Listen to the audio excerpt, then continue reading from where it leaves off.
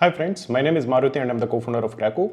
In this video, we'll be presenting to you 25 most important LRDI sets for CAT 2024.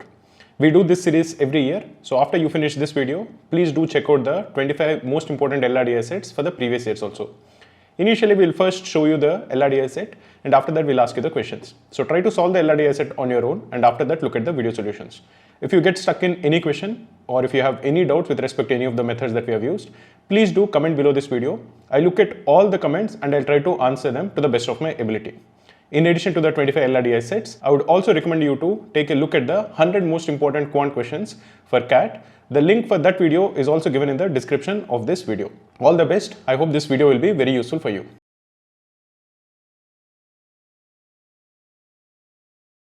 In this question, we are told that there is a company which is giving different promo codes. Each of the promo codes help its customers in saving some money. So there are two types of promotions that are available. One is a cashback and one is a discount. So whenever you are getting a cashback, you have to pay the total amount. Whatever is the price of the ticket, you have to pay it completely. But you will get certain percentage or certain amount of money as cashback, which you can use for the next transaction. So suppose if you're looking at say summer bus, this is one of the promo codes that was given. So say you are buying a ticket for like say 1000 rupees and you are using this promo code, then you get 50% of it as cashback, which would imply that you will get 500 as some Go Cash coins, which you can use for the next transaction. But for this particular transaction, you have to pay the entire amount, which is 1000. That is one form of discount or one form of a promotion. The other form of a promotion is that of discount. In this case, suppose if you are using Go 40, which is a discount, and say again you are purchasing 1000 rupees of worth of a transaction, then you will get 40% discount on it. So in this transaction, you have to pay only 600. You don't get any Go Cash coins, but for the transaction that you are actually doing, you get a lesser, you need to pay a lesser amount of money. So these are two different types of promotions that are available, or two different types of offers that are available. For the month of May, there were 5 different promo codes that were given. As you can see, there is two forms of cashback. One is for 50% and one is for 75%. And there are 3 discounts. 2 of them are percentage discounts. That is Go 40 and Go Baba 25. And one of them is a flat 500 discount. To apply each of these promo codes, there is a minimum value that the transaction should have. That also is given. It is also mentioned that for the month of May, each coupon code can be applied only once. So you can't apply this coupon code 2-3 times. And you can also apply this coupon only on one transaction. So in a transaction, you can apply only one coupon code and each coupon code can be applied only once. So this is basically the information that is given to us. Now let us go ahead and try to answer the questions that follow.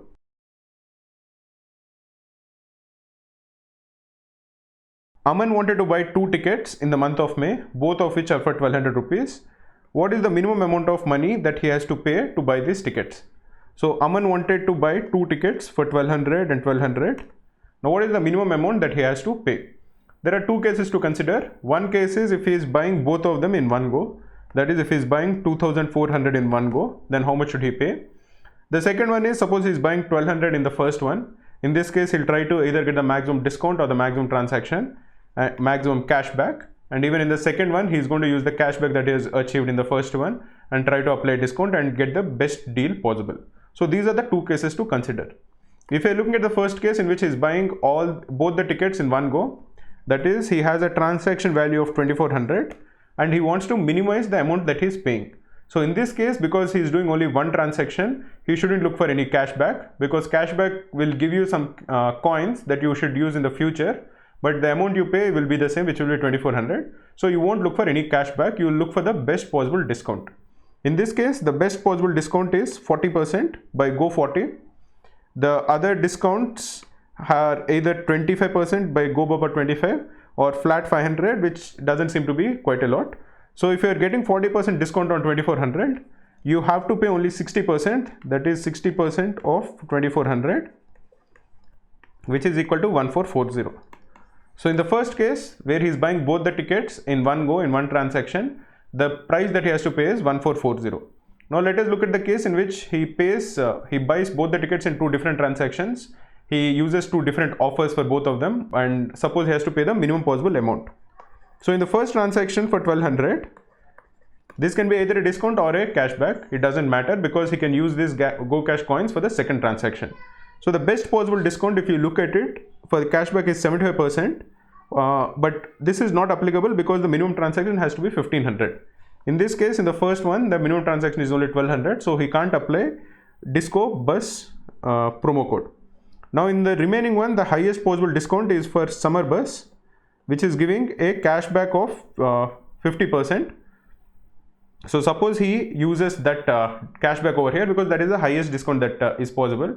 Because in this case, you are not very concerned about whether it is a discount or a cashback because he has one more transaction to do. In this case, he pays 1200 rupees and he gets gold coins worth 600. Now he uses these gold coins in the second case and the transaction value that he has to pay is only 600. Now he has to pay a transaction of 600, and in this case the minimum transaction limit stops him from using many of the discounts. For example, he can't use flat 500 because in this case the transaction amount is only 600. He can't use Disco Bus, he can't use Go 40, so he has already used Summer Bus.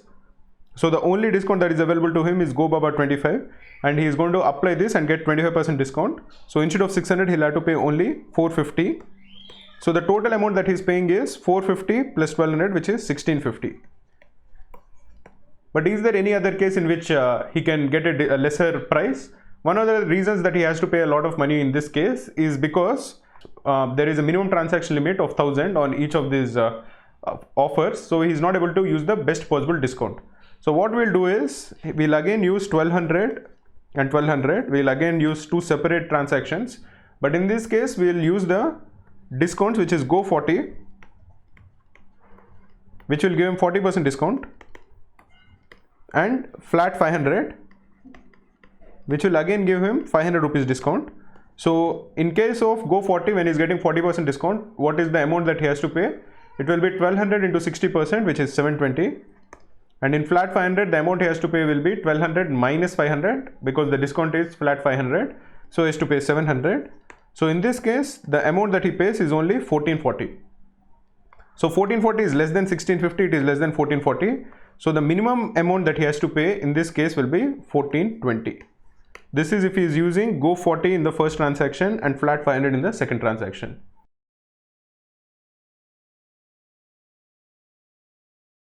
Bala has to buy a total of 4 tickets such that each ticket costs 1400 in the month of May. So Bala has to buy 1400 rupees worth tickets and 4 such tickets. And what is the minimum amount that he has to pay? What we'll do is quite simple. We'll try to, because in this case there is one very good offer which we haven't used in the first question, which is 75% cashback. That seems to be a lot of discount. So we'll try to use 75% cashback in the first transaction, get as much Go Cash coins as possible, and in the second transaction we'll use those Go Cash coins and preferably some other discount to get the price for as less as possible. So in this case, let us consider the case where he is buying 3 tickets in the first transaction and 1 ticket in the second transaction. When he is buying 3 tickets in the first transaction, how much should he pay? He has to pay 4200. And how much Go Cash coins does he get? He gets 75% of it. 70% of 4200 will be, so this is 1050, so this is 3150. But he can't get 3150 total because there is a limit of 2000 rupees as the maximum cap for the cashback. So he's only going to get 2000 rupees of cashback. And in the next transaction where he has to buy 1 ticket, he has to pay 1400, but he has Go Cash coins of 2000. So he'll get the next ticket for free. So the total amount of money that he has to pay is 4200.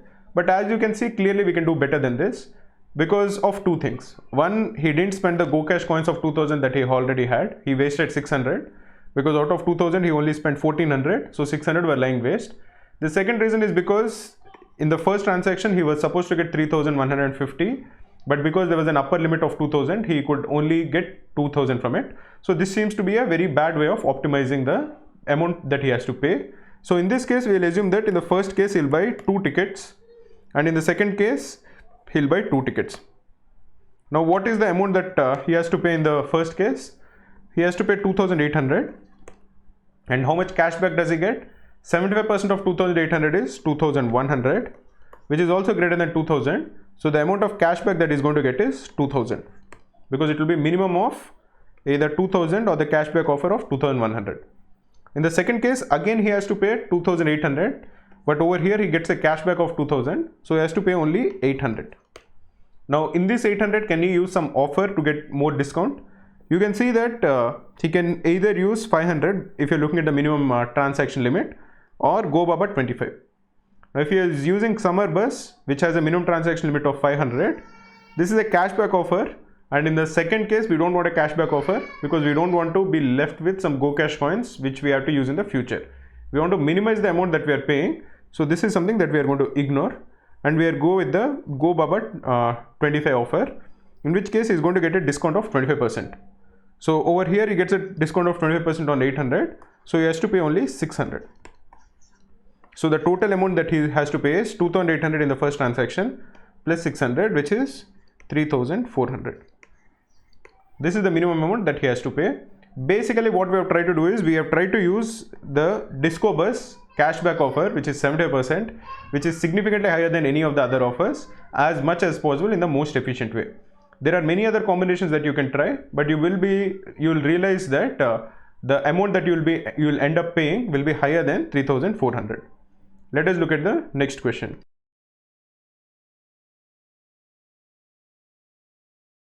Hari bought a ticket of X rupees such that he got the same discount by using the promo codes GO40 and GOBABA25. What is the value of X? If he is using GO40, what is the discount that he gets? He gets a discount of 40% up to 1000 rupees. So he is going to get minimum of 1000 rupees and 40% of X. If he is using GOBABA25, he is going to get 20% of discount up to 2000. So this is going to be minimum of 2000 and 25% of X. If we are told that the discount offered by both of these promo codes is the same, what does this mean? This means that minimum of 1000 and 40% of X is 1000, and minimum of 2000 and 45% of X, 20% of X is 25% of X. Basically what happens is, if you're drawing a graph and if you're plotting GO40, this is the discount that is being offered by GO40. Once the discount reaches 1000 rupees, it becomes flat, and in GOBABA25 the discount offered will be lesser, so it will continue to go up. It will reach 1000 at some point. It will continue to raise like this till it reaches 2000, and then it flattens out. So if we are told that the discount offered by both the promo codes is the same, we are supposed to calculate this point of intersection of both the discounts. Now that would imply that 1000 is equal to 25% of X, or X is equal to 1000 divided by 0.25, which is equal to 4000. Let us look at the last question.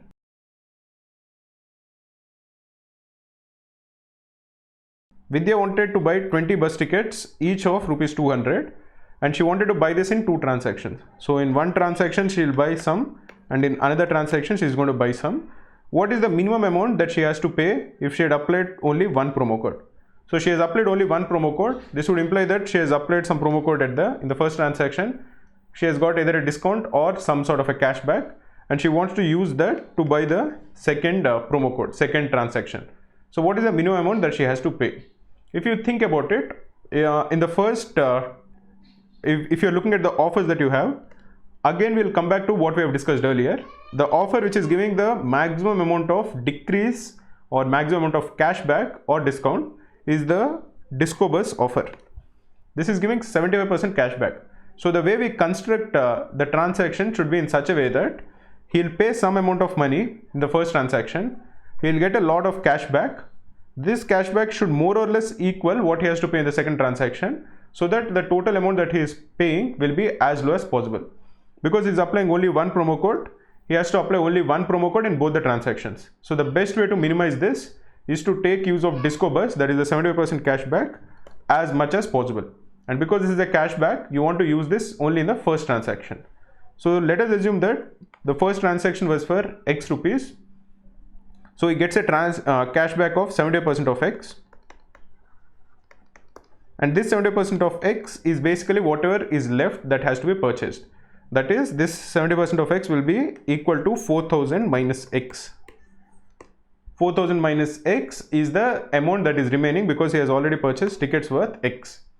Now you can use this to calculate the value of X. So this will be that 70% of X, which is 3 by 4 of X, is equal to 4000 minus X, or 7 by 4 X is equal to 4000, or X is equal to 16,000 by 7. This will come to approximately 2280. Clearly you don't want this to be 2280 and point dot dot dot something, because the number of tickets that she buys has to be an integer. That is, she can either buy 10 tickets or 11 tickets or 12 tickets. She can't buy 11.4 tickets in the first transaction. So if you're looking at 2280 odd, some fraction, that is closest to 11 bus tickets. So what we are essentially saying is that in the first transaction, let her buy 11 tickets. So she is going to spend 2200, and in this she is going to get some cash back, which is 70% of 2200. 70% of 2200 is 3 by 4 into 2200. This is 550. So she is going to get a cash back of 1650. In the second transaction, she has to pay 4000 minus 2200. So she has to pay 1800, of which she has a cash back of 1650. So the remaining amount that she has to pay is only 150, which is 1800 minus 1650. So the total amount of money that she spends is 2200 plus 150, which is equal to 2350.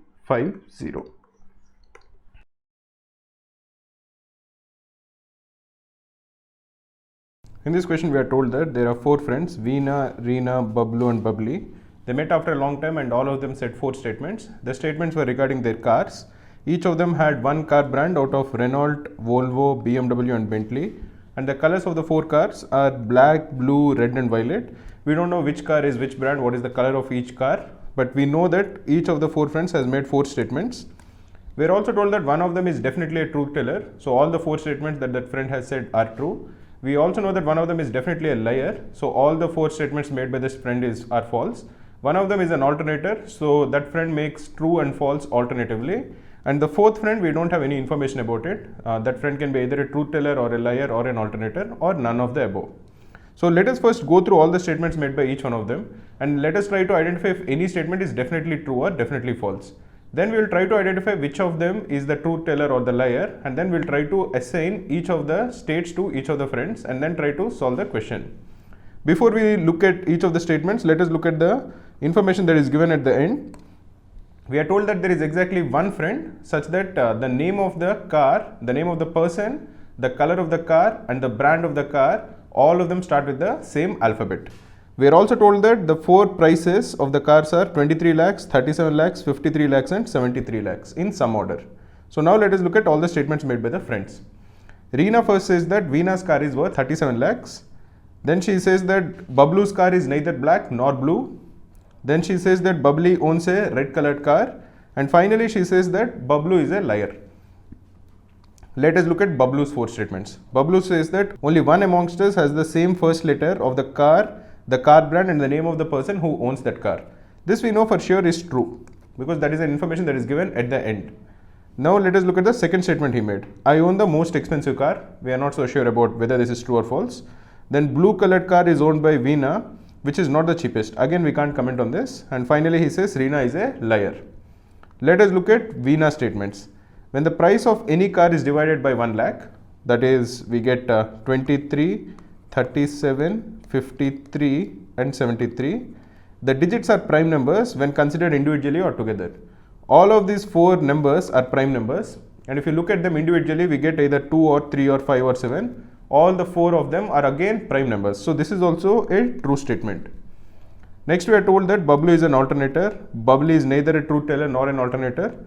And the price of Bubbly's car is 73 lakhs. Again, we can't really comment on the rest of the statements. Finally, let us look at Bubbly's statements. Bubbly says that I own a red colored car whose price is 23 lakhs. The sum of the price of my car and Veena's car is not 76 lakhs. The person whose first letter is in their name, car brand and the color of their car is the same is Bablu. And finally, she says that Veena is an alternator. So we have gone through all the clues. We have identified 2 statements which are definitely true. What this would imply is that the liar amongst the 4 of them is not Bablu or Veena. So the liar has to definitely be either Reena or Babila. So what we'll do is very simple. We'll try to assign truth teller to each one of the 4 of them and try to find a contradiction. If we find a contradiction, we know for sure that they are not the truth teller, and then we'll go to the next person. So let us start with Reena.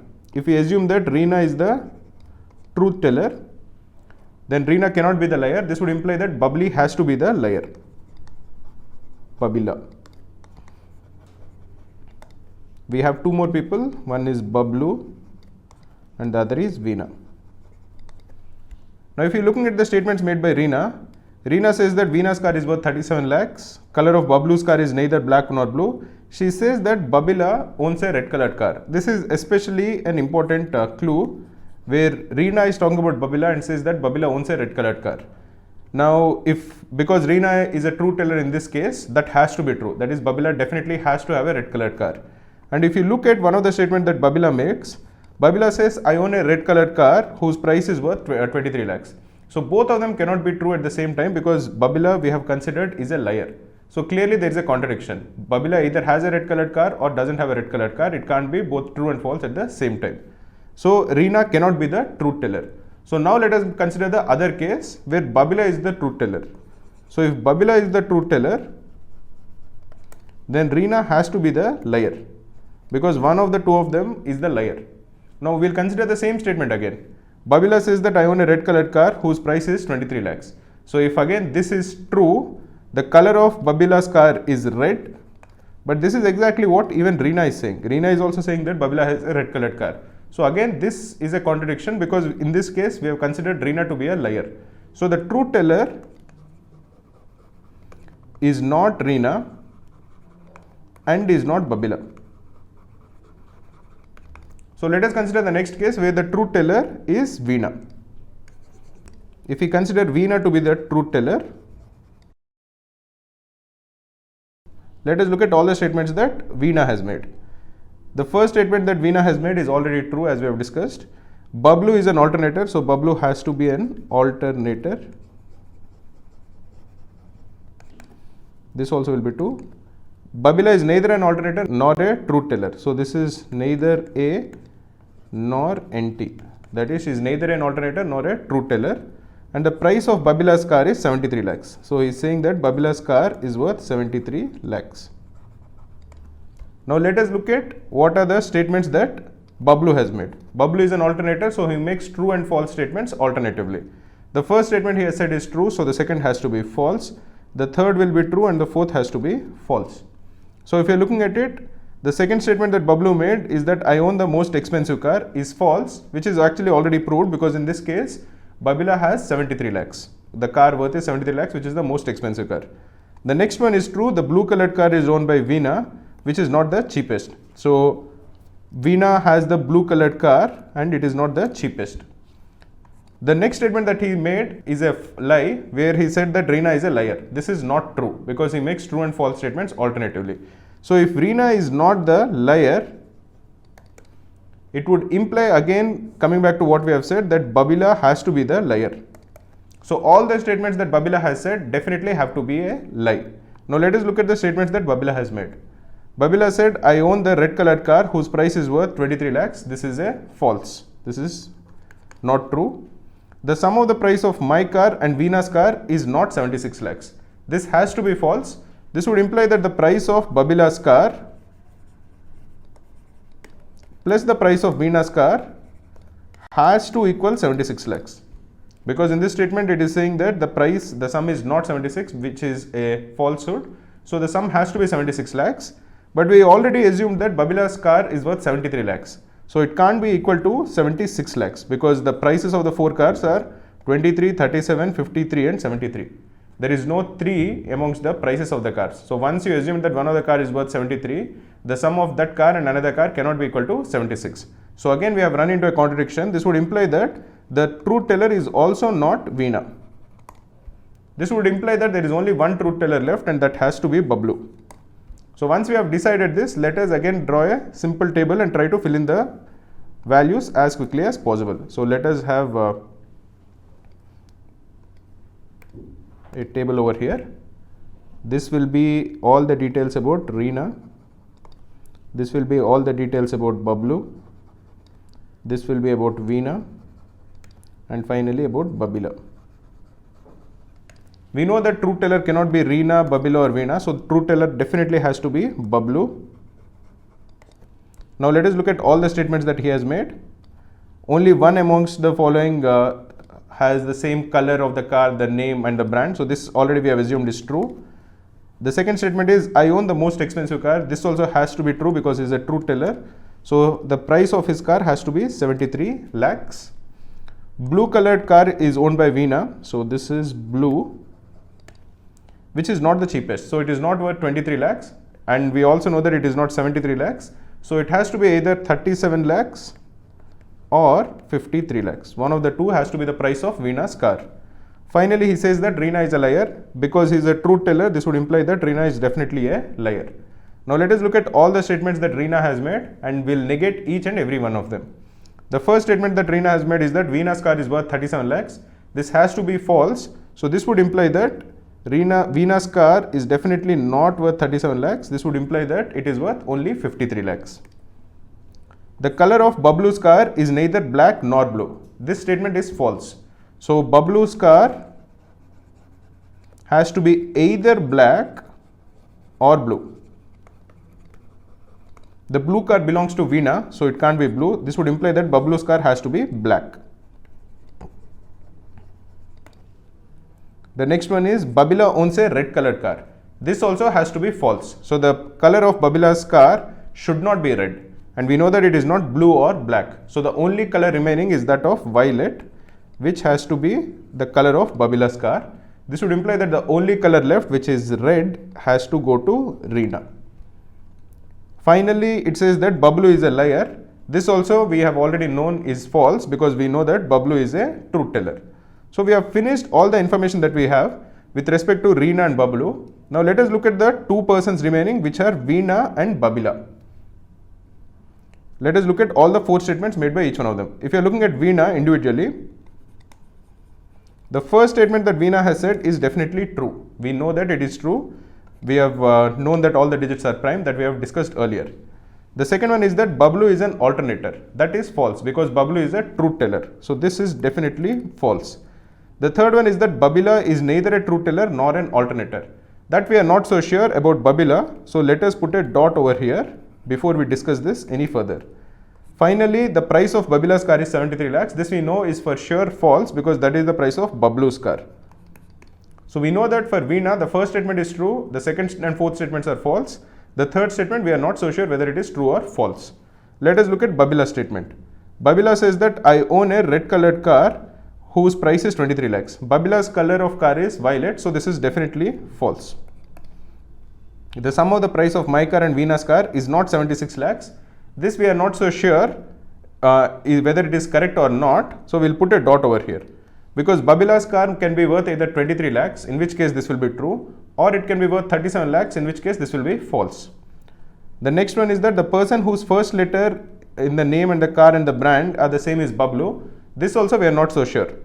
If you are looking at the two persons Veena, the starting name is V and the color of the car is B, so that is not the case. Even for Babila it is B and V. But the person whose first name, color and brand can be the same can be either Bablu or Reena, because their names and the color of the names are the same and we are not sure what brand their cars are, so we can't confirm this. Anyway, even the third statement we are not so sure whether it is true or false. The final statement is that Veena is an alternator. Again, this can be true or false, we don't know, so we'll again put just a dot. Now if you think about it, we know who the true teller is. The true teller is Bablu. We know that the liar is Reena. We don't know who the alternator is, but we know that one of the four of them is definitely an alternator. So we'll consider two cases. The first case we'll consider is that Veena is not an alternator. The second case we'll consider is that Veena is an alternator, because we know that one of the two of them has to definitely be an alternator.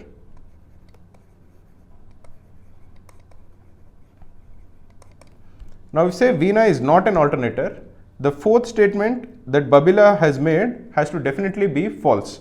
So this will be false because Babila is claiming that Veena is an alternator. So if Veena is not an alternator, then it would imply that Babila is an alternator, because we need at least one of them to be an alternator. So her statements have to alternate between true and false. We know for sure that her first statement is false. So her second statement has to be true, her third statement has to be false, and her fourth statement has to be true. As you can see, there is a contradiction over here.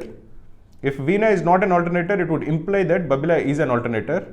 So all her statements have to be false, true. But then the fourth statement will give you a contradiction.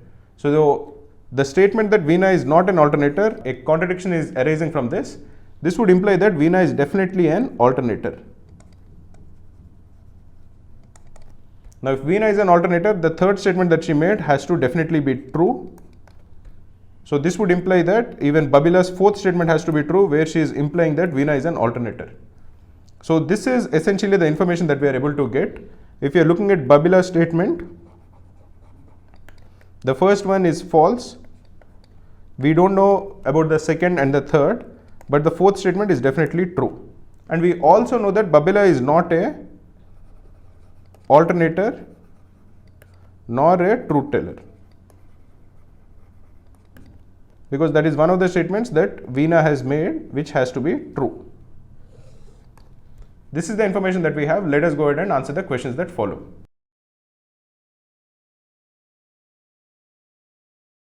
Who among the following friends is a truth teller? The truth teller we have discussed earlier is Bablu.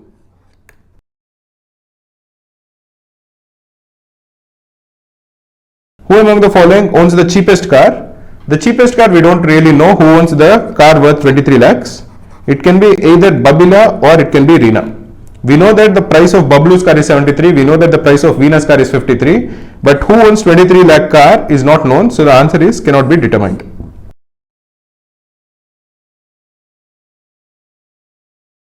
If Babila lies more times than that she says the truth, then who owns the car brand Volvo?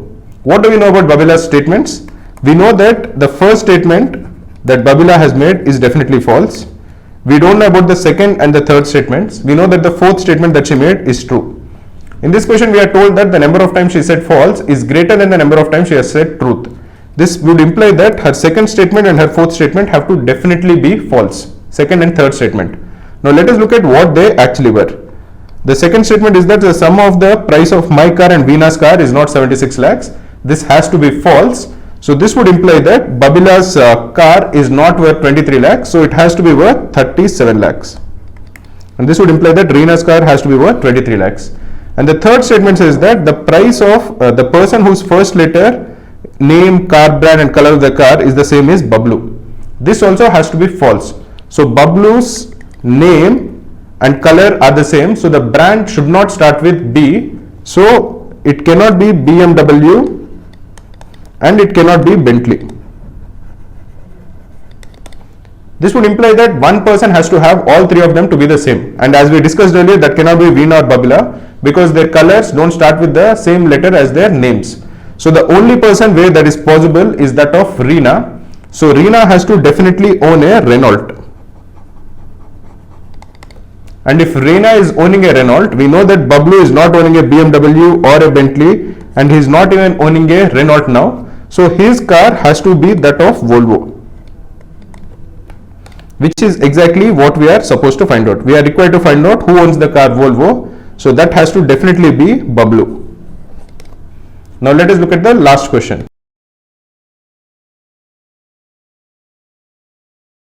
Blue colored car is owned by whom? Blue colored car is owned by Veena. So this is option C.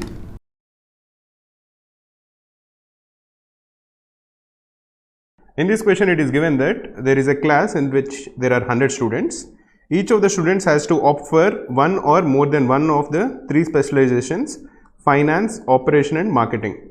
Whenever you see a question like this where there are three sets and there is an overlap between the three sets, we should assume that this is most probably a Venn diagram.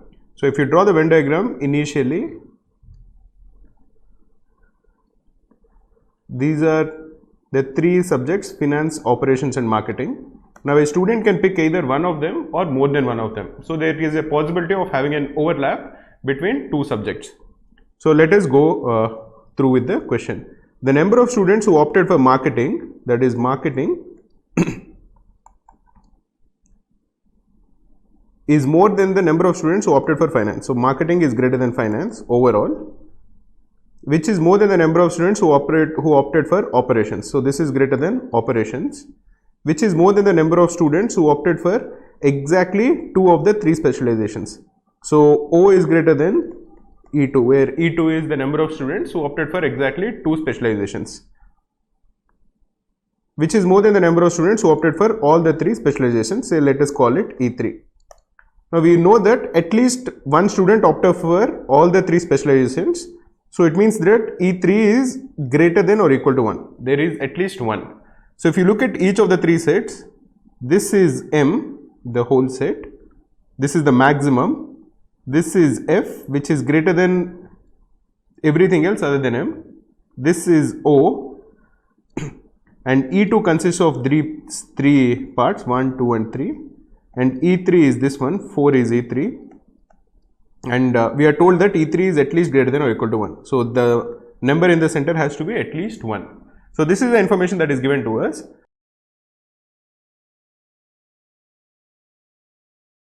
The first question says that what is the maximum number of students who opted for operations as a specialization? So if you draw the Venn diagram again, this is finance, this is operation, and this is marketing. We are required to maximize O. When we are trying to maximize O, we should try to ensure that most of the students are in the middle. Why should we try to maximize them in the middle? Because if we assume that there are say 20 students here, we have to ensure that finance and marketing have more students than operations. So this also will have 20 plus, so say 21, and this will have 22. So out of the 100 students that we need to distribute, we are using a lot of students in the fields that we don't want to use. We want to keep most of them inside this circle.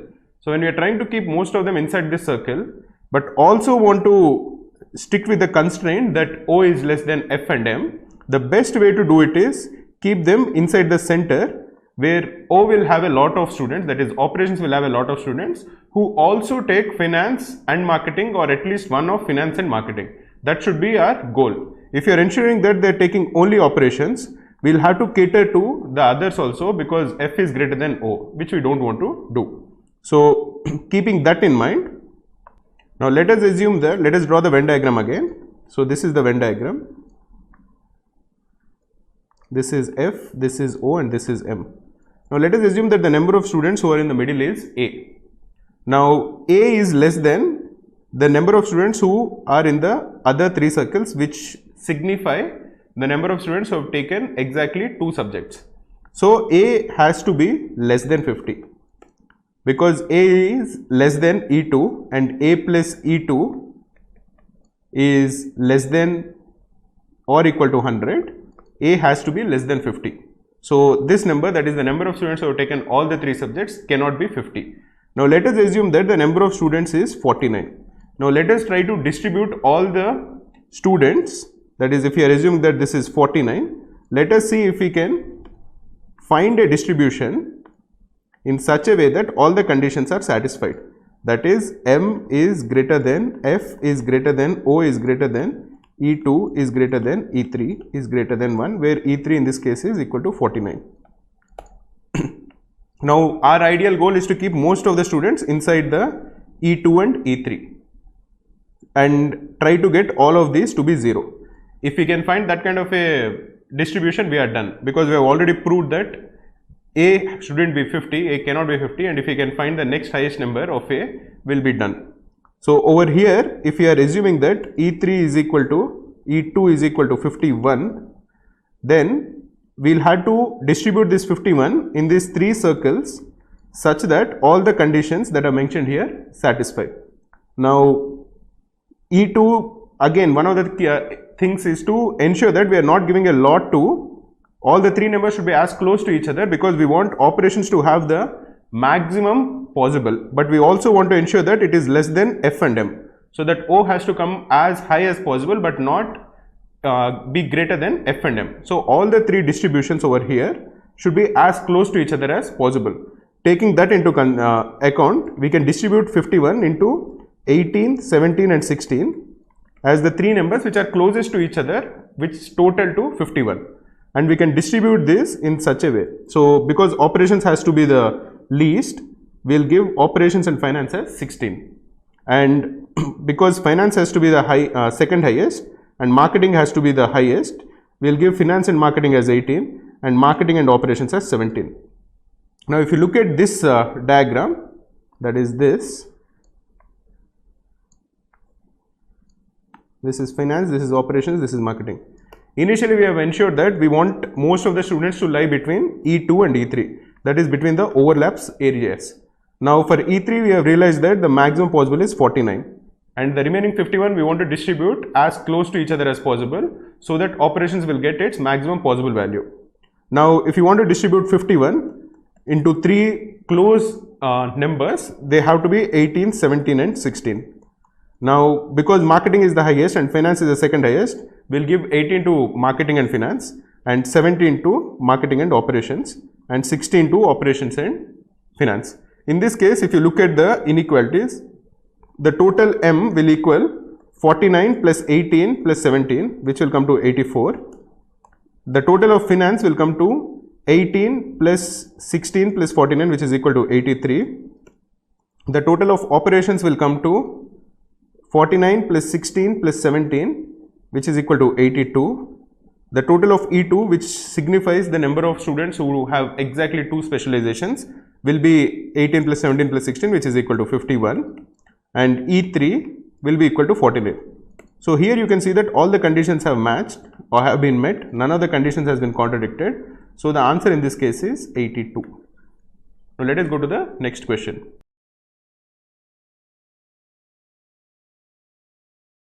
What is the minimum number of students who opted for marketing? In this question, you are asked to find out what is the minimum number of students who have opted for marketing. So let us draw the Venn diagram again and try to understand what should be the way in which we distribute these 100 students. This is the Venn diagram where this is F, this is O and this is M. You want to minimize the number of students who have opted for marketing. So if you want to minimize, and marketing is the greatest of all the constraints. So if you want to minimize this greatest number, you should try to keep most of the elements at the edges, because in an ideal situation you want 34 to be in marketing, you want 33 to be in finance and say 32 to be in operations. The reason is because the lesser the number of students in the overlap regions, either in all the 3 specializations, that is E3, or in any of the 2, will the total number of students inside this circle be minimized. So you don't want to keep a lot of students in those areas of overlap. So keeping that in mind, let us start trying to find out. So you want to keep people at the edges and you want to minimize E2 and E3. The minimum value of E3 is 1, and let us assume that the number of students in only M is equal to A. Now the conditions that we have to follow are F is greater than F, M is greater than F is greater than, O is greater than, E2 is greater than E3. Now we have to keep at least 1 in E3.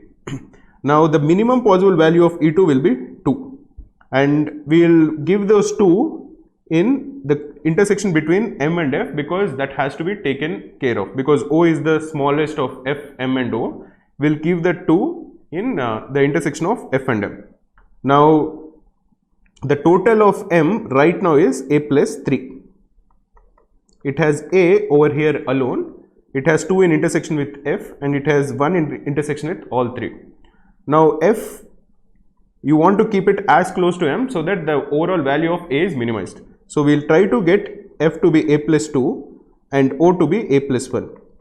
Now to ensure that the total of only F, that is this value, plus 2 plus 1 is equal to A plus 2. So this has to be A minus 1, because then the overall sum of these 3 numbers will be A plus 2. Now you want the sum of only O plus 1 to be A plus 1. So you want this to be A. Now with this kind of an intersection, let us try to calculate what is the total number of students. The total number of students has to be 100. Now the total number over here is A minus 1 plus 2 plus 1 is A plus 2 plus A is equal to 100. That is 3A plus 2 is equal to 100, or A is equal to 32.66. So using the logic that we have just applied, we are getting a fraction. we can't have 32.6 students in any of these sets because students have to be a natural number or at least a whole number. So in this case, what we'll do is we'll try to decrease one of the elements. Let me draw the numbers again so that we know exactly what we are doing. So using 32.66 as the value of A, this will be A minus 1, so this will be 31.66. This is 1, this is 2, this is again A, this is 32.66, and this is 32.66. As fractions are not allowed, what we will do is, amongst one of these three numbers, that is the three fractions that we have, we will decrease it by 0.66 and distribute this 0.66 as 0.33 and 0.33 amongst the other two numbers, so that all three of them will become natural numbers. Now, which of the numbers should we decrease? We have to decrease the number which is the smallest of the three, because if we decrease a larger number, then one of the constraints will be disallowed. So the number that we'll have to decrease is the number of students who are in operation. So we'll draw the set again. It will be something like this. 32.66 will become 32. 31.66 will become 32 because now it is increased by 0.3, and 32.66 will become 33. And there is 1 and there is 2. This is F, this is O, and this is M. In this case, the minimum number of students who have a specialization in marketing will be 33 plus 1 plus 2, which is equal to 36. Now let us look at the next question.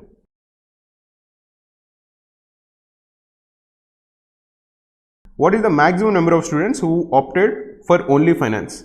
Let us again draw the Venn diagram to see what exactly we have to maximize. This is F, this is O, and this is M. Now let A be the number of students who have taken only finance, and this is what we want to maximize. Now once we want to maximize it, F, M, F, O, E2 and E3. This is the constraint that we'll have to keep in mind. We want to maximize F, so we want to maximize A. So what we should do is we'll try to get everything else to be as low as possible. But we'll also have to ensure that the conditions are met. So the minimum value of E3 is 1. The minimum value of E2 will be 2. The minimum value of O will be 3.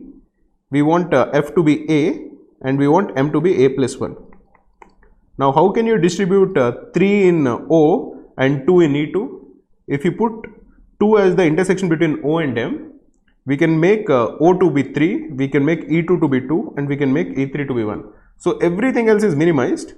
Now F will become A plus 1 because this is only F is A and the intersection of all three is 1. And so M has to be at least A plus 2, but M also already is getting 2 from the intersection with O and 1 from the intersection with all three. So the only M can be just A minus 1. In this case, all the conditions are met because there will be A plus 2 for M, A plus 1 for F, O will have only 3, E2 will have 2 and E3 will have 1. In this case, the value of A will be maximized. And now we can again put the equation that the total number of students has to be 100. The total number of students in this case will be A plus A minus 1 plus 1 plus 2. This is equal to 100. Now if you simplify, you get 2A plus 2 is equal to 100 or A is equal to 49. So if you draw the Venn diagram for the required distribution, it will look something like this. This is F, this is O, this is M, this is 49, this is 1, this is 2 and this is 48. And the required answer is 49. Now let us look at the last question.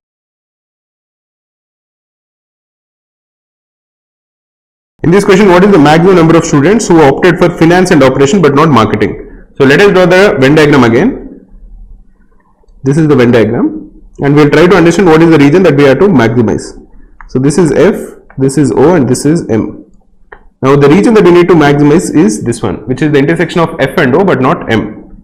Now let us put our constraint again, which is M, F, O, E2 and E3. In order to maximize A, we will have to minimize everything else as much as possible.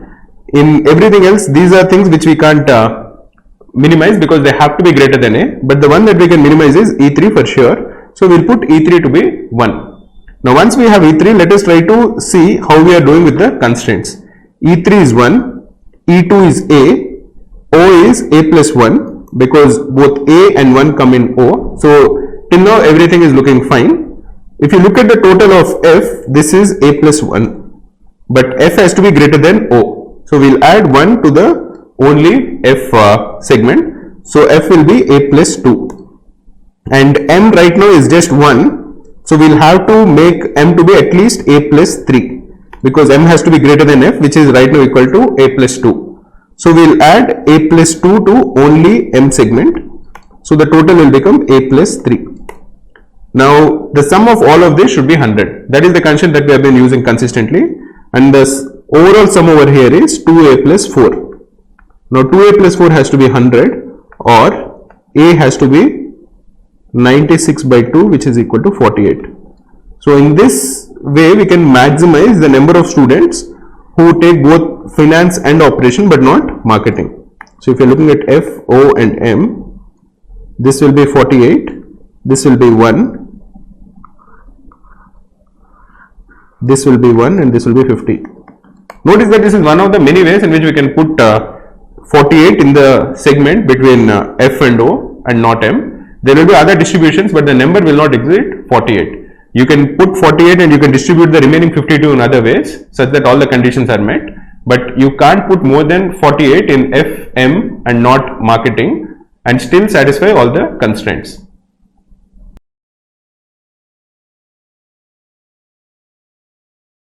Hi friends, welcome to Cracku's video series. I'm Sayali Ma'am. In this particular video, we'll be taking a look at it's an arrangement kind of set from CAT 2023. So let's first take a look at the set and then let's decide how to actually represent the information given. Faculty members in a management school can belong to one of the 4 departments: finance and accounting, marketing and strategy (M&S), operations and quants (O&Q), and behavior and human resources (B&H). The numbers of faculties in F&A, M&S, O&Q and B&H departments are 9, 7, 5 and 3 respectively. Professor Pakrasi, Professor Qureshi, Professor Ramaswamy and Professor Samuel, so they are PQRS, I will be referring them to as PQRS throughout, are 4 members of the school's faculty who were candidates for the post of the Dean of the school. Only one of the candidates was from O&Q. Every faculty member, including the 4 candidates, voted for the post. In each department, all the faculty members who were not candidates voted for the same candidate. The rules for the elections are listed below. There cannot be more than 2 candidates from a single department. A candidate cannot vote for himself or herself. Faculty members cannot vote for a candidate from their own department. So this is the basic information that is given. After the election, it was observed that Professor Pakrasi had 3 votes, Professor Qureshi had 14 votes, Professor Ramaswamy had 6 votes, and Professor Samuel had 1 vote. Professor Pakrasi voted for Professor Ramaswamy, Professor Qureshi voted for Professor Samuel, Professor Ramaswamy voted for Professor Qureshi, and Professor Samuel for Professor Pakrasi. So essentially what information we have information of the candidates and we have information of how many votes they have and who could have potentially voted for them. So how many votes are there in each department and how the candidates themselves voted among each other, that information is essentially given.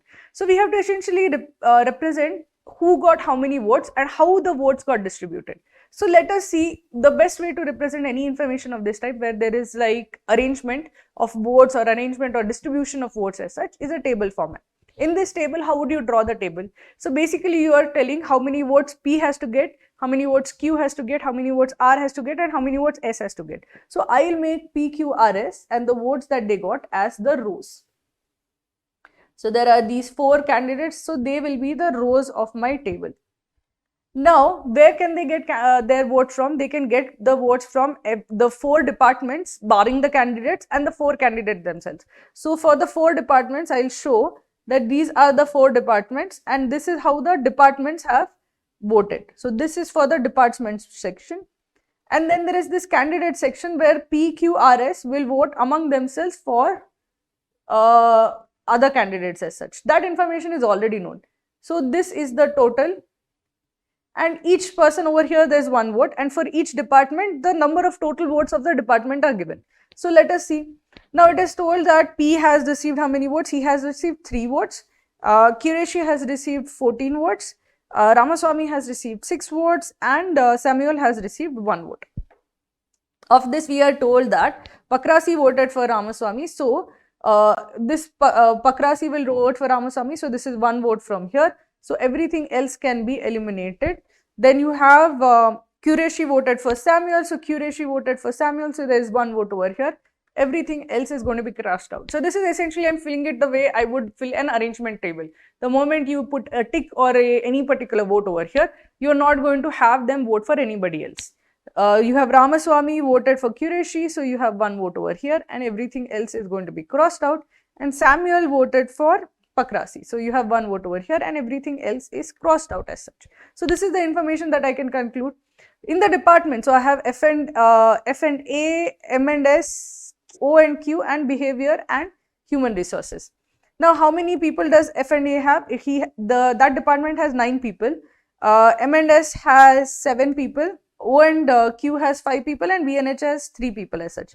So this is this O and Q has 5 people, B and H has 3 people as such. And we don't know how many candidates are there from each of these, but we know that at max 2 candidates are there from any particular department. So that means that at the very least 7 people have voted from the finance and this department for 1 person, or at max 9 has voted. If 0 candidates is from F and A, then at max 9 would have voted from this. So from finance department, other barring the candidates, there will be 7 to 9 votes.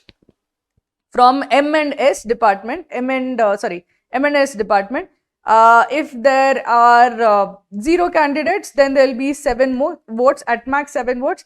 And if there are 2 candidates, because there can be a max of 2 candidates, there will be at least 5 votes as such. So 5 to 7 votes have been from this particular department. From O, I know that there is exactly 1 candidate, so there will be exactly 4 non-candidate votes, and there will be exactly 1 candidate from this particular department. From behavioral, this basically at least there can be, if there are 2 candidates, there will be exactly 1 vote. If there is 0 candidate, there can be at max 3 votes as such. So this is 1 to 3 as such. Now this is the information that I have. Now this row total has to add up to 3. How can it add up to 3? Can I have 4 votes and this 1 vote, can it add up to 3? No. Can I have 5 to 7 votes? Because all people from one particular department are going to vote for only 1 person. So there cannot be more than 2 candidates. This rule I have considered over here. A candidate cannot vote for himself or herself, so that has already been taken care of. We have been told who they have voted for. Faculty members cannot vote for a candidate from their own department. So if Pakrasi has voted for Samuel, they are not from the same department, or Samuel has voted for Pakrasi in this case, they are not from the same department. So this is something that I already know now. Now, basically, we are also told that every faculty member, including the 4 candidates, voted for the post. In each department, all the faculty members who were not candidates voted for the same candidate, meaning all these 7 to 9 votes will go to 1 guy, all these 5 to 7 votes will go to 1 guy, all these 4 votes will go to 1 guy, all these 1 to 3 votes will go to 1 guy. Now, if I look at the totals over here, there are 3 votes over here, there are 14 votes over here, there are 6 votes over here and 1 vote over here. Can these 7 to 9 votes go to the person who has scored a total of 3 votes? No, because then the row total will definitely be above 3 as such. So, F&A definitely didn't vote for Pakrasi. Similarly, can it go to somebody whose total is 6? So, the remaining votes are 5. So, if this is 7 to 9, they definitely didn't go over here. This row total is 1. So again, these guys definitely didn't vote for Samuel. So they will have definitely voted for Qureshi. So this is 7 to 9 will come from here as such. So this is definitely they have voted for Qureshi. Now consider M and A. Can they vote for somebody? So 1 vote is already over here. So from departments, you need 2 votes. There is 2 votes and this is 5 to 7. So this is definitely not the case.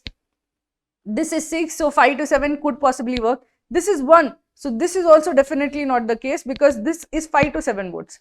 Consider this is 4 votes.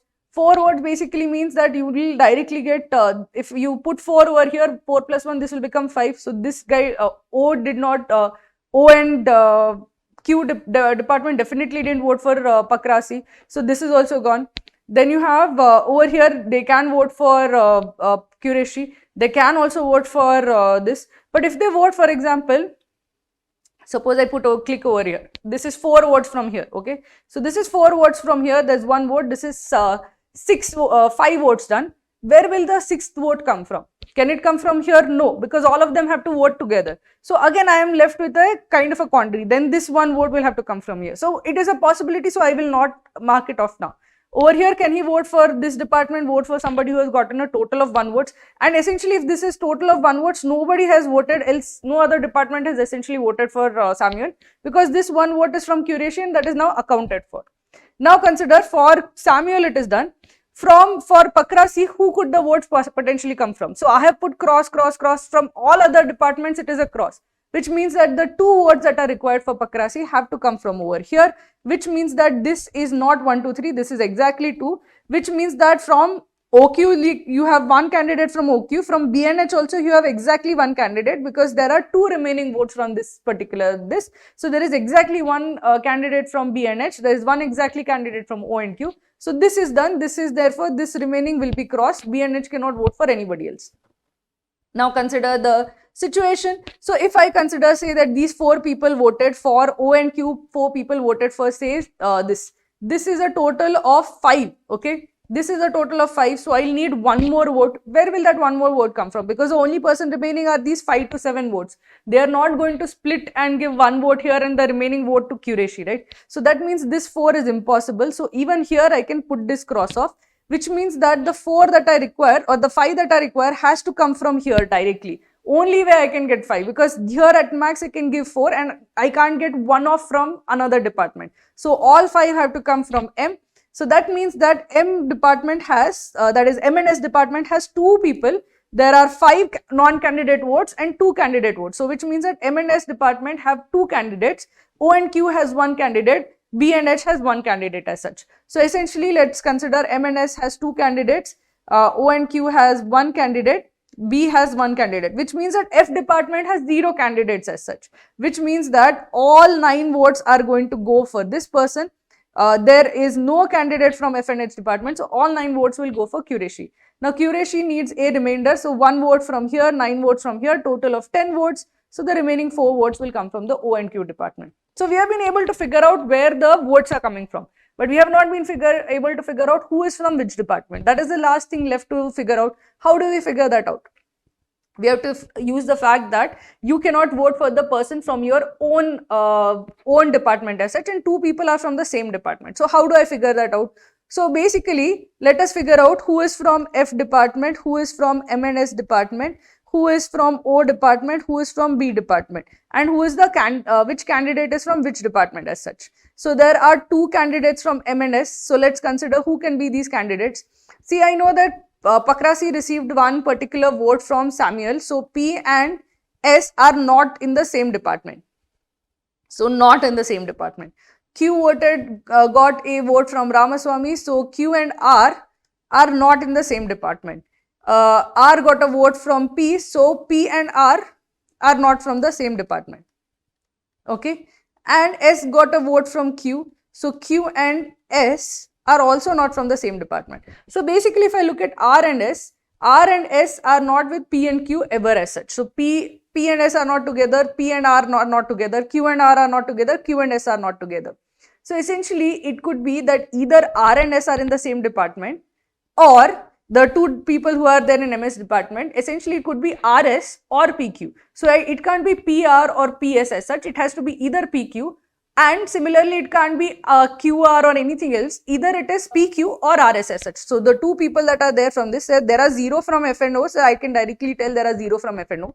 So this can be either PQ or it can be RS as such. Because if I can see, these 2 are definitely not in the same department as such.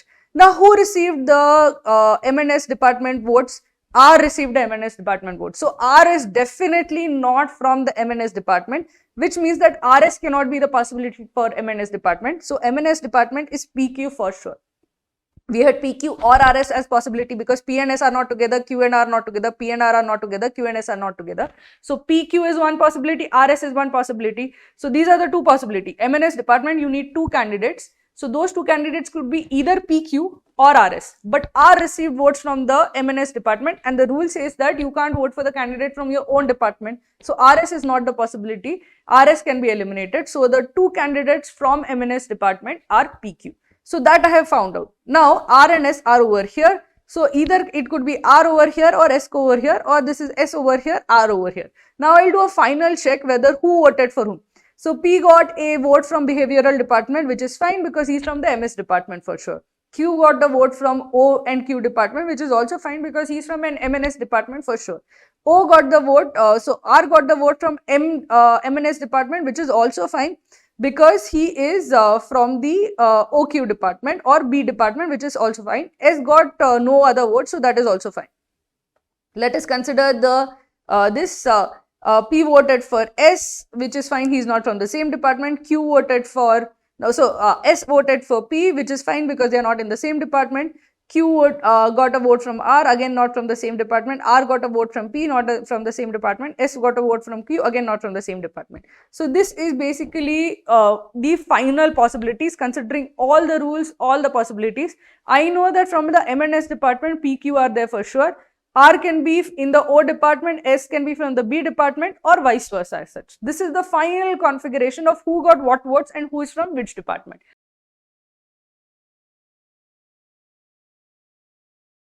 Which two candidates can belong to the same department? So I can tell for sure that P and Q are from the same department. So our correct answer is option A.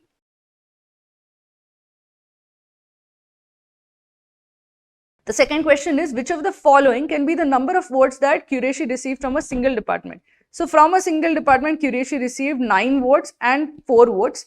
R can be from the O department. So basically total from O department can be 4 or 5 as such. If R is from O department, it is 5 votes. If R is not from O department, it is 4 votes as such. So the possibility is 9 votes, 4 votes or 5 votes as such. That is the possibility. Of the options, only 9 is the correct answer. So correct answer is option D.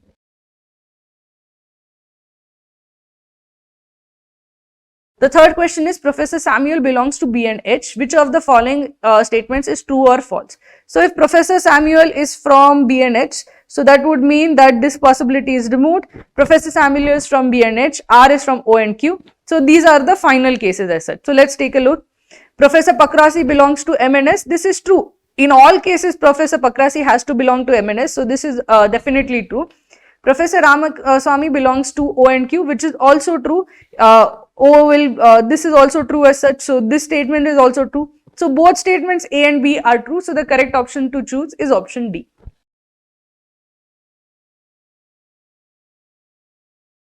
What best can be concluded about the candidate from O and Q? So here I cannot assume the information from the previous question.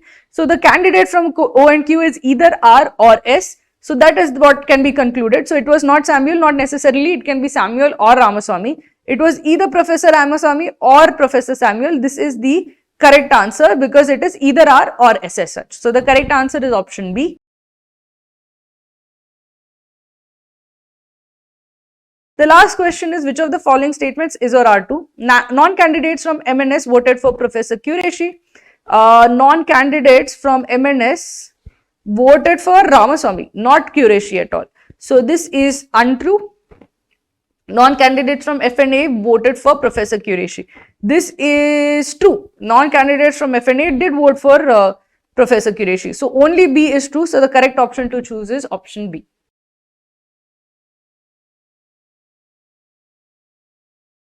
In this question, we are told that there is an eatery which has 2 chefs and there are 4 tables and there is a menu. The menu will show how much each of the item costs and how much time it takes to prepare.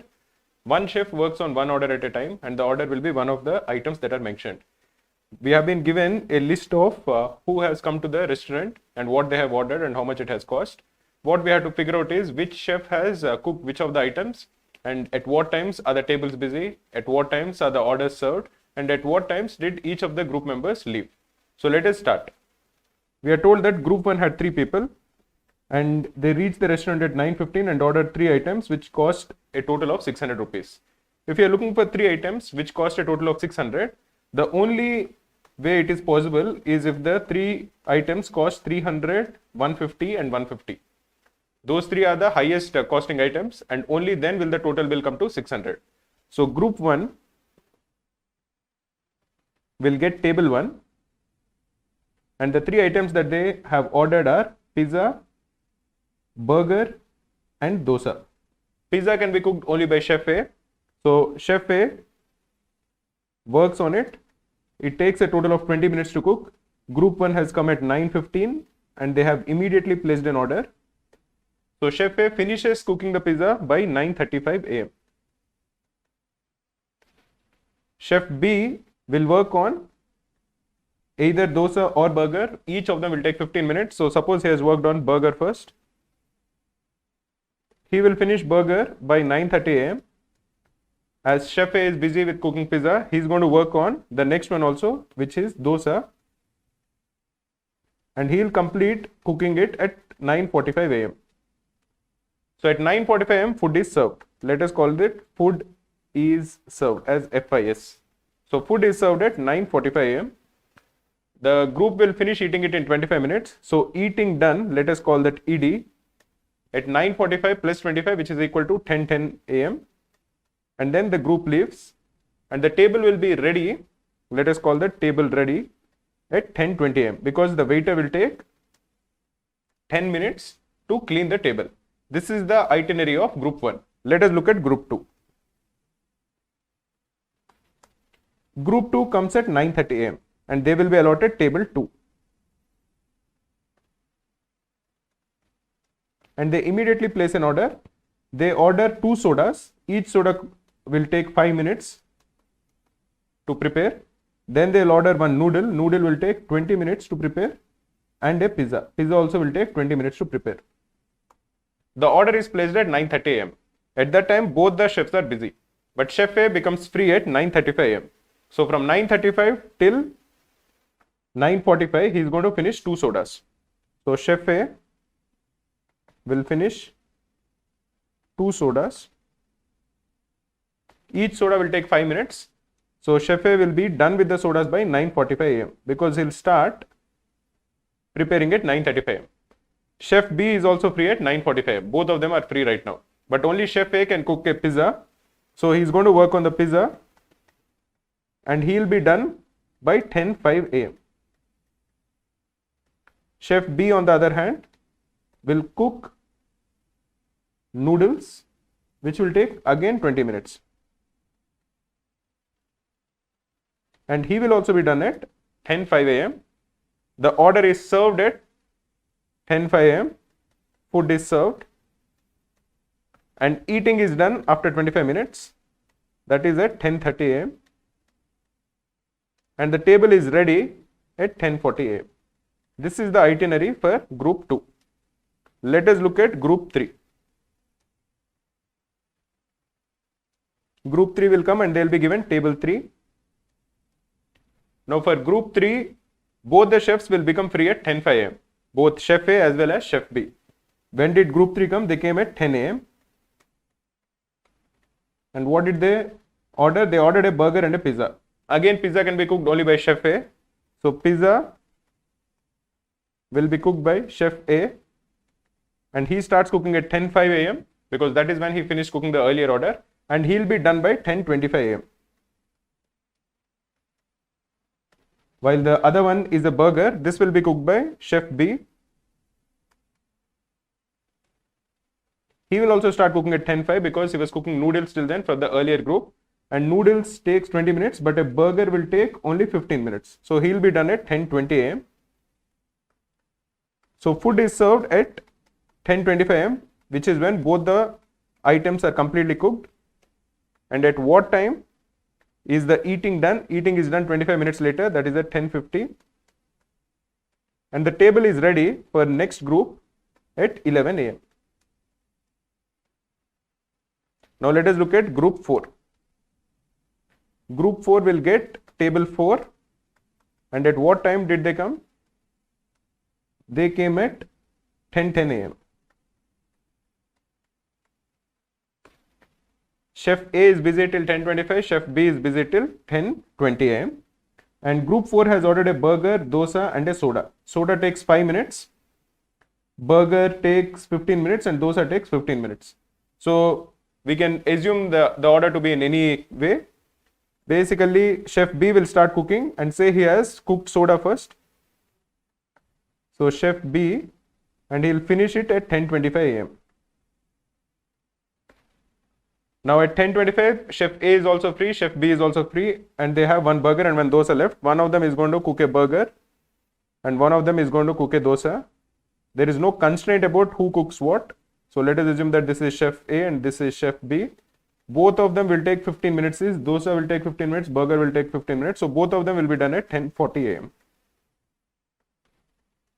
And so the food is served at 10:40 a.m. Eating will be done at 11:05 a.m. and the table will be ready at 11:15 a.m. This is for group 4. Let us look at group 5. Group 5 has come and they will be waiting for the first table to be free. That will be table 1 because that is when the table is ready out of the 4 tables first. Group 5 has come at 10:25 a.m. We have to go and check if table 1 was ready at that time. If you go up, what is the time at which table 1 is ready? Table 1 was ready at 10:20 a.m. So there is no waiting time for group 5. They will be immediately allotted table 1. And what did these guys order? These guys have ordered a noodle and a dosa. And both the chefs are busy till 10:40 a.m. Noodle is going to take 20 minutes and dosa will take 15 minutes. So let us assume that noodle was cooked by Chef B. He will be done at 11 a.m. And dosa is say cooked by Chef A. And he'll be done because dosa only takes 15 minutes at 10:55 a.m. Food is served when both the orders are ready. So food will be served at 11 a.m. Eating will be done at 11:25. And the table will be ready 10 minutes later, so at 11:35. Now let us look at group 6. Group 6 will be waiting for table 2. At what time did group 6 come? They came to the restaurant at 10:30.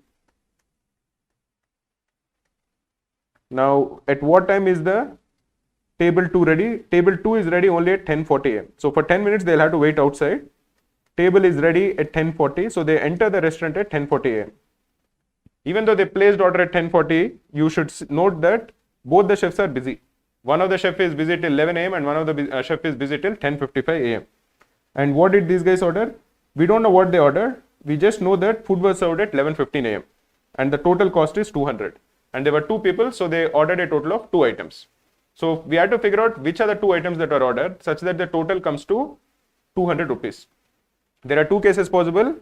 Either it is 50 plus 150 or it is 100 plus 100. Both of these cases are possible. Now, if it is 50, that has to be soda, which takes 5 minutes to cook. And 150 is either burger or dosa. Both of them will take 15 minutes to cook. If it is 100 plus 100, one of them has to be sandwich, which takes 10 minutes to cook. And the other has to be noodles, which takes 20 minutes to cook. Now, at what time are both the chefs free? Chef A is free at 10:55 and Chef B is free at 11. So at 10:55, Chef A is going to start cooking the 150 rupee order, which takes 15 minutes. So he will be done by 11:10. And Chef B will be free at 11 a.m. and he'll cook the soda, which takes 5 minutes. So he'll be done at 11:05. And this is the scenario in the first case. Now food will be served when both the orders are ready, that is at 11:10. But we are told that food is served at 11:15. So we are not discussing this case, we have to look at the second case. In this case, Chef A, who finishes early at 10:15, will start cooking the order, which takes 20 minutes. So he'll be done at 11:15. And Chef B, who is free at 11 a.m., will cook the order, which takes 10 minutes. So he'll be done at 11:10 a.m. So the food is served at 11:15 a.m. So this is the case we are discussing. They will finish eating. Eating will be done at 11:40 a.m. and the table will be ready 10 minutes later, so at 11:50 a.m. This is the itinerary for group 6. So we have figured out the itinerary for each one of them. So let us go ahead and answer the questions that follow.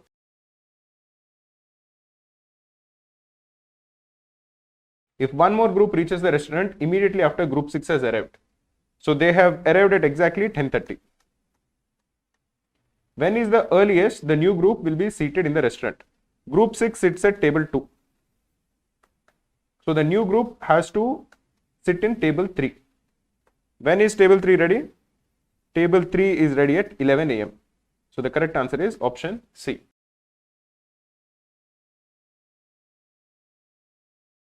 At what time was group 6 allowed to enter the restaurant?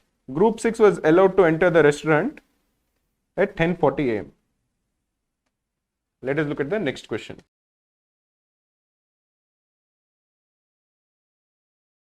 Order for group 3 was served at what time? So this is group 3. The food was served at 10:25 a.m.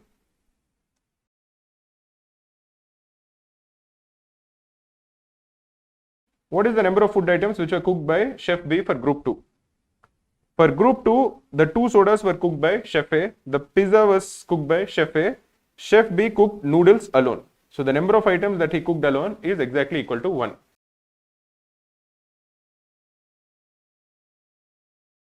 At what time will table 2 be ready for use again? Table 2 was used by group 6 and it will be ready for use at 11:50 a.m.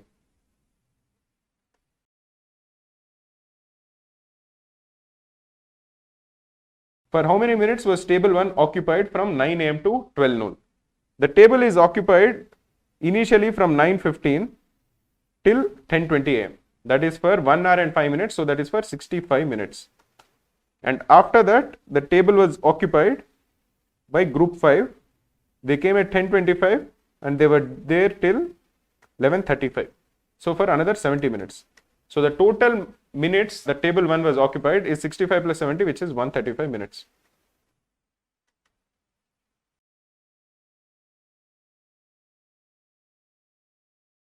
In this question, we are told that there are 8 delegates. Yamin, let us call her Y. Irfan, who is I. Sirisena, who is S. Ashraf, who is A. Malcolm, who is M. Jacinda, who is J. Pradyut, who is P, and V.D. Doe, who is W. All of these 8 people were sitting around a circular table. All of them belong to one of the 8 countries. The names of the countries are also given. They're Australia, Pakistan, Afghanistan, Maldives, Sri Lanka, New Zealand, and Indonesia, and Thailand. We are also given the PCI, that is the per capita income of these 8 countries. We have been given some information over here. We are told that all of them are in an arithmetic progression, and the smallest is 7,500 and the largest is 18,000. If you assume that the smallest, that is 7,500, is equal to A, which is the first term of an arithmetic progression, and there are 8 terms, so the last term, that is the 8th term, will be equal to A plus 7D. This is equal to 18,000. This would imply that the value of 7D is equal to 10,500 and the value of D is equal to 1,500. So the per capita incomes of the 8 countries will be 7,500, 9,000, 10,500, 12,000, 13,500, 15,000, 16,500 and 18,000. Now we have been given some information. These are the clues which will help us in figuring out who is sitting where, their relative positions, what is the country of origin for each of the 8 people, and what is the per capita income of the 8 countries. So the first thing we'll do is we'll first go through all the clues. We'll keep a mental map of how each person is related to the other. Then we'll come back, we'll continue to reiterate, and then we'll try to fill in the information. To do that, let us first draw a small table over here. This will have 8 rows and it is going to have 3 columns. It will look something like this.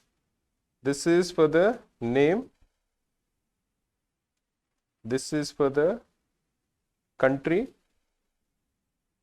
And this is the per capita income of the country. You can ignore this column. We just drew it by mistake.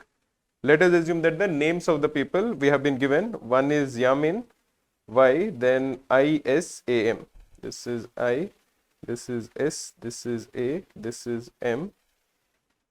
Then we have J, P and W. Then we have J, P and W. Here we'll draw the circle. Once we are able to figure out their relative positions, we'll try to fill in the information over here.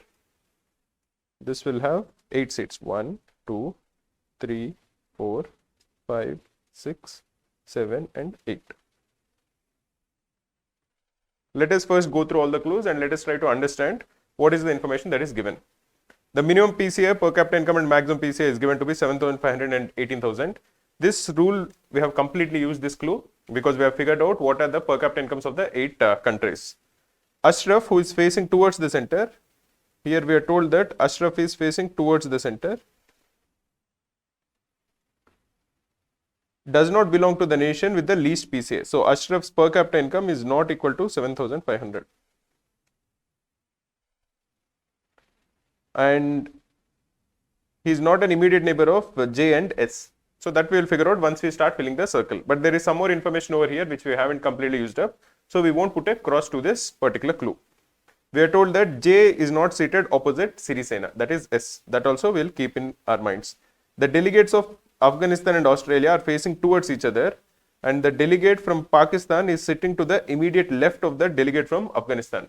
So now we have the relative positions of Afghanistan, Australia and Pakistan, but again we haven't started filling up the circle, so we'll again keep this in our mind. Sirisena, who is facing outside, Sirisena is facing outside, is sitting third to the right of the delegate from New Zealand. So again we have some information with respect to Sirisena, and you have to keep this in mind. Sirisena and Jacinda are related in some way. Both of them are not sitting opposite each other. And Sirisena is sitting third to the right of the person from New Zealand. So these are the things that you should keep in your mind when you are going through all the clues. Yamin's country's PCI is equal to the sum of the PCI of his immediate neighbors. So Yamin's PCI will be one of these 8 numbers, and both his neighbors also belong to these 8 numbers, and Yamin's PCI is the sum of the PCI of the remaining 2 neighbors. That would imply only 2 cases, because the smallest possible sum of 2 of these 8 numbers is 7,500 plus 9,000. That would imply that Yamin is 16,500 and his neighbors are 7,500 plus 9,000. This is the first case where Yamin is 16,500. The next smallest sum of 2 numbers is 7,500 plus 10,500. In which case Yamin's PCI, per capita income, will be 18,000.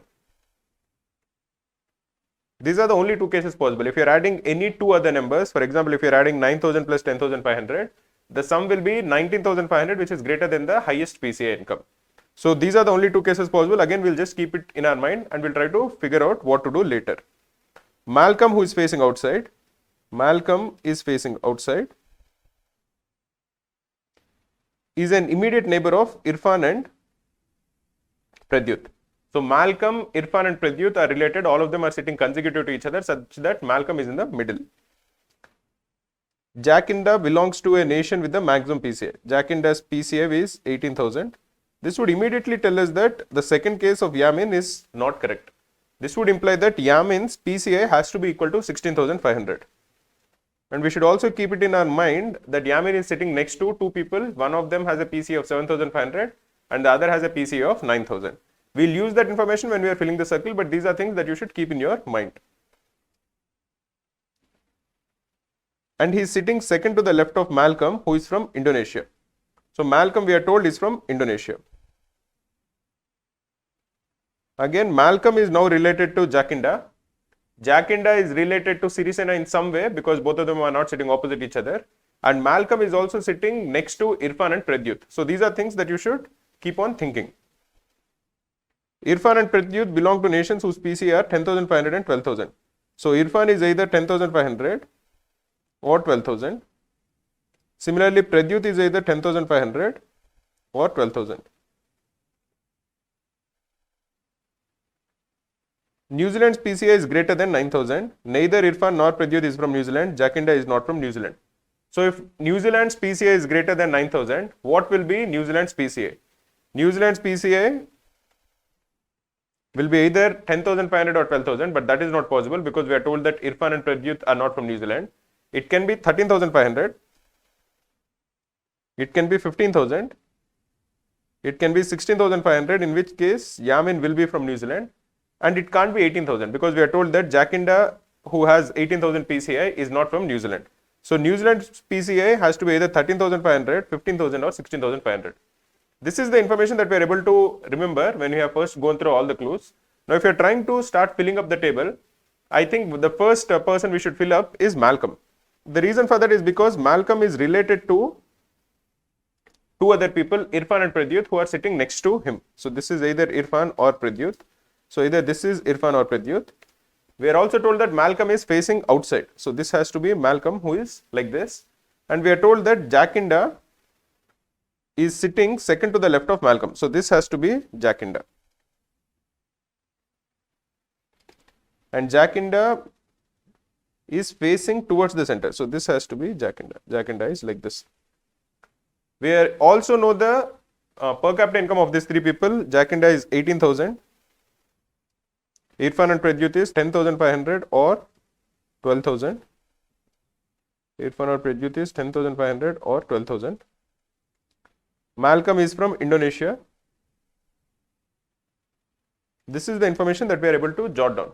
What is the next thing we know? We know that this is not Sirisena, because we are told that Jacinda and Sirisena are not sitting opposite each other. What else do we know? We know some more information about Sirisena, who is facing outside, and he is sitting third to the right of New Zealand, the person from New Zealand. If you are trying to figure out where Sirisena is sitting, or if you are trying to figure out where New Zealand is sitting, both these are not part of the four people we have actually filled up. None of those four is Sirisena, because we know the names of those four people, and none of them is actually from New Zealand, because Malcolm is from Indonesia. We are also told that Jacinda is not from New Zealand, Irfan and Pradyut is not from New Zealand. So Sirisena and the person from New Zealand, both of them have to belong to these four tables which we haven't filled up yet. And Sirisena is sitting third to the right of the delegate from New Zealand. So there are two people in between New Zealand and Sirisena. This would imply that either Sirisena is over here or over here. As we know that Sirisena is not over here because she is not sitting opposite Jacinda, this would imply only one thing. This would imply that this person has to be Sirisena, and the country of origin of the person who is sitting opposite Jacinda has to be New Zealand, which is over here.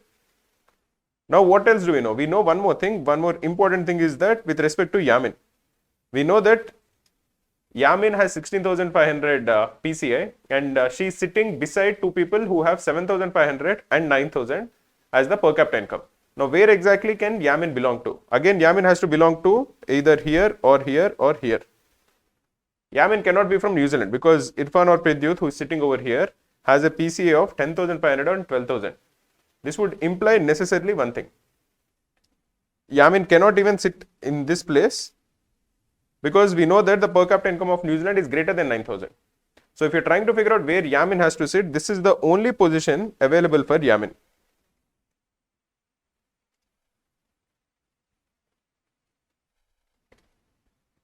And what is the per capita income of Yamin? This is 16,500. This would imply that Sirisena's per capita income is either 7,500 or 9,000. Similarly, the other neighbor also has to be 7,500 or 9,000. Now, did we know information about the ways people are facing? Sirisena is facing outside. This is given to us. And who are the remaining two people? We have filled up the relative position of Yamin. We have filled out the relative position of Sirisena, Jacinda, Irfan Pradyut, Malcolm, Irfan Pradyut. There are only two people remaining. So one of them has to be Ashraf and the other has to be Widido. So either it is Ashraf and Widido or Ashraf and Widido. This is basically what we are able to figure out. Now again, let us try to reiterate. Let us try to see what are the clues we have completely used up and what are the clues which will help us in figuring out some more information. We are told that Ashraf is facing towards the center. So we know that Ashraf is either over here or Ashraf is over here. Do we know the way the guy from New Zealand is facing? We actually know that when we actually filled up Sirisena's position, we are told that Sirisena, who is facing outside, is sitting third to the right of the person from New Zealand. So this guy has to be facing outside, because if he is facing towards the center, Sirisena would be third to the left.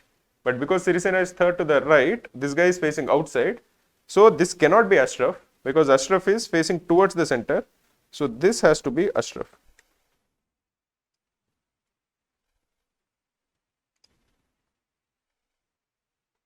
And the remaining person who is actually from New Zealand is Widodo.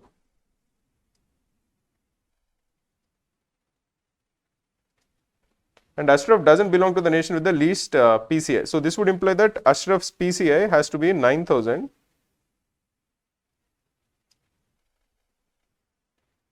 And Sirisena's PCI has to necessarily be 7,500. And he is not an immediate neighbor of Jacinda and Sirisena. This also we know he is an immediate neighbor of Yamin and Widodo. So this clue we have completely used up now. So let us put a cross over there.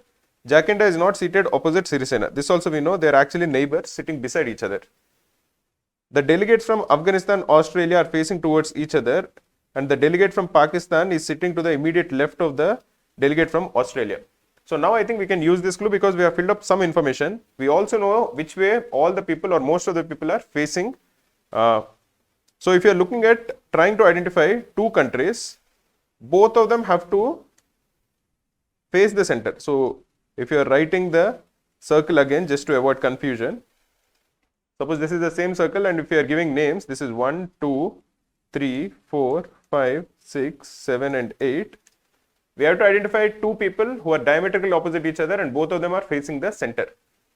Now Malcolm, who is in place 1, is from Indonesia, so it cannot be 1 and 5. Can it be 2 and 6? 2 and 6 is also not possible because Sirisena, who is seated at 6, is facing outside the center. So it cannot even be 2 and 6. Can it be 3 and 7? 3 and 7 is also not possible because we know one of them is actually from New Zealand. This would imply that the people who are from Afghanistan and Australia have to definitely be 4 and 8, which is the only remaining pair of people who are diametrically opposite each other. Ashraf we already know is facing the center, so even this Irfan or Pradyut, whoever is sitting here, has to face the center. Now there is one more clue. Who actually is from Afghanistan and who actually is from Australia? To figure that out, we know that the person who is actually from Pakistan sitting to the immediate left of the delegate from Afghanistan. If Irfan or Pradyut is from Afghanistan, the person who is sitting to the immediate left is Malcolm, so he has to be from Pakistan. But that is not the case. We know that Malcolm is from Indonesia. This would imply that Irfan or Pradyut, whoever is sitting here, has to be from Australia. Ashraf has to be from Afghanistan. And Yamin has to be from Pakistan. Now we have used up this clue also completely. So let us put a cross over here. Sirisena, who is facing outside, is sitting third to the right of the delegate from New Zealand. This also we have completely used up. Yamin's PCI is equal to the sum of the PCI of his immediate neighbors. This also we know. Yamin is 16,500. Sirisena is 7,500, one neighbor, and Ashraf is 9,000, who is the other neighbor. Malcolm, who is facing outside, is the immediate neighbor of Irfan and Pradyut. This also we have used up.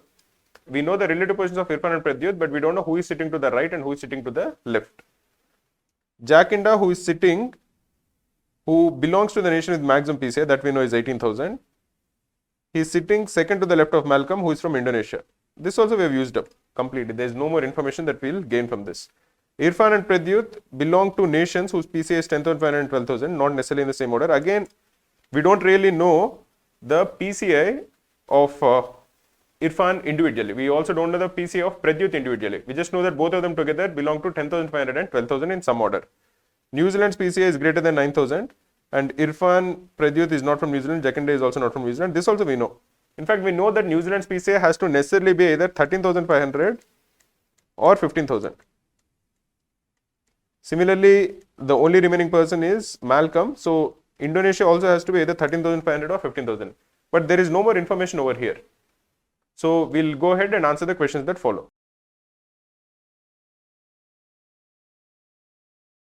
Sirisena is definitely seated. Second to the right of Ashraf is wrong because Ashraf is facing the center. Sirisena is second to the left of Ashraf. Third to the right of Widodo is true. Widodo is facing outside the center and Sirisena is third to the right of Widodo. Second to the right of Irfan is also not true because Irfan can be over here or over here.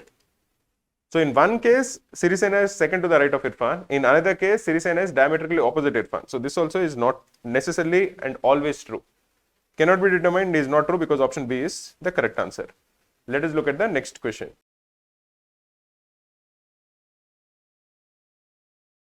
Who is from Pakistan? Yamin is from Pakistan.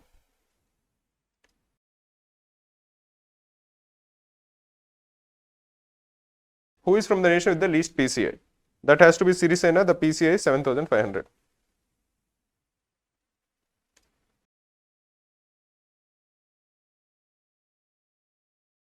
Which of the following nations did Widodo belong to? Widodo belongs to New Zealand.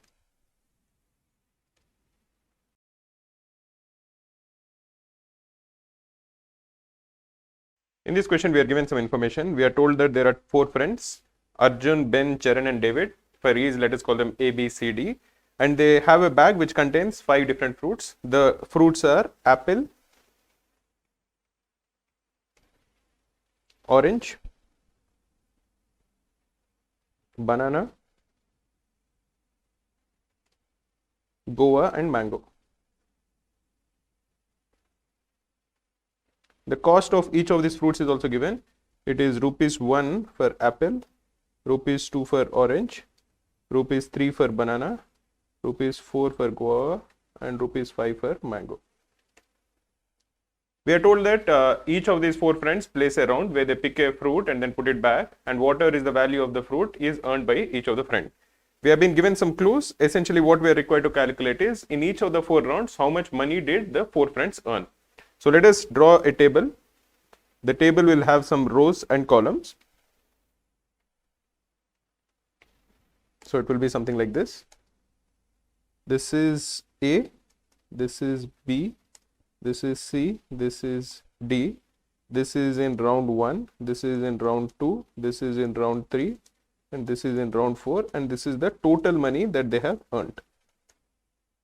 And this will be the total money that is earned in each of the round. In this kind of a question, let us first go through all the clues. If there is any direct information, we will put it in the table. If there is any relationships also, we will note it down and we will continue to reiterate till we solve the entire table. The first clue is that in each of the rounds 1, 2, 1, 3 and 4, no 2 players pick the same fruit. That is, all the entries in round 1 are unique, round 3 are unique and round 4 are also unique. The entries in round 2 might not be unique. The maximum money earned by any one of A, B or C is 12 in all the 3 rounds put together, in all the 4 rounds put together. That is, for A, B and C, the max is 12.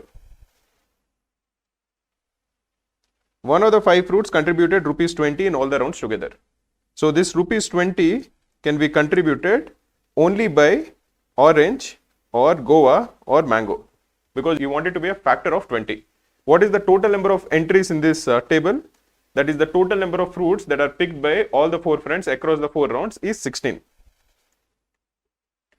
So it cannot be that apple, if apple was picked all the 16 times, the maximum it can contribute is only 16. Similarly, orange can be picked 10 times and then it would contribute 20. Banana is 3, which is not a factor of 20, so this is not the fruit that is being referred to. Guava, on the other hand, can be picked 5 times. Then also it is going to contribute 20. Or mango can be picked 4 times. Even then the total contribution can be 20. The total money with Arjun and Ben was equal at the end of the game. So if the total of Arjun is X, the total of Ben is also equal to X. The maximum money was earned in round 3. In round 3, the maximum money was earned. Each fruit was picked by at least one person and each fruit was picked a different number of times. We have 5 fruits. We are told that the number of times the fruit was picked is unique. So, and each of the fruit was picked at least one time. In this kind of a scenario, what is the smallest sum of 5 distinct natural numbers? The smallest sum of 5 distinct natural numbers will be if the 5 distinct natural numbers are 1, 2, 3, 4 and 5. And this will total up to 15.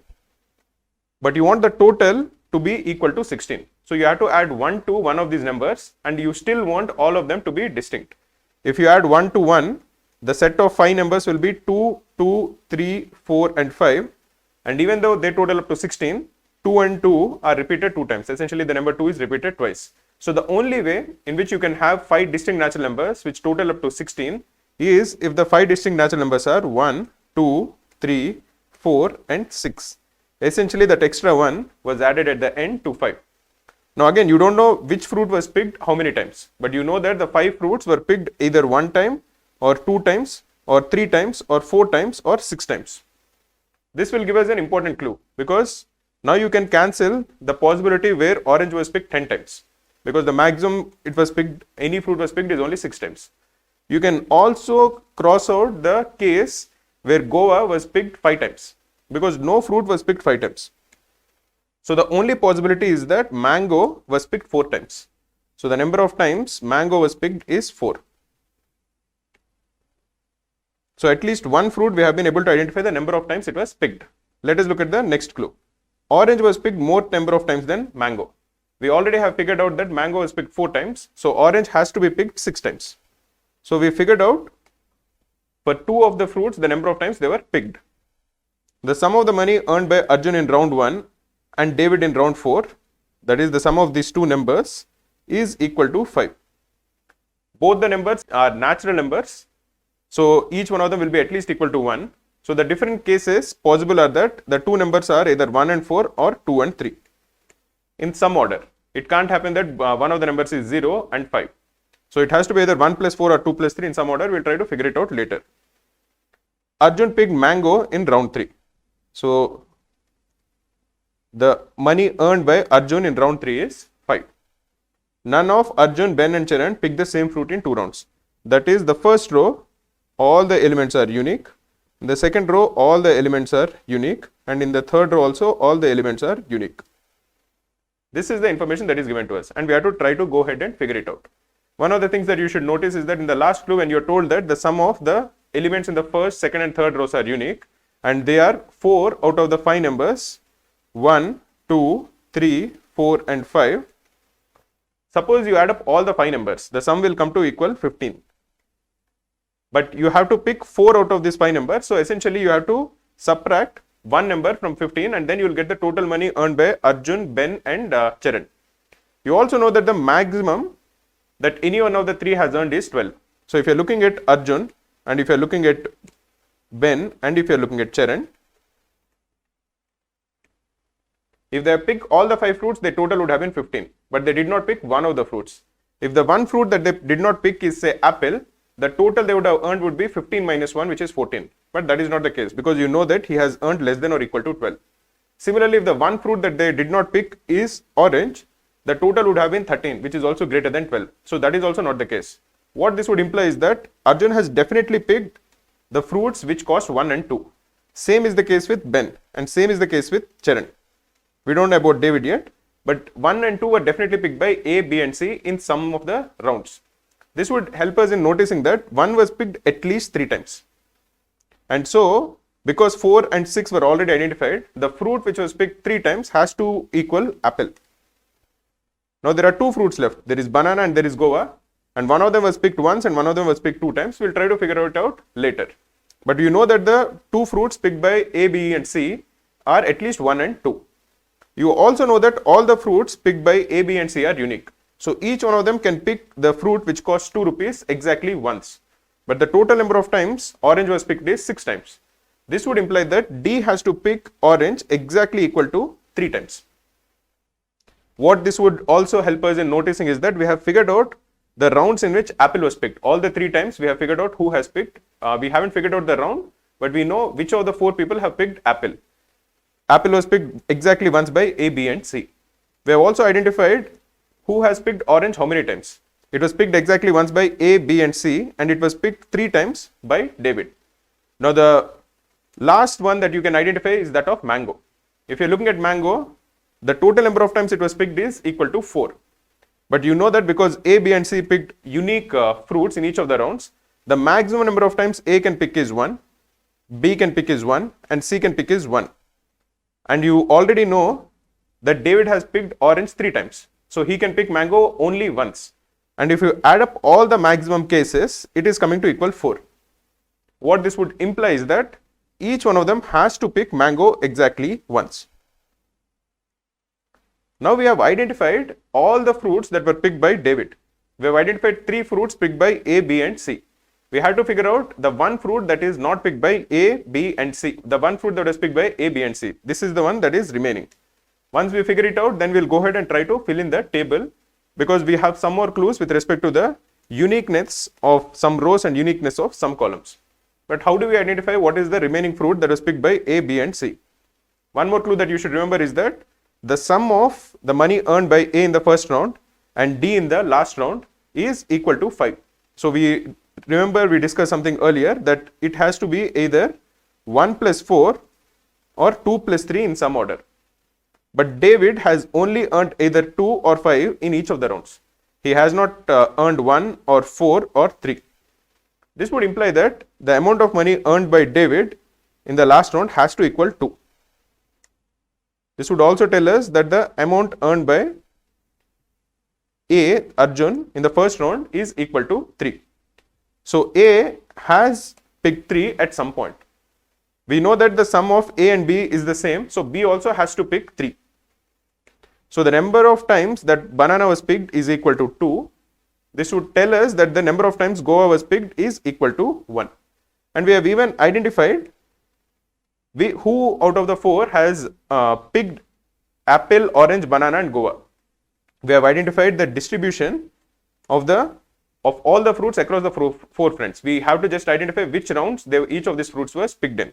So let us first fill out the totals also, because the total will remain the same irrespective of which round they were picked in. So the total money earned by Arjun will be 1 plus 2 plus 5 plus 3, that is equal to 11. The total money earned by Ben will also equal 11. The total money earned by Charan will be 1 plus 2 plus 5 plus 4, which is equal to 12. And the total money earned by David will be 2 plus 2 plus 2 plus 5, which is equal to 11. Now if you are trying to fill out the table, you do know that David has to have either 2 or 5. He has earned no other money in any of the 4 rounds. So the number of money earned by David in the third round has to equal 2, because all the elements of the third column are unique and 5 was already picked by Arjun. So this would imply that the only possibility for David has to equal 2. You also know that Arjun has picked unique elements, unique fruits in each of the 4 rounds. So you can figure out that he has to pick 1 in the 4th round. Why is that the case? Because that element has to be either 1 or 2. We have already identified 5 and 3 for Arjun.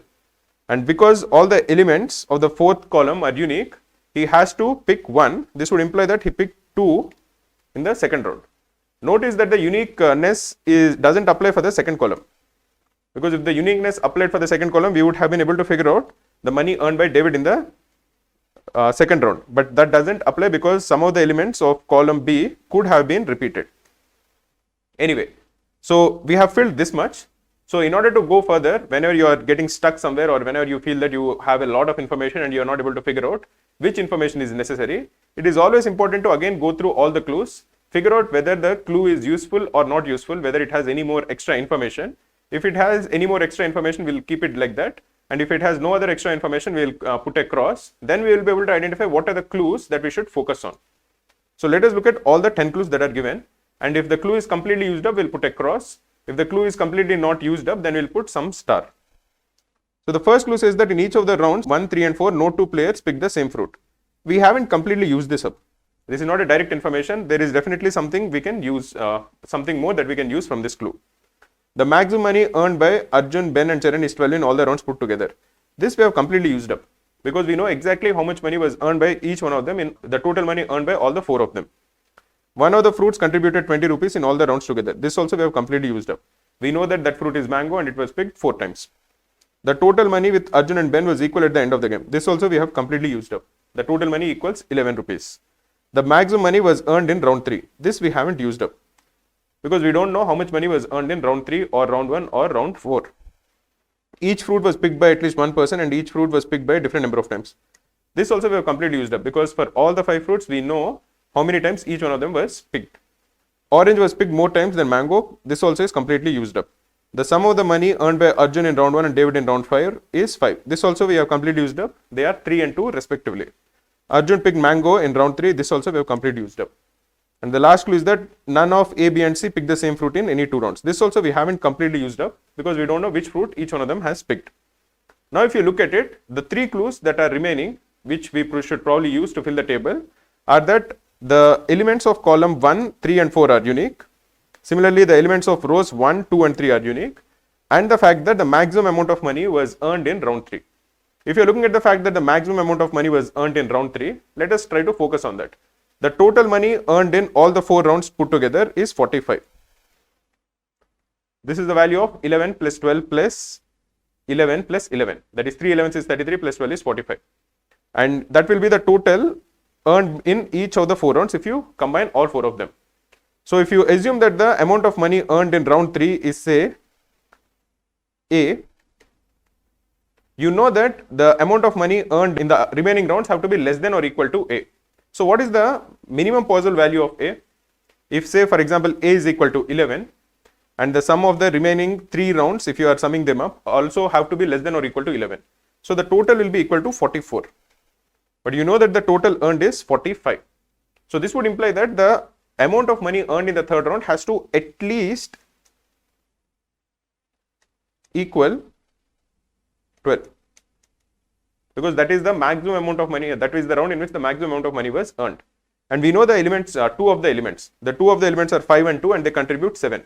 So the sum of the remaining 2 elements have to be at least equal to 5. And we also know that 5 and 2 were already used and all the elements are unique. So this sum of at least 5 has to come from the 3 numbers 1, 3 and 4. So the 2 numbers can be either 1 plus 3 or 1 plus 4 or 3 plus 4. 1 plus 3 is equal to 4, which is less than 5. So this can be ruled out. So the 2 numbers can be either 1 plus 4 or 3 plus 4. Essentially what we are saying is that 4 has to definitely be a part of the third column. And who has earned 4 rupees? B did not earn 4 rupees in any of the 4 rounds.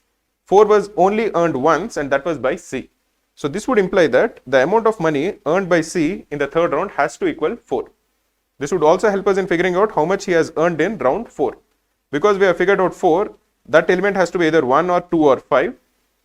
1 and 2 are already there in round 4, they were earned by A and D. So the amount of money earned by C has to equal 5 in the fourth round. This would also help us in now filling out the remaining information. B we have to fill in 1, 2, 5 or 3. And in the fourth column, we have already filled 1, 2 and 5. So this has to equal 3. Similarly, the amount of money earned by B in the third round has to be either 1 or 2 or 5. It can't be 2 and 5 because they are already filled out by A and D. So this has to equal 1. Whenever you are getting confused, again, let us just figure out what are the elements that are left to be filled out. We have filled out all the elements for A.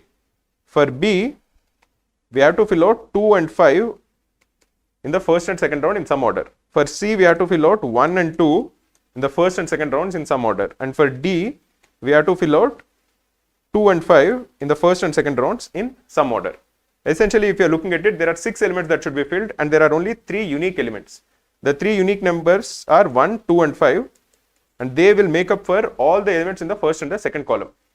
The thing that is important over here is that all the elements in the first column have to be unique. So this would imply that the first column will be 1, 2 and 5 in some order. And the second column, if you remove 1, 2 and 5, the second column will be 2, 2 and 5 in some order. Now 1 is repeated only once amongst B, C and D. That is over here. B doesn't have any 1 remaining because the 2 numbers remaining for B are 2 and 5. C also doesn't have 1 remaining. He also has to use only 2 and 5. So the 1 in the first column over here has to come from C. And so the remaining element for C in the second round has to be equal to 2. Now if you are looking at the remaining elements, we have to fill out for B 2 and 5 and for D we have to fill out 2 and 5. Now whenever there is symmetry of this order, in most of the cases it is possible that there are multiple cases possible. And towards the end, when you are trying to fill it out, one of the easiest ways is just use one of the cases and then see if there is a contradiction. If there is no contradiction, use the other case. Again, see if there is a contradiction. If no contradiction is found, then both the cases are eligible. In this particular case, it is possible that B has earned 2 in the first round. This would imply that he has earned 5 in the second round. This would imply that D has earned 5 in the first round and 2 in the second round. There is no contradiction here. The other case will be that B has earned 5 in the first round, then he would have earned 2 in the second round, and D would have earned 2 in the first round and 5 in the second round. Again, there is no contradiction. In each of the cases, the total earned in round 1 will be 11. That is 5 plus 2 is 7 plus 3 plus 1 is 11. In round 2 also it will be 2 plus 7. So again 11. And in round 3 it will be 12, which is the highest. And round 4 will be already known 11. This is the information. So there are 2 cases possible. Let us go ahead and answer the questions that follow.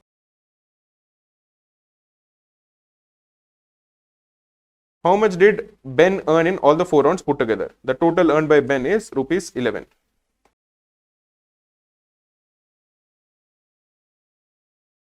Which fruit did David pick in the first round?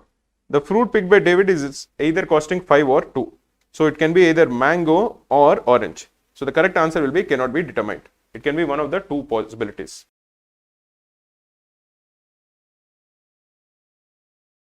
How many times was banana picked? Banana was picked exactly 2 times.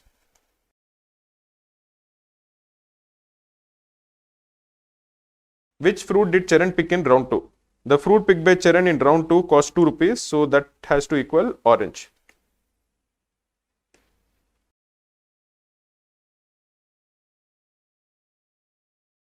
In this question, we are told that there was a survey that was conducted to figure out what are the kind of laptops that 500 students were using. In all the questions, you will see that each of the student is using at least one laptop.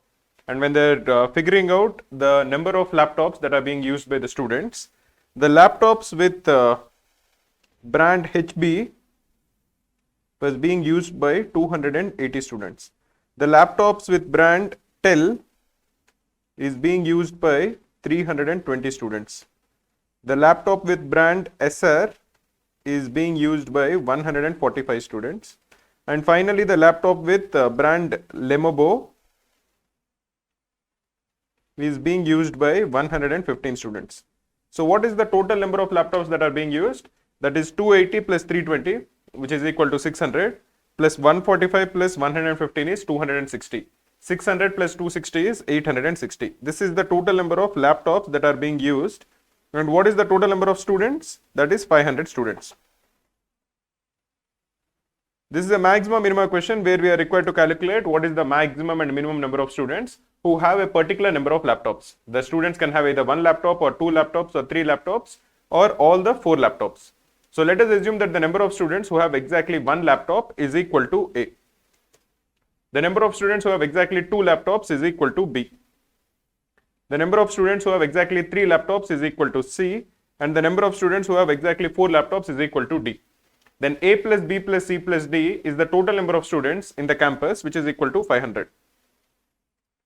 And the total number of laptops we have counted is equal to 860. But in terms of A, B, C and D, all the students who have exactly 1 laptop will contribute exactly A of them. And there are B students, and each of these B students has 2 laptops. So the total number of laptops with these B students will be equal to 2B.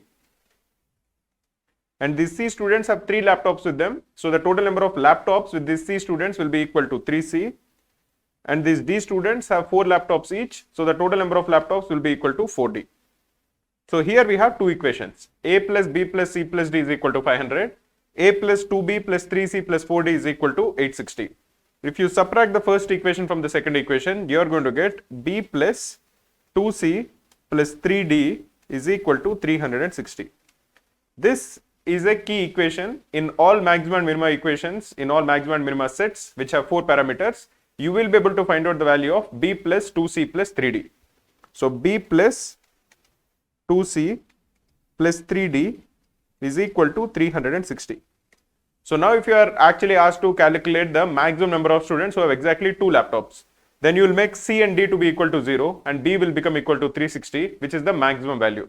If you are asked to maximize the number of students who have all the 4 laptops, then you will make B and C to be equal to 0 and you will be getting the value of 3D to be equal to 360, or you will say that the maximum value of D is equal to 120. But this would be a mistake because the number of students who have all the 4 laptops, one constraint is that D is either equal to 120 or D is the minimum of the 4 given numbers. Because the number of students who have Lenovo is only 115, there can't be more than 115 students who have all the 4 laptops. So then it will be the minimum of 120 that we get from this equation and 115. So then the correct answer will be 115.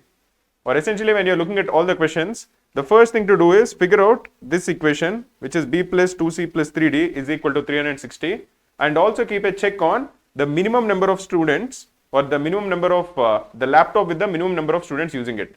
These two should be considered when you're trying to figure out the minimum number of students or the maximum number of students who have all the 4 laptops. Let us go ahead and look at the questions. While we are solving the questions, the concepts will become clearer.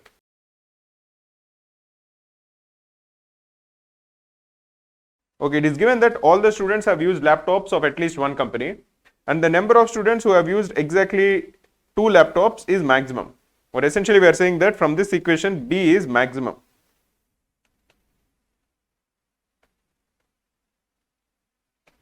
What is the number of students who have used exactly one laptop? Then what is the value of A? This is what we are told.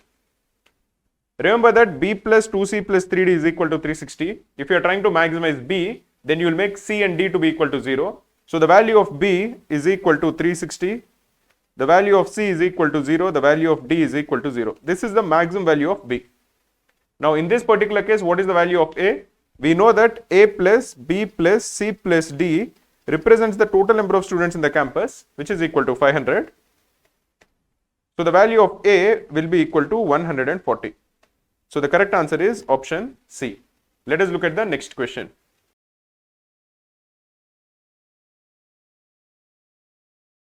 If it is known that every student has at least one laptop, and the number of students who have exactly 2 laptops is equal to the number of students who have exactly 3 laptops.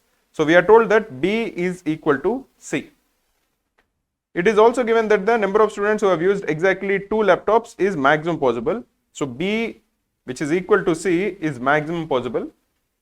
And what is the number of students who have used laptop of exactly one company? So then what is the value of A?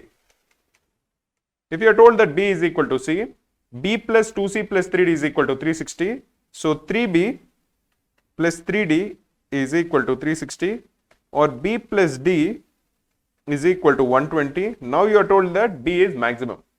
So D will be equal to 0.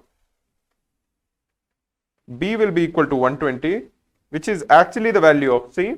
So C is also equal to 120. Again, we know that A plus B plus C plus D is equal to 500. So the value of A is equal to 500 minus 120 minus 120, which is equal to 260. So the number of students who use exactly one laptop is equal to 260. Let us look at the next question.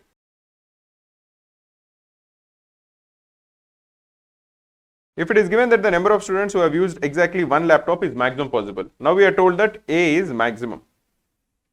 What can be the maximum number of students who have used only Telly's laptop? We have to figure out what is the number of students who have used only laptop of Tel.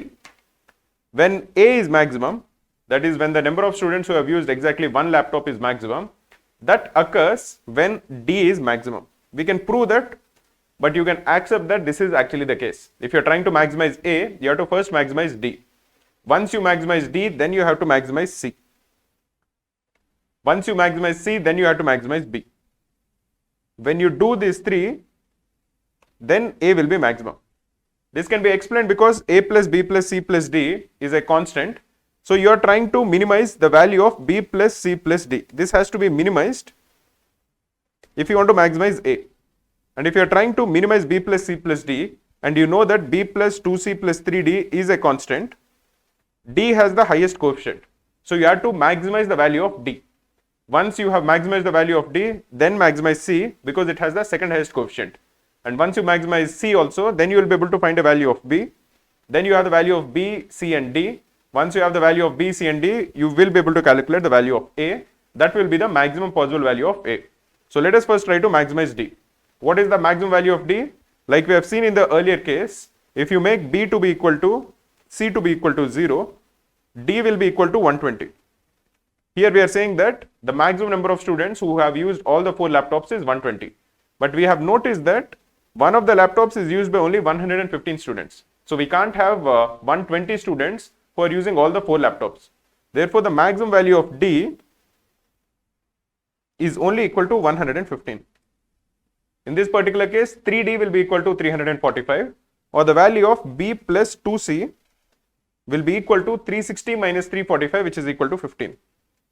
We have maximized D. So now we have to maximize C. 2C, if B is equal to 0, 2C will be equal to 15 or C will be equal to 7.5. We don't want C to be a fraction. So the value of C max is equal to 7. In this particular case, B after you maximize C will be equal to 1. So B, C and D have been found out. So the value of B plus C plus D is equal to 115 plus 7 plus 1, which is 123. Therefore, the value of A, which is equal to 500 minus 123, will be equal to 377. This is the maximum value of A. In this particular case, we are told that A is 377, D is 115, C is 7 and B is 1. We are asked to calculate the maximum number of students who have used only TEL's laptop. So now let us draw the Venn diagram, which contains 4 parameters. So this will have 3 lines which are vertical. It will have 4 lines actually. It will look something like this. And you connect the alternate lines. Similarly, you draw 4 lines which are horizontal.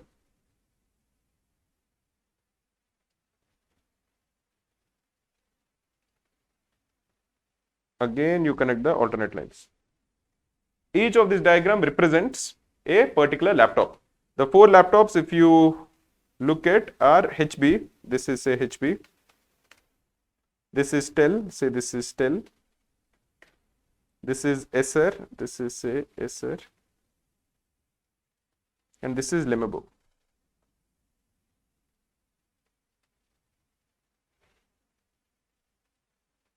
Okay, this is how it is. We are told that let us also make a note of the numbers. HB is used by 280, TEL is used by 320, Acer is used by 145 and Lenovo is used by 115. Now we are told that the number of students who have used all the 4 laptops is 115. That will be in the middle. This is 115. Because the number of students who have used Lenovo is 115, you can't have any student use any laptop in conjunction with Lenovo. So this will be 0, which is HB, Lenovo and Acer. This will be 0, which is TEL, Acer and Lenovo. This will be 0, which is HB, TEL and Lenovo. This will be 0, which is HB and Lenovo. This is 0, which is TEL and Lenovo. This is 0, which is Acer and Lenovo. And Lenovo itself will also be equal to 0. Now if you are looking at C, which is the overlap of 3 of these diagrams, that is the number of students who have used exactly 3 laptops. Lenovo is not being used by any person who is using exactly 3 laptops. So this 7 has to come over here. This is basically HB plus TEL plus Acer. This has to be 7. Now we need to figure out the values for the remaining numbers. But what we are trying to do is maximize the number of people who are using TEL. And we have filled the C max, that is the number of students who are using exactly 3 laptops. We have filled D as equal to 115, that is the number of students who are using all the 4 laptops. So now we need to maximize the number of people who are using TEL laptop alone. That will be 320 minus 115 minus 7, which is equal to 320 minus 122, which is 198. We need to fill the number of students who are using only 2 laptops, that is equal to 1. That we will fill as the number of students who are using HB and Acer. So this will be equal to 1. Because if you are putting TEL and Acer to be 1, then the number of students who are using only TEL will become 197. We don't want that. We are trying to maximize the number of students who are using only TEL. Using this, we can actually fill the remaining also. This will be 0 and this will be 0.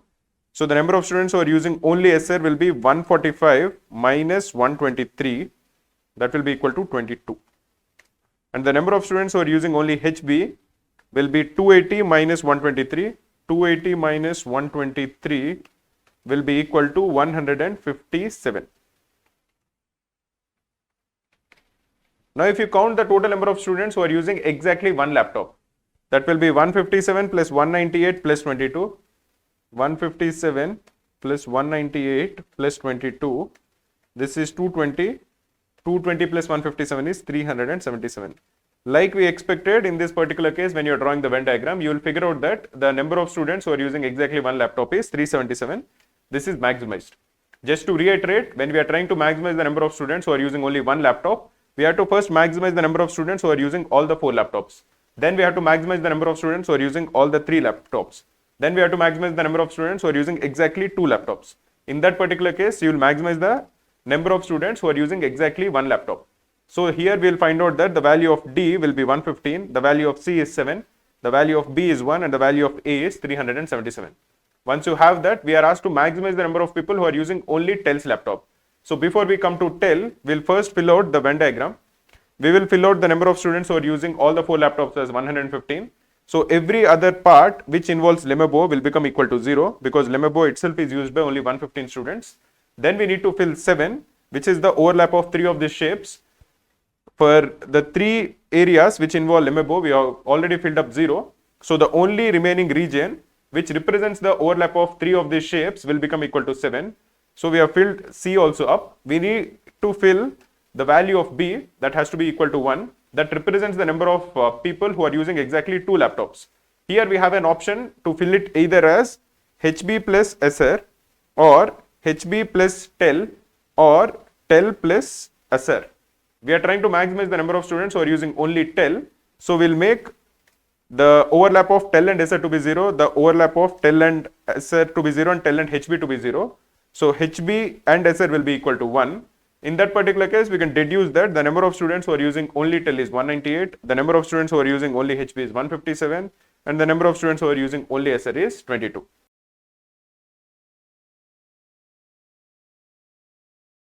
What is the maximum number of students who have used exactly one company's laptop? We have figured it out in the earlier question, that is equal to 377. If you are trying to maximize A, just to reiterate, first maximize D, then maximize C, then you will find a value for B. In that particular case, we will get the maximum value of A.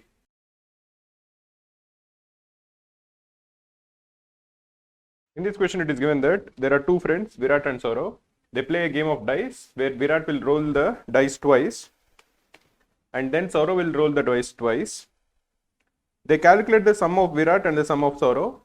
If the sum of Virat is greater than the sum of Saurav, then Virat is going to win. If the sum is equal, Saurav will win. And if the sum of Saurav is greater than the sum of Virat, then again Saurav will win. This is the information given. Let us go ahead and answer the questions that follow.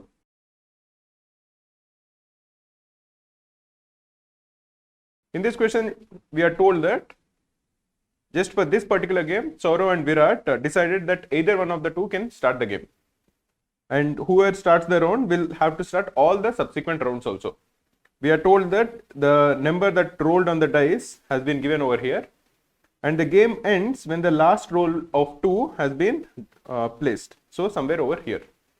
What we are required to find out is what are the possible ordered pairs A, B and C, because 3 of the numbers have not been given to us. So if you separate these into different rounds, the first roll of dice by one player is 3 and 6 and the other player has rolled 5 and 4. In the next 2 rolls of dice, the player has rolled 2 and 5 and the next player has rolled A and 1. Finally, one player has rolled B and C and the next player has rolled 1 and 2. Or if you are counting the sum in the first instance is 9, which is 3 plus 6. The second player also has a sum of 9, which is 5 plus 4. In the second case, the player has 7, which is 2 plus 5 and the second player has A plus 1. Similarly, this is B plus C and this is 3. Now what we know is that when the sum is equal, Saurav is going to win. So in this case, Saurav has won this particular round. And because the round has ended at the end of 3 such repeated roll of dice, it would imply that all the remaining 2 rounds also have been won by Saurav. Now one thing that we can say for sure is that Saurav has won the game. What we don't know is whether Saurav rolled the dice first or Virat rolled the dice first. Let us consider both the cases. In the first case, Saurav rolled first, and in the second case, we will consider the case where Virat has rolled the dice first. So 3 and 6 are Saurav's dice and 5 and 4 are Virat's dice. As expected, because the sum is the same, Saurav has won this round. In the next case, Saurav has gotten a sum of 7, which is 2 plus 5, and Virat has gotten a sum of A plus 1, and Virat has lost this round. Saurav has won this round. So what are all the possible values that A can take? Because Saurav has won, A plus 1, which is Virat's score, has to be less than or equal to 7, or A has to be less than or equal to 6. But this is true for all the values of A. A can be either 1 or 2 or 3 or 4 or 5 or 6. So this is possible in 6 ways. In the next instance, the sum of B and C has to be greater than or equal to 3, because the sum of Virat in this particular round, the third round, is 3. He got 1 and 2, so his sum is 3. So you want B plus C to be greater than 3. How many values can B and C take? B and C can take a total of 6 into 6, which is 36 ways. But out of these 36, there is only one case where B is equal to C is equal to 1, which is not allowed. Because in that particular case, B plus C is equal to 2, which is less than 3. In all the other cases, B plus C will be at least equal to 3. So this can be arranged in 35 ways. So in the first particular instance where Saurav rolls the dice first, the total number of ways possible is 35 into 6, which is equal to 210 ways. Now let us consider the second case where Saurav rolled the dice second. In this particular case, in the first round, Virat has rolled 3 and 6, he got a total of 9. Saurav rolled 5 and 4, he also got a total of 9. So because the sum is the same, Saurav has won this round.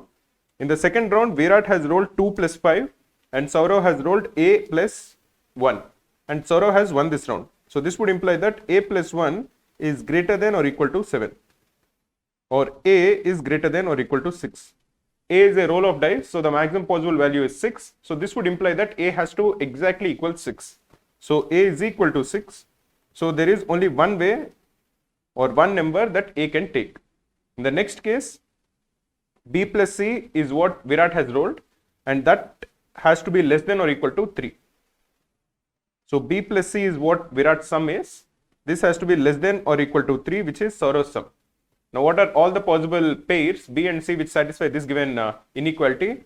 B and C can be 1 and 1, B and C can be 1 and 2, and B and C can be 2 and 1. So there are 3 ways in which this inequality is satisfied.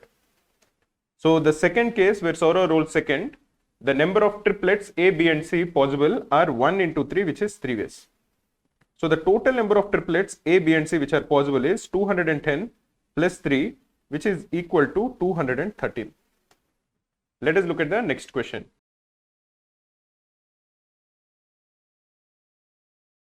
It is known that the game ends after the 8th round. So 8th round, the game has ended. Now in the instructions, it is given that unless otherwise specified, Virat is going to roll the dice first. So this would be implied in all the questions unless it is specified, like in the first question, that Saurav and Virat has decided that any one of the two can roll the dice first.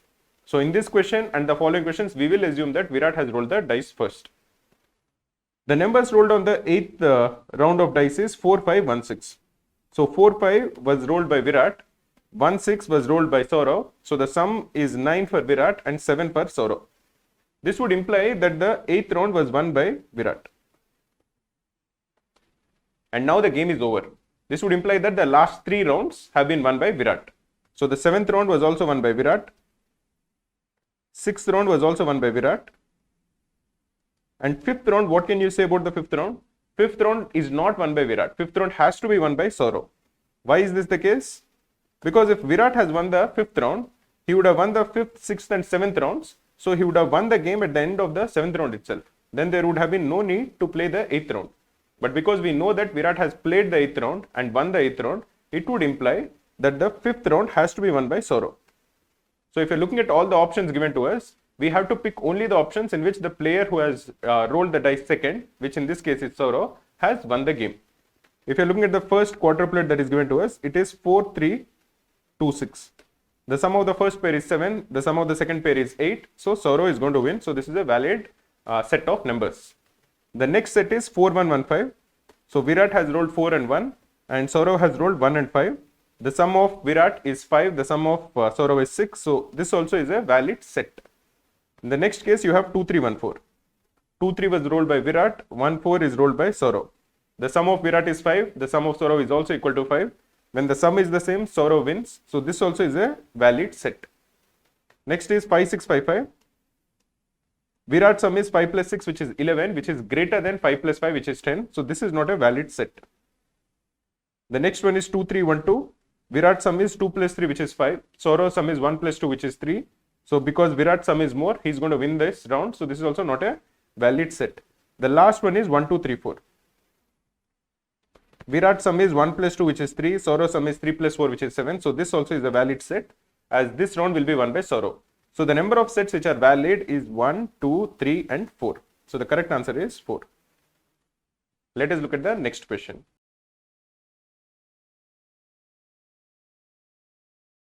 Saurav has a special tool at his disposal. He can always roll a 6 when he uses this tool, but he will use this only if the preceding 2 rounds were won by the same person. He won't use this tool otherwise. And whenever you can assume that whenever Saurav uses this tool, he is going to get 6 plus 6, which is equal to 12 if he uses it in both the instances of rolling the die. So he's definitely going to win that round. In a particular game, Saurav used this tool thrice, once in the 3rd round, once in the 6th round and once in the 10th round to win the game. How many rounds did Virat win? So the 10th round was won by Saurav. The 9th and the 8th round were also won by Saurav. Because we are told that Saurav has won the game at the end of the 10th round. The 7th round has to be won by Virat. Because if Saurav has won the 7th round, it would imply that he would have won this game by the end of the 9th round. Because then he would have won 3 rounds consecutively. But that is not the case. Similarly, in the 6th round, Saurav has used this tool and he would have won the round. This would imply that the preceding 2 rounds were won by the same person, and that person cannot be Saurav, because if Saurav has won the 4th and the 5th rounds, the game would have been completed by the 6th round. So 4th and 5th rounds were won by Virat. And Saurav has used this tool even in the 3rd round. This would imply that again Saurav has won the 3rd round, and the 2nd and the 1st rounds have to be won by Virat, because the same person has to win the preceding 2 rounds. So the total number of rounds Virat has won is equal to 1 plus 2 plus 3 plus 4 plus 5, which is equal to 5. Let us look at the next question.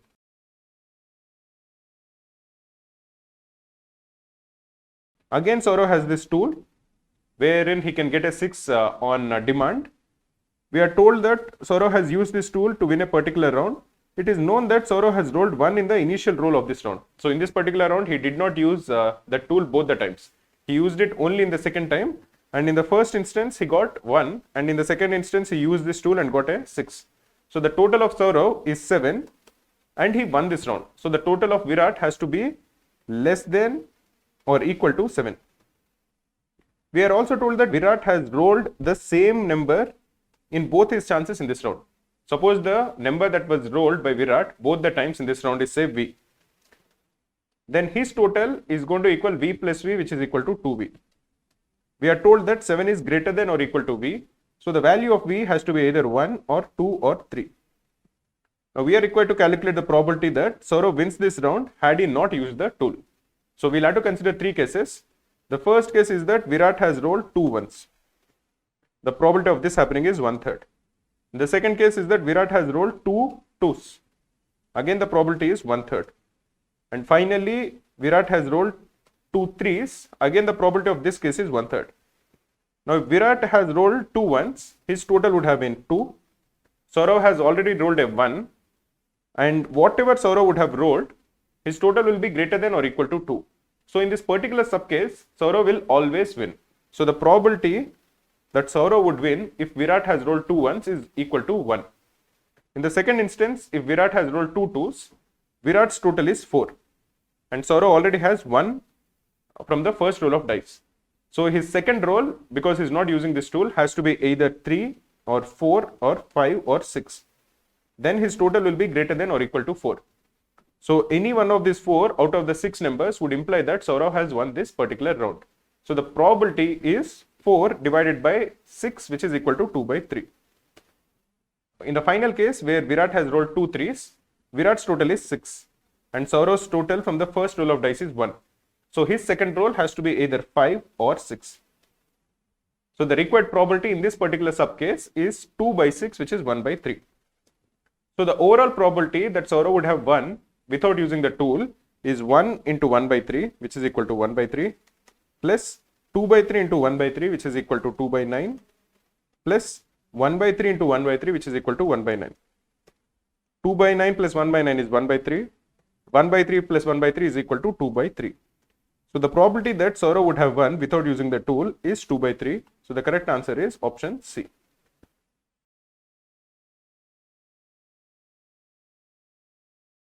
Hi friends, welcome to Cracku's video series. So this is a particular DI set which has connected tables as such, connected DI set. So this is something that we discussed in a separate video about data interpretation with connected data sets. So it's something based on that. So let's take a look at the set. Amit, Ravi, Sunil and Vinod are 4 members of the interview panel which has to select the candidates for admission to the MBA program at NIM Calcutta. Each panel member has to rate the candidate on the scale of 1 to 10 in 3 different parameters. The parameters for rating the candidates are confidence, knowledge and profile. Mohit and Rohit are 2 candidates who have been interviewed by the panel. All the panel members rated both these candidates on these parameters. All the members give integer ratings only. In confidence, Mohit got a better rating than from Amit than Sunil, and Sunil gave a better rating than Ravi. Mohit received a better rating in profile from Sunil than Vinod. So some information is given and we have 3 tables. So the first table is table 1 given below presents the triplets each comprising the minimum, average and maximum rating received by each candidate in each of the 3 parameters. So basically in confidence, Mohit, the minimum score he got is 5, the maximum score he got is 8 and the average score of all 4 ratings is 6.5. Table 2 gives the minimum and maximum rating given by each panel member to both the candidates. So Amit gave 8, max of 8 and minimum of 7. So he gave only 7s and 8s to Mohit.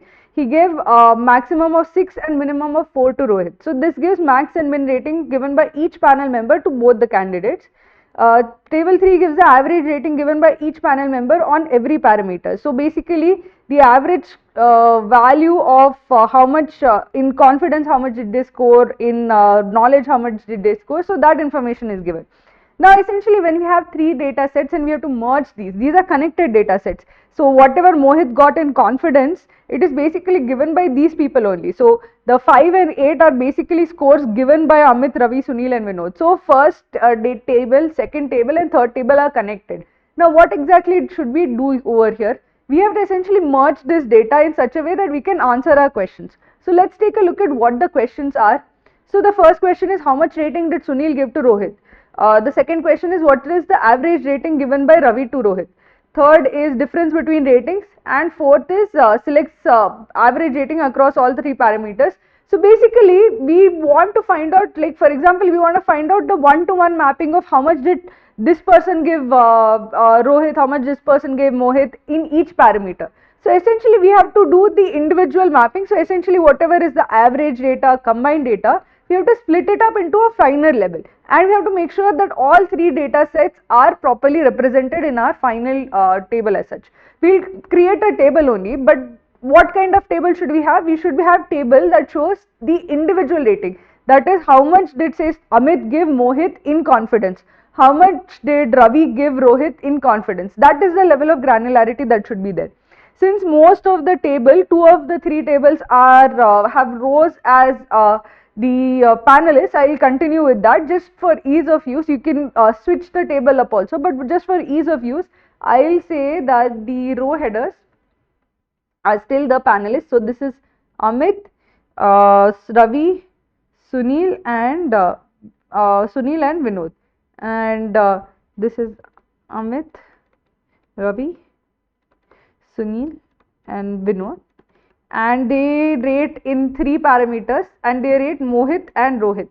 So I just larger. So this is Mohit and Rohit, Mohit and Rohit, Mohit and Rohit. So this is on confidence, this is on knowledge, this is on profile, this is Mohit score, this is Rohit score, this is Mohit score, this is Rohit score, this is Mohit score, this is Rohit score. Now let us see how we can encapsulate that as data that is given in each of these cases. See, Mohit got, how much did he get in confidence? He got a minimum of 5, maximum of 8 and an average of 6.5. So that basically means over here whatever is there in this column, the minimum value should be 5, the maximum value should be 8 and the average is 6.5. So 6.5 means a sum of 26, 13 is already here, so that means we have to account for another 13. That can come as 5 plus 8 or that can come as 6 plus 7. So what are the possible 4 scores for Mohit in confidence? That is 5, 8, 5, 8 or 5, 8, 6, 7 in any order as such. We have not decided the order because that depends on how much Amit scored and how much each of the individual panelists scored. But based on just this information, I know that one score is 5, one score is 8, and the remaining two scores can be 5 plus 8 or 6 plus 7. Now those are the only options as such, because it is given that they are scored in each panelist has given integral values. So I know the average, so from the average I can figure out the sum, from the sum I can figure out the sum of the remaining two values, and from that I can figure out what the other two scores can be. So the other two scores can be 5 and 8 or 6 and 7. It can't be 4 and 9, because essentially then it will be beyond the min and max bounds that are set over here. So basically the only two options we have is 5 plus 8 or 6 plus 7, such that the minimum is not lesser than 5 and the maximum is not lesser than 8 and the sum is 13. Now similarly I can fill the others also. So Mohit in knowledge will be 4, 9 and sum is 6.25, so that total sum is 25. 13 is already here, so we need a total sum of 12. So 12 can come as 4 plus 8, or it can come as 5 plus 7, or it can come as 6 plus 6. It has not been told that the values are different for each, so 6 plus 6 is also a possibility. So these are the scores for Mohit knowledge. So this is also done. Profile is 6, 9 and 7.5. So you have 6, 9, 7.5 times 4 would be 30. 15 is already here. So the remaining 15 can be either as 6 plus 9 or 7 plus 8. So these are the two possibilities for Mohit scores in profile. Let's do the same thing for Rohit. So you have 2 and 6 and 3.75 into, so this is 15. So 15, 8 is already here. So then we have to consider sum to 7. So that is 2 plus 5 could be the remaining scores, or it could be 3 plus 4. These are the ways in two options for Rohit scores in confidence. Now we have 5 and 9 and a average of 6.75, so that is 24 plus 3, 27. So 27 would be how much? 14 is already here, so we have to have a sum of 13. So sum of 13 can be 5 plus 8, 6 plus 7.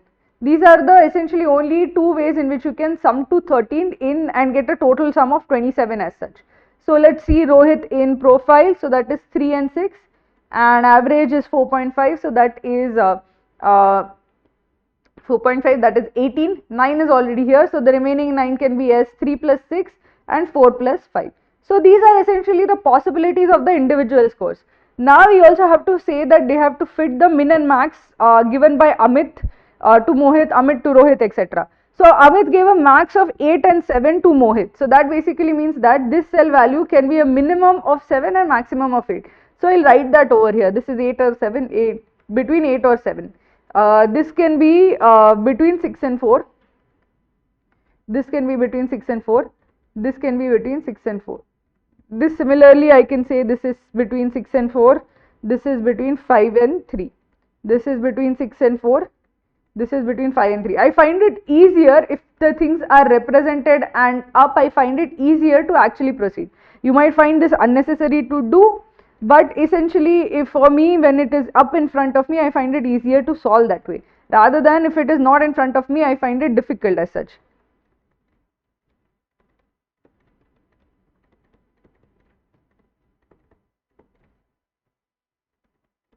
This is 9 and 7, 7 and 2.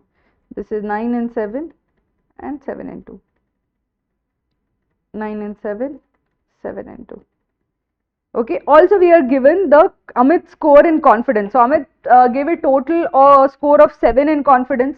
So what should be the average score of 7 in confidence? So since there are two people, what should his total score be? If there are two people and average score of two people is 7, then the total score is 14. So sum of these two cells is 14. The sum of these two cells is 13. Sum of these two cells is 11. Sum of these two cells is 9, 9, 9. And sum of these two cells is 9, 14, 14. And sum of these two cells is 9, 16, 14. 9, 16 and 14. Now how do I actually figure out which value, which cell is in which value? Basically when I see some value which is at the very higher end, then essentially I can say that if it is higher end, then I probably need both maximum values to create that high end. Similarly, if I find some sum which is at the lower end, probably I am going to need both low values to create that lower end. So for example, consider 16. 16 is a very high value, and we also know that the max value, this cell, can take is 9 and this cell can take is 7 and the sum is 16. So the only way that you can actually have 16 is if this value is actually 9 and this value is actually 7, because without them taking their max possible value, your sum cannot be 16. So I can say that this is 9, this is 7. So 9 and 7 is already done, so I can remove 9 from here and I can remove 7 from here. 7 is over here, so this means that this is not 5 plus 8, this is 6 plus 7 and 7 is already done. Now let us see which is the other high value. 14 is also a pretty high value. See, 14 is the value, the max value is 8 and max value is 6. 8 plus 6 is 14. So the only way these cells can be filled is if both are at max. So this is 8, this is 6. So this is 8, this is 6 and then that is the only way you can get 14 as such. So 6 is done, 8 is done, so this is 8 I will remove from here. 6 is done, which is I will remove from here. Okay. Now consider 11. 11 is actually a low value. 11, if you consider, 7 and 4 are the least possible values each of these cells can take. And if I consider least possible values, only then I get the sum 11, which means that this should be 7, this should be 4, because if it takes the value 8, the sum goes beyond 11. If this takes the value of 5, it goes beyond 11. So the only way I can get 11 as the sum of these two cells is if this is at the minimum, this is at the minimum. So this should be 7 and 4. So if it is 7, then it should be this particular option. So 7 plus 8, so you should have 6, 9, 7, 8 and 7 is taken, so I will mark it off.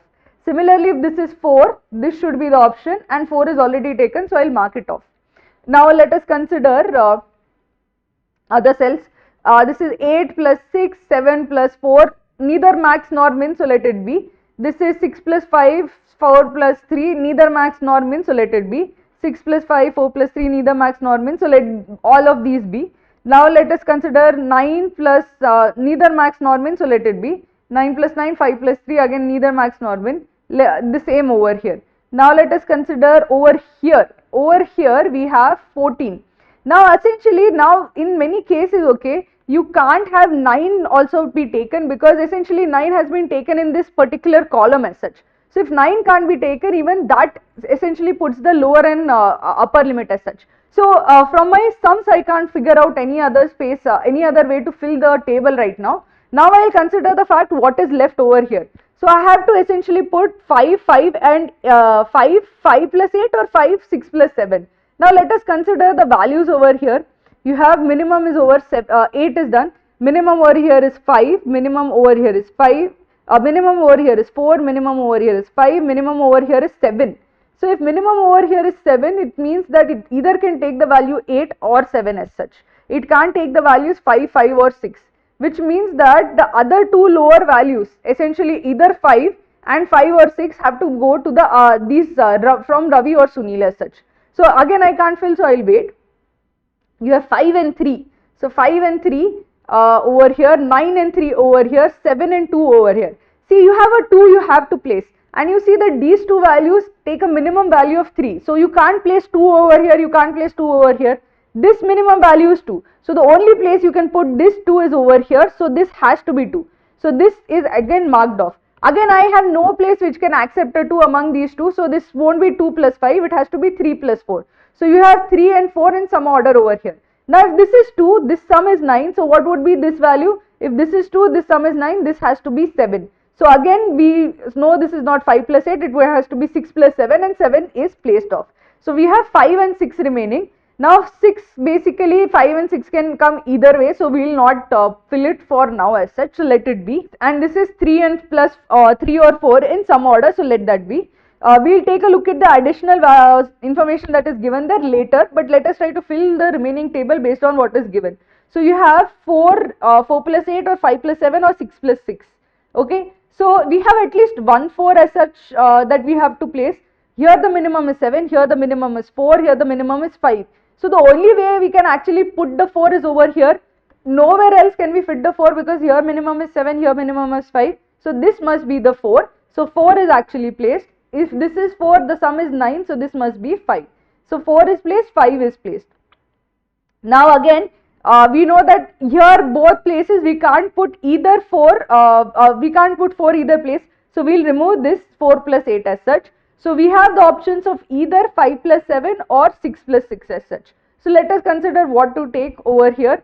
See, basically at this point we can put 5. So if we put 5, then this has to be 9. If we put 7, this has to be 6. If we put, we can't put 5 over here, so we can put 7, and this has to be 13, so this can take 6 value. So again, I can't tell for sure based on just the some column sum as such. So this is what I can fill. So let us move on to the next column.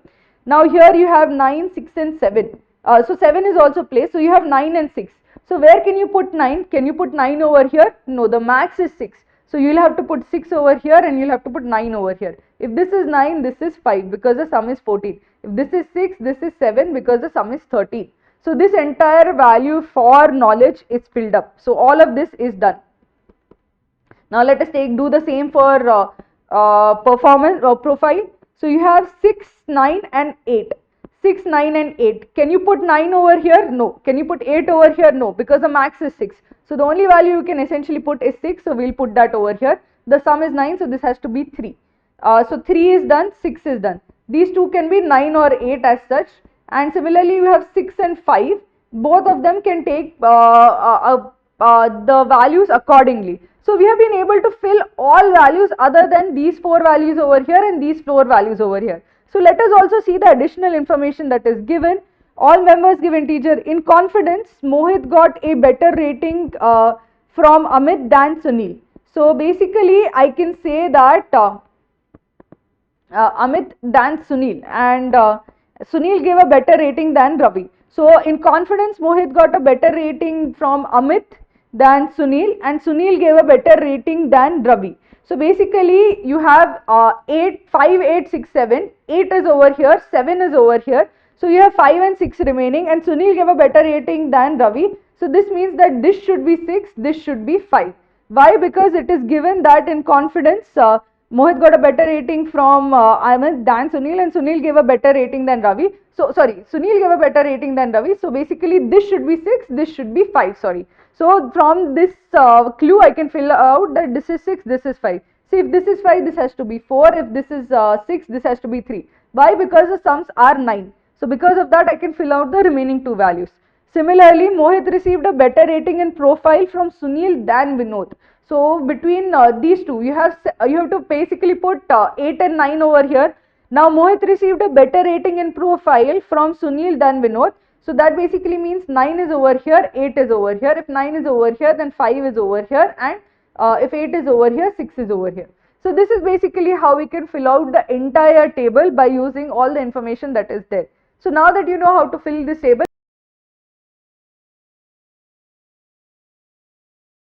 how much rating did Sunil give to Rohit on profile? Sunil to Rohit on profile is over here, which is 5. So the answer to this question is option A, 5.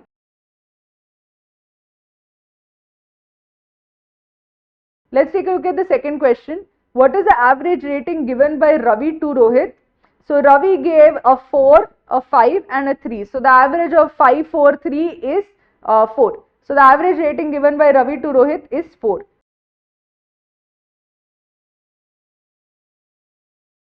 What is the difference between the rating given by Amit to Mohit in knowledge and rating given by Sunil to Rohit in confidence? Amit to Mohit in knowledge is a 7. So this is 7 minus Sunil to Rohit in confidence. Sunil to Rohit in confidence, that is a 3. So this is 7 minus 3. So the difference is 4. So the answer is option C.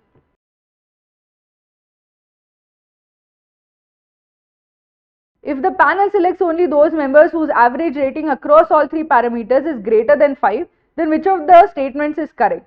Now again, average rating in parameter is given in the table only. See, this is basically the kind of questions you should not miss, because essentially even if you had not made the table, you had not solved any of the questions. The fourth question is directly from the information given in the first table. If you had not solved anything also, you would have been able to solve, because here basically the average rating across in the parameter is given. Average rating for Mohit in confidence is 6.5, knowledge is 6.25 and profile is 7.5. So if that is the case, across in all 3 parameters it is greater than 5, so Mohit is selected. Similarly, Rohit, it is 3.75, 6.75 and 4.5. So in 2 parameters it is actually less than 5, so he is not selected. So Mohit is selected, Rohit is not selected. So which of the following statements is correct? Only Mohit is selected. So the right answer is option B. So as you could see, this could have been answered without actually solving any part of the set as such. So whenever you have questions like this, whenever you have whenever you are doing the DILR set as such, always take a look at the third and fourth questions, because you might get like a sitter questions in the third and fourth questions of the set as such. So always look at those. Whenever, if you don't have the time to solve an entire set, make sure that you don't miss the last one or two questions as such. So this is basically how you should solve DI sets based on connected data sets. Now that you know how to solve this particular set, please keep practicing from our study room. Thank you for tuning in.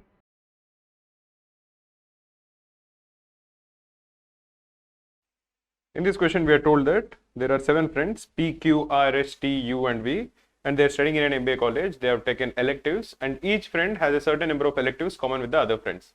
We have been given some information and we are required to find out how many electives each of the pairs of friends have in common. So to do that, we have been given some clues, but let us also draw a table. The table will have rows and columns, and any particular cell with a particular row and column will help us in identifying what are the number of electives common between the two friends. So to do that, let us draw a table. The table will have 7 rows and 7 columns. It will look something like this. This is P, Q, R, S, T, U and V. Similarly, columns also will be P, Q, R, S, T, U and V. We are only looking for the top diagonal, so we can cancel out all the entries which are in the bottom diagonal. Because a pair of friends have only a certain number common, that is the number of electives common between say P and Q will be the same as common between Q and P. So it is essentially like a round robin which has only one pair of matches. It won't have 2 matches, it will have only one set of matches. So it will be something like this. The bottom cells can be ignored.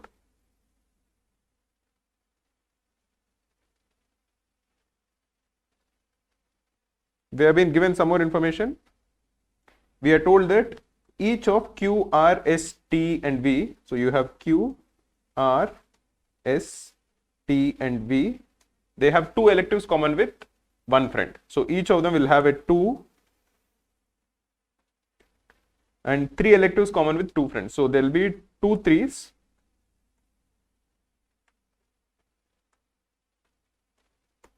and 4 electives common with 3 friends, and 4 3 times. If for some reason we are able to identify that the number of electives common between Q and R, just as an example, is say 4, then we'll strike out 4 from Q's entries and 4 from R's entries. Then we can focus only on the entries which are remaining. So for 5 of the friends, we know the exact distribution of the numbers. So for example, if you are looking at P, we have to identify 6 entries, 1, 2, 3, 4, 5 and 6. For all the remaining 5 friends, other than P and U, we have been given the distribution of the numbers. We don't know which number goes into which cell, but we know that Q will have 1, 2, 2 3s and 3 4s. We are also told that U has the same number of electives with V, P and Q.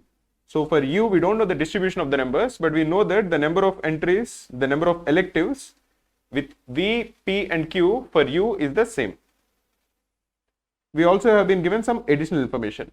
We have been given for P, 2 electives are common with 2 friends, so he'll have 2 2s. 3 electives are common with 2 other friends, so he'll have 2 3s. And 4 electives common with the remaining 2 friends. So P's entries will be 2 2, 3 3 and 4 4 in some order. Now we have been given the exact information. We have been told that S has 4 electives common with R, V and P. So S and R has to be 4. So S and R over here is 4. Once we fill this up, just for better understanding, let us cross out 4 from S and we'll also cross out 4 from R. This will help us in identifying exactly what is the information that is known and what is the information that is remaining to be calculated. Similarly, for S and V also is 4. So S and V will be somewhere over here. This also is 4. So again, we'll cross another 4 for S and we'll cross 1 4 for V. S and P also is 4. So this again is 4. So we'll cross another 4 for S and we'll cross 1 4 for P. V has 3 electives common with Q. So V and Q has to be 3. So we'll cross 1 3 from V and we'll cross 1 3 from Q. and 4 electives common with R. So V and R has to be 4. So this is 4. We'll cross 1 4 from V and 1 4 from R. T has 2 electives common with P. So T and P has to be 2 over here. We'll cross 1 2 for T and we'll cross 1 2 for P. And 3 electives common with S. So T and S has to be 3. T and S has to be 3. So this is 3 over here. So we cross 1 3 for S and we cross 1 3 for T. The number of electives V has in common with P is 1 less than what he has in common with U. So if you assume that V and P is A, then V and U has to be A plus 1. Remember what information we know about U. We know that the number of electives U has in common with V, that is A plus 1, is the same as the number of electives he has in common with P and Q. So this also will become A plus 1 and this also will become A plus 1. We don't know the value of A yet. This is the information that we have. So how are we going to proceed further? One of the first things that you should identify is that if we can figure out the value of A, we'll know 4 entries. And using those 4 entries, we can cross out a lot of information and we'll be in a better position to solve the table. So let us first focus on solving the value of A. A is the number of electives common between V and P. So if you are focusing on V, he has 2, 3 and 4 remaining. So out of 2, 3 and 4, V has both A as well as A plus 1. So there are 2 cases possible. The first case is that A is 2 and the second case is that A is 3. If A is equal to 2, A plus 1 will be equal to 3. And over here A plus 1 will equal 4. So these are the 2 entries that we can cross out from V, and the only remaining one will be the entry between the number of electives common between T and V. In the first case, that is equal to 4. Because the 3 entries remaining for V are 2, 3 and 4. If 2 and 3 are taken care of, T and V have to be 4. In the second case, because 3 and 4 are taken care of, the number of electives common between T and V will equal 2. Because 3 and 4 are taken out, only 2 is remaining. Now if you are looking at the entries for 2, we have 3 and 4 common, but 2 is already taken care of. So T and V cannot be equal to 2. This would imply that the value of A is equal to 2. Let us fill it up. This is 2 and A plus 1 is 3.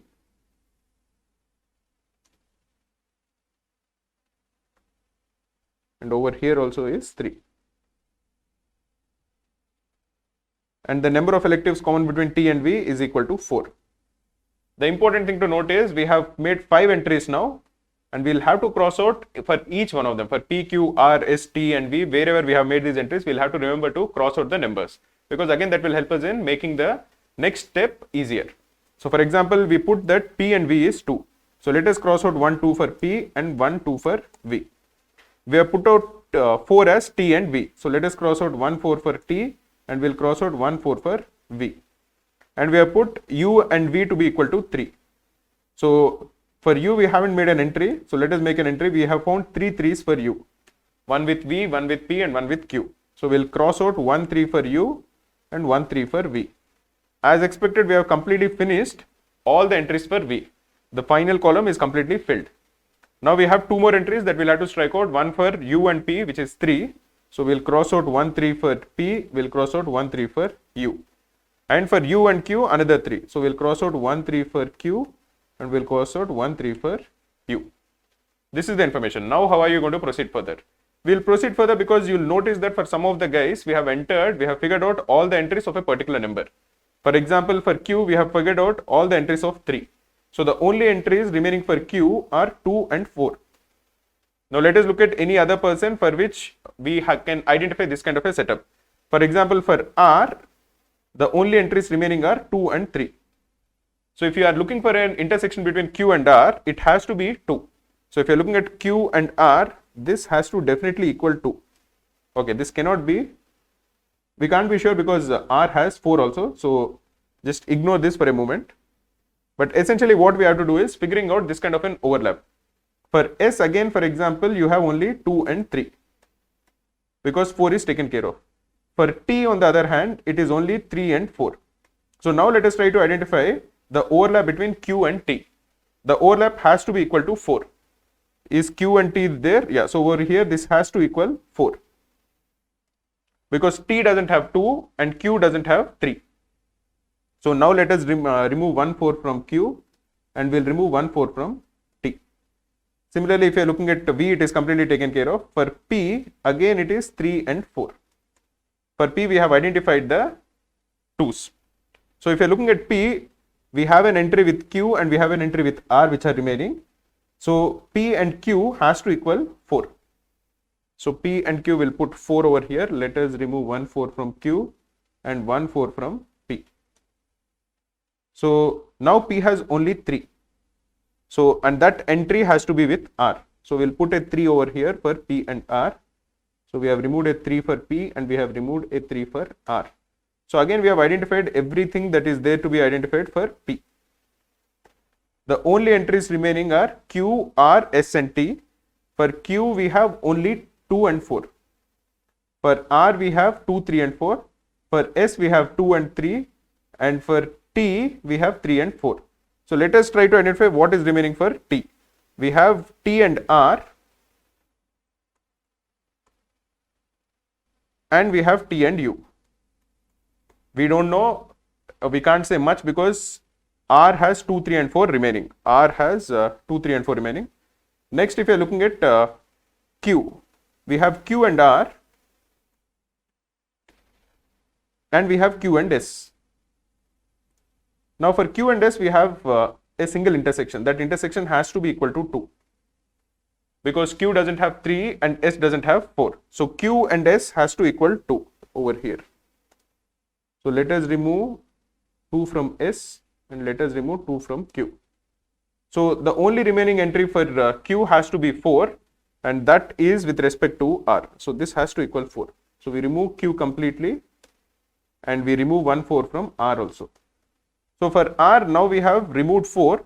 So the only people remaining for R are 2 and 3 and the 2 entries are with T and U. For T there is only 1, 3 and 4. So if you look at the same thing that is remaining, for R is 2 and 3 and for T it is 3 and 4. So the intersection has to equal 3. So R and T will be equal to 3. So this is removed. The only number remaining for R is 2. That has to definitely be the intersection with respect to U. So this has to equal 2. So again we cross out a 2 and the only numbers remaining are U and S and U and T. So U and S and U and T, both of them we have 3 remaining. For T we have identified 1 4, 1 4, 2 4, 2 3s and a 2. So I think for T we have identified another 3 which we forgot to strike out because we have identified 2 3s and 2 4s and a 2. So the only number remaining for T is 4. So that has to come with U and the only number remaining for S is 3. So for U it will be 3 3 3. These are with UV, UP, UQ and 3 3 3 and a 4 and a 3 and a 2. So 3, 4 and 2. This is with respect to U. Essentially what we are doing is we are identifying the entries which are common between two different people. Some of them will not have a 4, some of them will not have a 3 and some of them will not have a 2. We have to just figure out what are the entries that we can definitely find and confirm are intersecting. Once we are able to do that, we can fill out the entire table like we have done now. Let us go ahead and answer the questions that follow.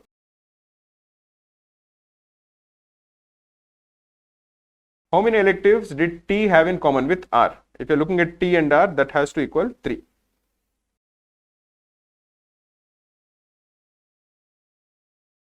How many friends did U have 3 electives common with? U has 1, 2, 3 and 4. 4 times he has 3 over here also. So the correct answer is 4 friends.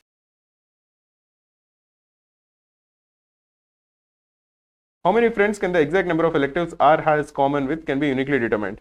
For the entire table, we have been able to determine the number of electives which are common between any 2 pairs of friends. So the correct answer will be 6.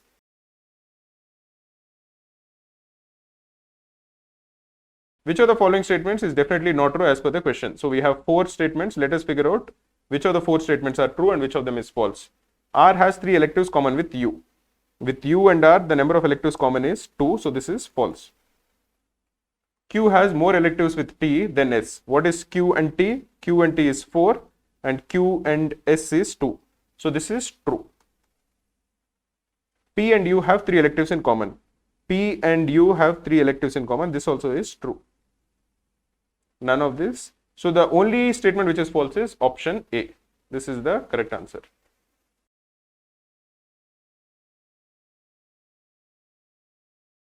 In this question, we are told that there is a college and it has 8 clubs: the quiz club, maths club, physics club, English club, chess club, MUN, singing club, and dance club. Each of the club had an election to elect their secretary, and a lot of people have voted. Each club also has a lot of members. That is called the total number of votes that are there in the club. The total votes equal the total number of members in the club, but all of them need not actually vote. The number of people who have actually voted is called the number of votes cast. And the voting percentage of a club is the total number of votes cast by the total number of votes actually present. We have been given a graph which will give us information about the total number of votes cast for each of the 8 clubs, as well as the percentage of votes secured as compared to the total members in the club for all the 8 clubs. Let us first put this graph into a table format, and then we will discuss this further. This is going to have 8 rows, and it is going to have 3 columns. It will be something like this. The first club is quiz club. Then we have maths club. Then we have physics. Then we have English. Then chess. Then MUN, singing and dance. These are the 8 clubs. The number on the x-axis gives the total number of votes cast. This is the votes cast in the election. For quiz club, it is 125. For maths club, it is 200. For physics club, it is 225. For English club, it is 250. For chess club, it is 275. For MUN, it is 350. Singing club is 375. And dance club is 400. This is the number of votes that were cast for each of the 8 clubs. So what we can say for sure is that the number of members in each of the clubs is greater than the number of votes cast, because there are certain members who are present who would not have voted. It is either greater than or equal to. It is also possible that every person who is in the club has actually voted. So for example, to get a better understanding, the number of members in the quiz club will be greater than or equal to 125. Similarly, the number of members in the maths club is greater than or equal to 200, and so on. Now, if you're looking at the percentage of votes that the winner has got, this percentage was given with respect to the total number of votes that are there in the club. So this will also include some of the members who have not actually cast their vote. But let us first put the information in the table. Quiz club is 22.5%. Maths is 20%. Physics is 27.5%.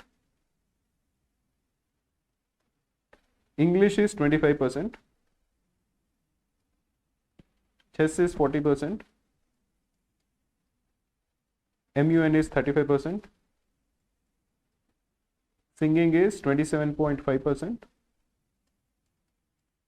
And dance is 25%. So for example, if you are told that the percentage of votes that the winner has got in the dance club is 25%, and if you are told that the number of members in the dance club is equal to X, what can we infer from this? The first thing we can infer is that X is greater than or equal to 400, because the number of votes cast is 400. The second thing we can infer is that the number of votes received by the winner of the dance club is 0.25x. This is how you have to understand the graph and the information that is given to us. Let us go ahead and answer the questions that follow.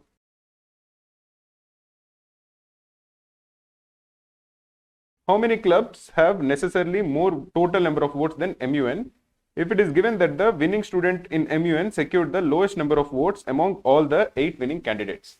Let us assume that the total number of votes in each of the 8 clubs are, say, A, B, C, D, E, F, G and H. This is the total number of votes. What we are required to calculate is for how many of these variables can we say for certain that they are greater than F, because F is the number of votes in MUN. What is the information that is given to us? We are told that the winning candidate in MUN has secured the lowest number of votes among all the 8 winning candidates. What is the number of votes secured by all the 8 winning candidates? In the case of the quiz club, it is A into 22.5%, so that is equal to 0.225A.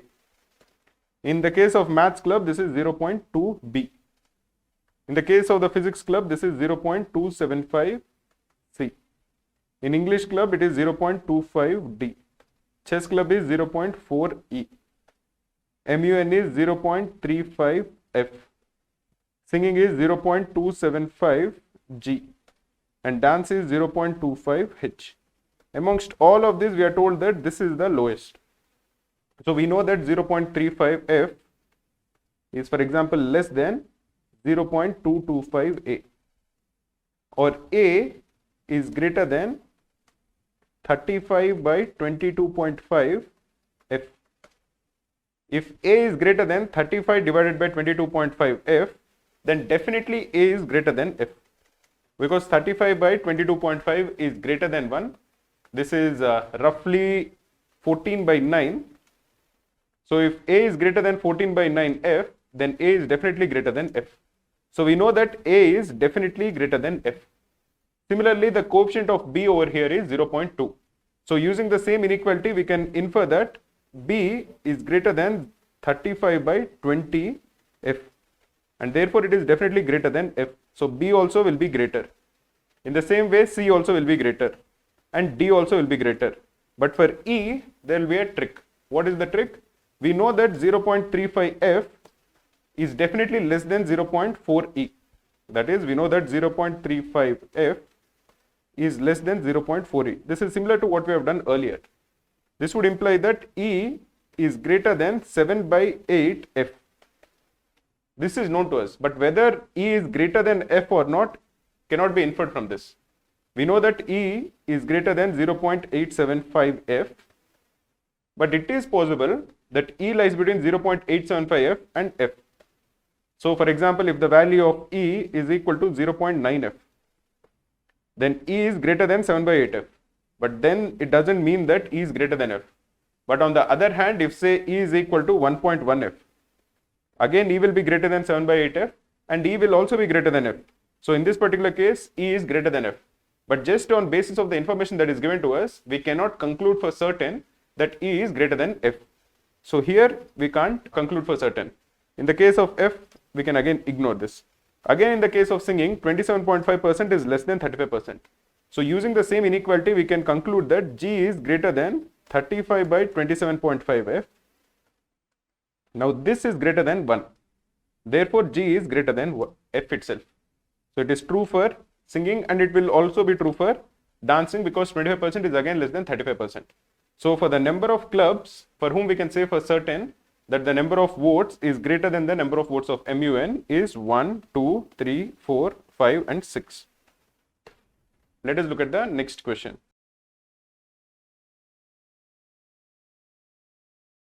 The winning student from which of the following clubs had the highest number of votes if it is given that no club had a voting percentage of less than 50% and the winning student from each club got the maximum possible votes. For each of the clubs, let us first try to understand how many people are actually present in the clubs. If you are looking at quiz club, for example, the total number of votes cast is 125. If you are assuming that the total number of people or the total number of members of the quiz club is equal to A, we are told that 125 divided by A, which is the voting percentage, is greater than or equal to 50%. Because there is no club for whom the voting percentage is less than 50. Or what we are told is that A is less than or equal to 250. So basically what we are told is that whatever is the votes cast is at least half of the total number of votes. So the total number of votes is definitely less than or equal to 2 times the vote cast. This is true for all the 8 clubs. Now once we know that, we can also figure out what is the maximum possible number of votes that the winner has got. For example, in case of the quiz club, we know that the total number of votes is less than or equal to 250. And we know that the winner got 22.5% of the votes. This would imply that the number of votes that he would have received is less than or equal to 250 into 22.5%. We can calculate the exact value over here. This will be equal to 9 by 40. So this is 225 by 4. So approximately equal to 56.25. So the number of votes that they have received is less than or equal to 56.25. You can infer that the maximum possible number of votes that the winner of the quiz club could have gotten is 56. Now we have been given 4 options. Let us try to find out the maximum possible number of votes that the winner of each of the club could have received. If you are looking at chess club, the number of votes cast is 275. Therefore, the number of members present in the club, which is the value of E, has to be less than 2 times that, which is 550. Now the winner has received 40% of the total votes. So the number of votes that the winner has got is less than or equal to 550 into 40%. This is 220. As the winner has received the maximum possible votes, chess club's winner would have gotten 220 votes. Next, if you are looking at MUN, the total number of votes cast is 350 and the voting percentage is greater than or equal to 50%. So the number of members in MUN is less than or equal to 2 times that, which is 700. The winner received 35% of the votes. So the winner would have received votes which is less than or equal to 700 into 35%, which is equal to 245. Again, we are told that the winner has received the maximum possible number of votes. So MUN's winner would have gotten 245 votes. For singing, the total number of votes cast is 375. So the number of members is less than or equal to 2 times that, which is equal to 750. And the number of votes that the winner has received is 27.5% of this number, which is 750 into 27.5%. 27.5% is 11 by 40. So you can cancel these two. So this will be approximately equal to 75 into 11 will be 825 by 4. This is 206.25. As you want the number of votes to be an integer, the maximum possible number of votes for singing is 206. For dancing, the total number of votes cast is 400. So the total number of members is less than or equal to 800. The winner got 25% of the votes. So this is into 25%. Or this is less than or equal to 200. So the maximum possible value is 200. So amongst all of the 4 options, the club which has the highest potential or the highest possible number of votes that the winner could have received is MUN, which would have gotten 245 votes for the winner.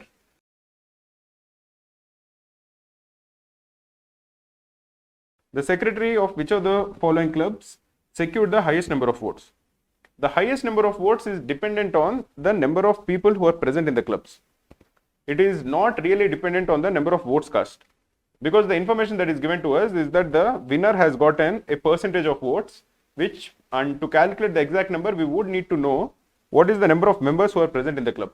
So unless we have more information about the number of members who are present in the club, just on the basis of the votes cast, we can't infer which winner got the highest possible number of votes. So the correct answer is cannot be determined. Let us look at the next question.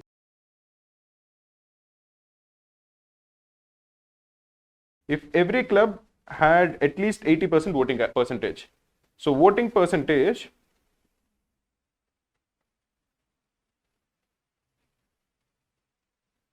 for all the 8 clubs is greater than or equal to 80%, and the voting percentage is going to be less than or equal to 100%. If everybody who is present in a club votes, the voting percentage will be 100%, and we are told that the voting percentage is greater than or equal to 80%. We are required to calculate the maximum ratio of the total number of votes of the dance club to the total number of votes of the maths club. What is the total number of votes of the dance club? The total number of votes cast is 400. So the total number of votes present in the dance club will be 400 divided by the voting percentage, which is V1. And the total number of votes in the maths club will be the total number of votes cast, which is 200 divided by the voting percentage, which is V2. So the required ratio will be 2 into V2 by V1. This we are trying to maximize. What is the maximum possible value of 2 into V2 by V1? The maximum possible value of V2 will be 100%. and the minimum possible value of V1 will be 80%. So the maximum possible value of 2 into V2 by V1 will be equal to 2 into 100 by 80. This is 5, this is 4, this is 2, which is equal to 5 by 2, or that is equal to 2.5. So the correct answer will be 2.5.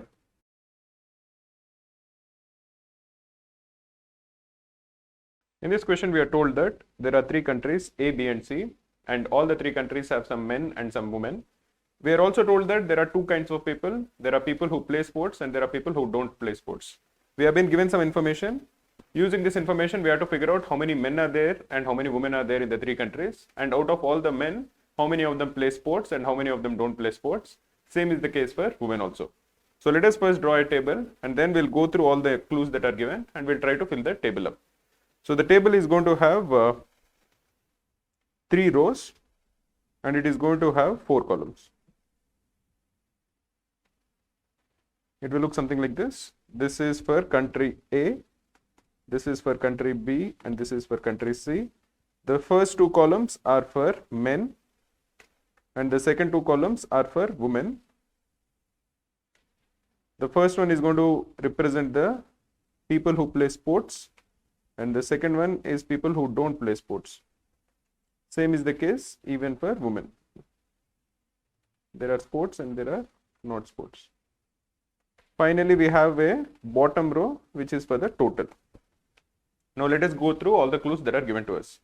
We are told that the total number of people is 1440 and the population of B is 40% of the total population. So what is the population of B? That will be equal to 40% into 1440, which is equal to 576. So the total number of people in country B is 576. We are told that the total number of females is 20% less than the total number of males. If you assume that the total number of males is equal to M, then the total number of females is equal to 0.8 M, which is 20% lesser. So the total number of people will be equal to 1.8 M. This is equal to 1440, which is the total number of people. Or the value of M is equal to 800. This is the total number of men. And the total number of females or the total number of women is equal to 640, which is 1440 minus 800. Then we are told that the number of males in A, B and C are all perfect squares. So if you assume that the number of men in A is say small a square, which is a perfect square, the number of men in B is say B square, and the number of men in C is equal to C square, then the value of A square plus B square plus C square is equal to 800, which is the total number of men in the 3 countries. We are told that the number of men who don't play sports in country A is 45% of the total number of females who don't play sports. If you assume that the total number of females in the 3 countries who don't play sports is X, then the number of men in country A who don't play sports is equal to 0.45X. Similarly, we are told that the total number of men who don't play sports in country B is 48% of the total number of females who don't play sports. So the total number of men in country B who don't play sports is 0.48x. The difference between the number of males in C and the number of females who don't play sports is 256. This would imply that the number of males in C, which is C square, is either equal to x minus 256 or it is equal to x plus 256. Because the difference between the number of men in C and the total number of women who don't play sports is equal to 256. We are told that the number of females in B is 50% of the total number of females. We know that the total number of females is 640. So the number of females in country B is half of 640, which is equal to 320. And we are told that the number of females in A and C is equal. Therefore, the number of females in A and the number of females in C will be half of the remaining number of females, which is 640 minus 320, which is also equal to 320. So this will be equal to 320 by 2, which is 160, and this is also equal to 160. As you can see, the sum of the 3 numbers, 160 plus 320 plus 160 is equal to 640. This is what we are able to infer when going through the clues for the first time. But if you dig a little deeper, now you will figure out that the number of men in B is equal to 576 minus 320, which is equal to 256. This is the value of B square. So the number of men in A plus the number of men in C, which is A square plus C square, is equal to 800 minus 256, which is equal to 544. How are we going to figure out the values of A square and C square? We know that the sum of two squares is equal to 544, but how are we actually going to figure out what is the value of A square and the value of C square? One approach is to first note down all the perfect squares from 1 to 544 and then try to see if you find a pair such that they sum up to 544. Another way, a slightly smarter way of doing it is that if you assume that one of the two is greater and the other one is lesser, because if you have two numbers, they both can't be equal, because if both of them are equal, then each of them is going to equal 272, which is half of 544, but 272 is not a perfect square. So now we know that both the numbers are different. So one number is larger and one number is smaller. If one number is larger, that has to be greater than 272, and the other number has to be less than 272. Now let us try to figure out all the perfect squares from 272 to 544. That will represent the larger of the two squares. What are the perfect squares from 272 to 544? One, you have 289, which is 17 square. Then you have 324, which is 18 square. Then you have 361, which is 19 square, and 400, which is 20 square, 441, which is 21 square, 484, which is 22 square, and 529, which is 23 square. One of these is the largest square. If one of these is the largest square, what is the smaller square? That will be 544 minus all of these numbers. What is 544 minus 289? That will be equal to 255. 256 is a perfect square, but 255 is not a perfect square. So these two are not the required pair. We want both of them to be perfect squares. What is 544 minus 324? That is equal to 220. Again, not a perfect square. What is 544 minus 361? That will be 183. Again, not a perfect square. What is 544 minus 400? This is 144. This is a perfect square because 144 is 12 square. What is 544 minus 441? That will be 103. Again, not a perfect square. What is 544 minus 484? That is 60. Again, not a perfect square. And 544 minus 529 is 15. Again, not a perfect square. So the only pair of two numbers which are both individually perfect squares which sum up to 544 is 400 and 144. So the number of men in A can be either 400 or 144. Similarly, the men in C also has to be 400 or 144. Now we have two cases.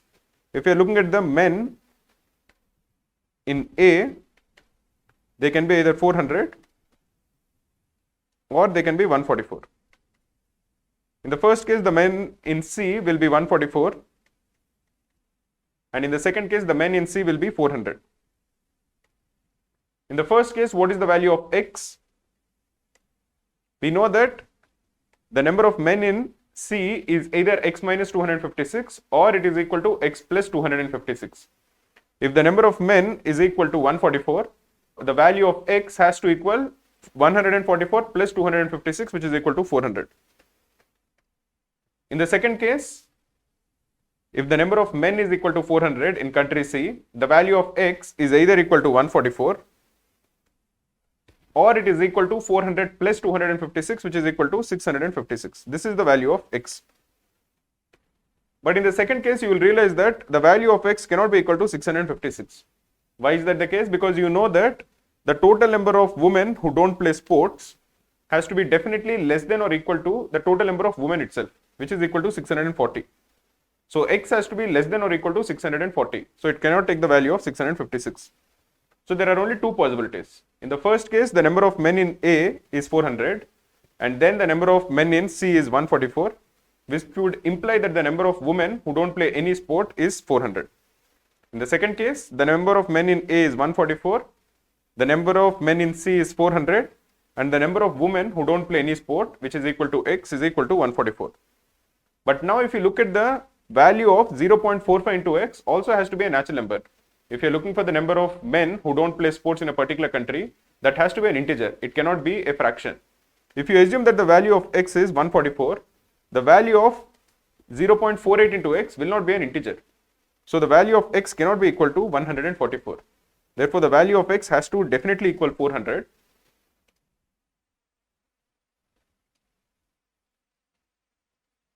Therefore, the total number of men in A will be equal to 400. Let us remove this. The total number of men in B is given to us. This is 256. We calculated this earlier. And the total number of men in C is 144. Similarly, if you are looking at the total number of men in A who don't play any sport, that is 0.45 into x, that is 0.45 into 400. So this is equal to 180. And the total number of men in country B who don't play any sport is 0.48 into x, that is 0.48 into 400. So this is equal to 192. So now we can calculate the total number of men in country A who play sports. That will be 400 minus 180, which is equal to 220. Similarly, the total number of men in B who play sports will be 256 minus 192, which is going to equal 64. But similarly, we don't have any information about the number of men who play sports or who don't play sports in country C. We just know that the total will be equal to 144. Similarly, if you are looking at the number of women who play sports or who don't play sports, again, we don't have a lot of information there. What we do know is that the total number of women across all the three countries who don't play sports is 400. Therefore, the total number of women who actually play sports will be 240. Because again, the sum of these two should equal the total number of women, which is equal to 640. This is the information that we have. Now let us go ahead and answer the questions that follow.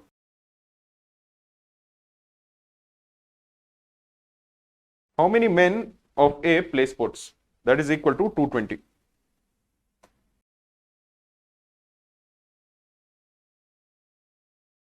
The total population of country A is, the total population is 400 men plus 160 women. So that is equal to 560.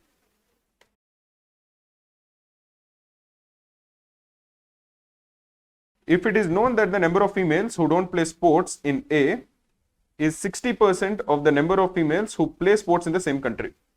Let us assume that the number of females in country A who play sports is equal to X. Therefore, the number of females who don't play sports is 0.66.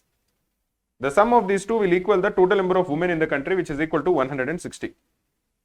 Therefore, 1.6x is equal to 160, or the value of x is equal to 100. Therefore, the total number of women in country A who play sports is equal to 100, and the total number of women who don't play sports is equal to 60. It is also given that the number of females who play sports in B is 4 more than the number of females who play sports in C. So if you again assume that the number of females or the number of women in C who play sports is, say, small c, the number of women in country B who play sports is equal to C plus 4. What is the total number of women in country B and country C who play sports? This has to equal 240 minus 100, because the total number of women who play sports is 240, out of which we have just calculated that the number of women in country A who play sports is 100.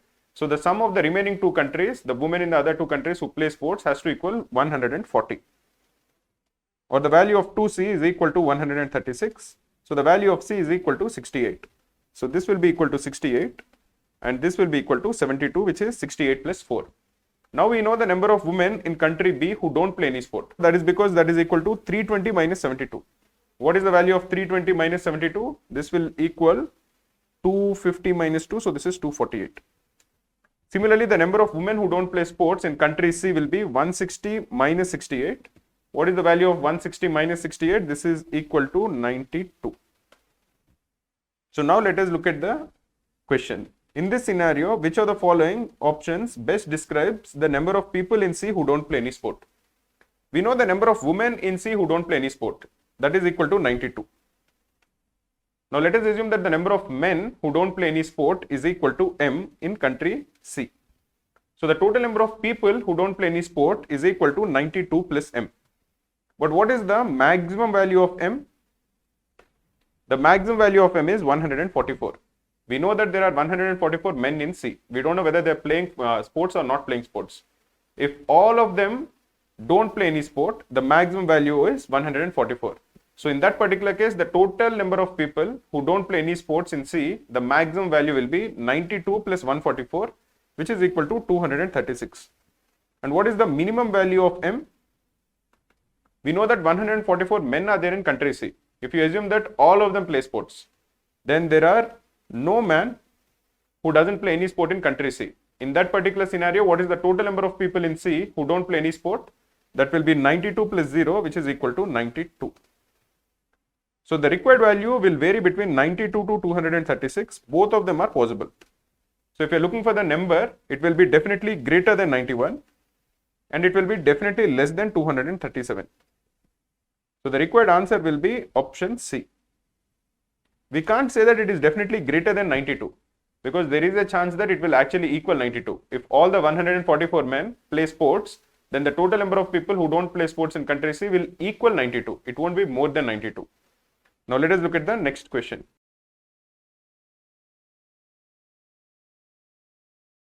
If the governments of A, B and C respectively spend 30, 35 and 40 on every female who plays the sport. So what is the total amount of money that these guys have spent on women who play sports? That will be 100 into 30 plus 72 into 35 plus 68 into 40. This is the total amount of money spent on females who play sports. And we are told that the total amount spent on men is 35, 40 and 0.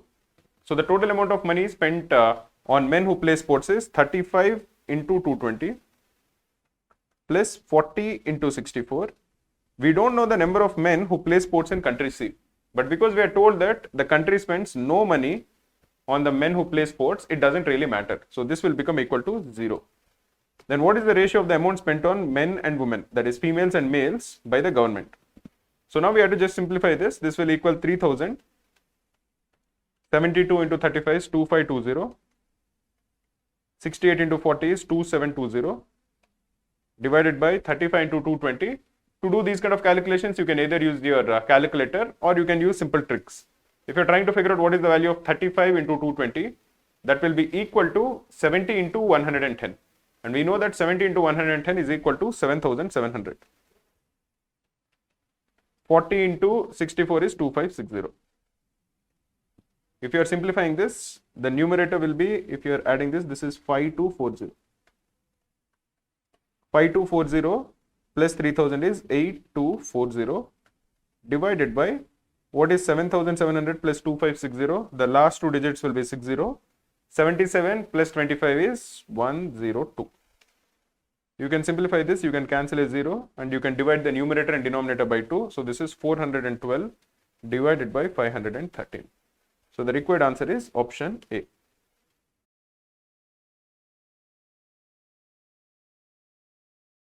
In this question, we are told that there is an academy of 900 students and all the students follow one of the 4 clubs, A or B or C or D. We have been given some information and using this, we have to figure out how many students follow one club, how many students follow more than one club and so on. Clearly, as there is an overlap between the number of clubs that a student follows, this is a Venn diagrams question which involves 4 parameters, that is the number of clubs that a student likes. So let us draw a Venn diagram which has 4 parameters. It will look something like this. This will be the diagram for A, this will be for B. So it will look something like this. This is for A, this is for B.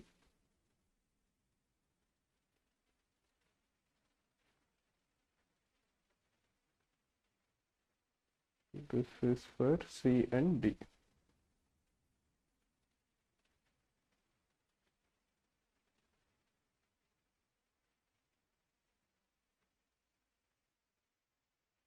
This is A, this is B, this is C and this is D. Now let us go through all the clues. We are told that 45 students do not follow any of the above mentioned clubs. So the number of students who are outside these 4 diagrams is 45. And so the number of students who are inside this is equal to 855 because the total number of students is 900. The ratio of the number of students who follow only A, only B and only C is 2:1:3. The number of students who follow only A is 20 times the number of students who follow all the 4 clubs. So if you assume that the number of students who follow all the 4 clubs is say X the number of students who follow only A will be 20x. The number of students who follow only B will be equal to 10x. And the number of students who follow only C will be 30x.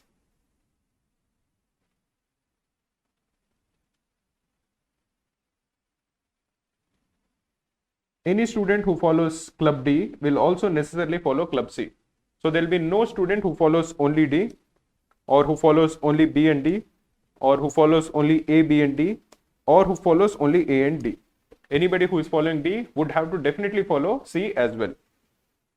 The ratio of the number of students who follow A and B, A and C, C and D, and B and C is 3:4:5:x. So let us assume that the number of students who follow only A and B is 3A. Therefore, the number of students who follow only A and C will be 4A.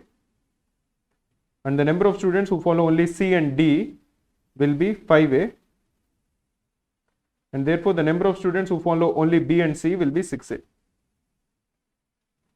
Also, it is known that the number of students who follow only A, C and D, that is A, C and D over here,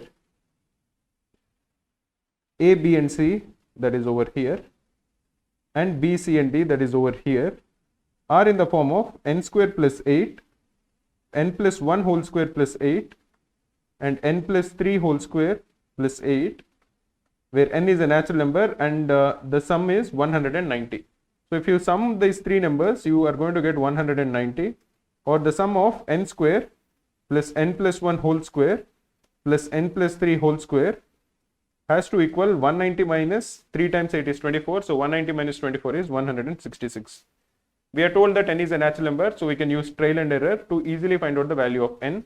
If you assume that n is equal to 5, the left hand side will become equal to n square, which is 25, plus n plus 1 whole square, which is 36, plus n plus 3 whole square, which is equal to 64. This is equal to 125. So the equation is not solved. If you assume that n is equal to 6, n square will be 36, n plus 1 whole square will be 49, and n plus 3 whole square will be 81. This is equal to 166. So this is a solution. So the value of n has to be 6. So n square plus 8 will equal 36 plus 8, which is 44. N plus 1 whole square plus 8 is 49 plus 8, which is 57. N plus 3 whole square plus 8 is equal to 9 square, that is 81 plus 8, which is 89. We are told that the number of students who are fans of C but not D is equal to 407. So the sum of these four elements will be 407. Which four elements? 4A plus 57 plus 6A plus 30x has to equal 407. That will give us one equation. 4A plus 57 plus 6A plus 30x is equal to 407, or the value of 4A plus 6A is 10A plus 30x is equal to 350. So the value of A plus 3x is equal to 35. Do we have another equation in A and X? We do have it. We know that the sum of all the numbers which are inside this diagram is equal to 855. So if you sum them up, if you are looking at the coefficient of x, it will be 20x plus 10x, so 30x plus 30x is 60x plus x is 61x. So 61x plus, if you are looking at the coefficient of A, it is 4A plus 3A, 7A plus 6A, 13A plus 5A is 18A, plus the constant term is 44 plus 57 plus 89. Like we have solved earlier, this has to equal 190. This is going to equal 855, or the value of 61x plus 18A is equal to 665. Now if you multiply the first equation with 18, you are going to get that 18A plus 54x is equal to 630, which is 35 times 18. So if you subtract one equation from the other, 7x is equal to 35, or the value of x is equal to 5. Then what is the value of A? The value of A will be equal to 35 minus 15, which is equal to 20. So now that we have filled the entire diagram, we have to just substitute the value of x and A. Let us go ahead and answer the questions that follow.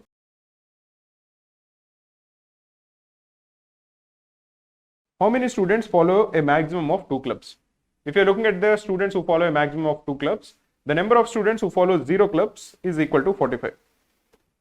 The number of students who follow exactly 1 club will be equal to 20x plus 10x plus 30x. So this is equal to 60x. And the number of students who follow exactly 2 clubs is equal to 4a plus 3a plus 6a plus 5a. This is equal to 18a. So the sum is equal to 60x plus 18a plus 45. The value of x is 5, so this is equal to 300, plus a is 20, so this is equal to 360, plus 45. So this is equal to 705. Let us look at the next question. How many students follow only C and D? The number of students who follow only C and D is equal to 5a, which is equal to 100.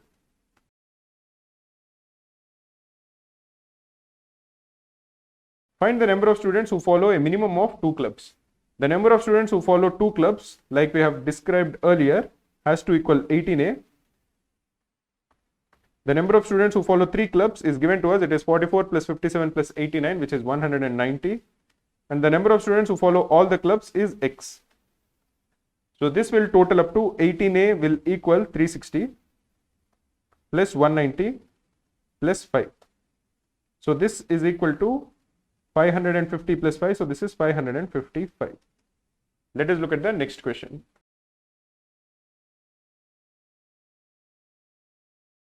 Now Club B has performed miserably. So all the fans who are following Club B have stopped following it. And the fans who are following only Club B started following all the other clubs. We are required to calculate how many students follow a minimum of 2 clubs. In this particular question, let us look at all the different numbers in the different regions, and we'll figure out if after this change, they will be following at least 2 clubs. 20x will not be following more than 2 clubs because these are the guys who are following only A. So they will remain unchanged and they will not be following a minimum of 2 clubs after the change happens. If you're looking at this 3A guys, they were following A and B earlier. Now they would stop following B and they would stop following only A, which is only 1 club. So we shouldn't count even them. If you're looking at this 10x, they were initially following only B, but now they'll follow all the remaining 3 clubs. So we'll have to add this 10x. If you're looking at 4A, they will also be added because they were initially following A and C, and they'll continue to follow A and C. 57 also has to be added because they were following A, B and C. Now they'll stop following B, but they'll follow A and C. 6A should not be added because initially they were following B and C. Now they stop following B and they will follow C alone. 30x also shouldn't be added because they were initially following only C and they'll continue to follow only C. 44 has to be added because they were initially following A, C and D and they'll continue to follow A, C and D. X also has to be added because initially they were following all the 4 clubs. Now they'll follow 3 clubs A, C and D. 89 also has to be added because initially they were following 3 clubs B, C and D. Now they will not follow B, they will continue to follow C and D. And finally 5A also has to be added because they were initially following C and D and they will continue to follow C and D. So if you are summing this up, 10x plus x is 11x. The sum of these 3 numbers has to equal 190 plus 4a plus 5a is 9a. If you are summing this up, 11x is 55 plus 190 plus 9a is 180. 190 plus 180 is 370 plus 55 is 425. This has to be the answer.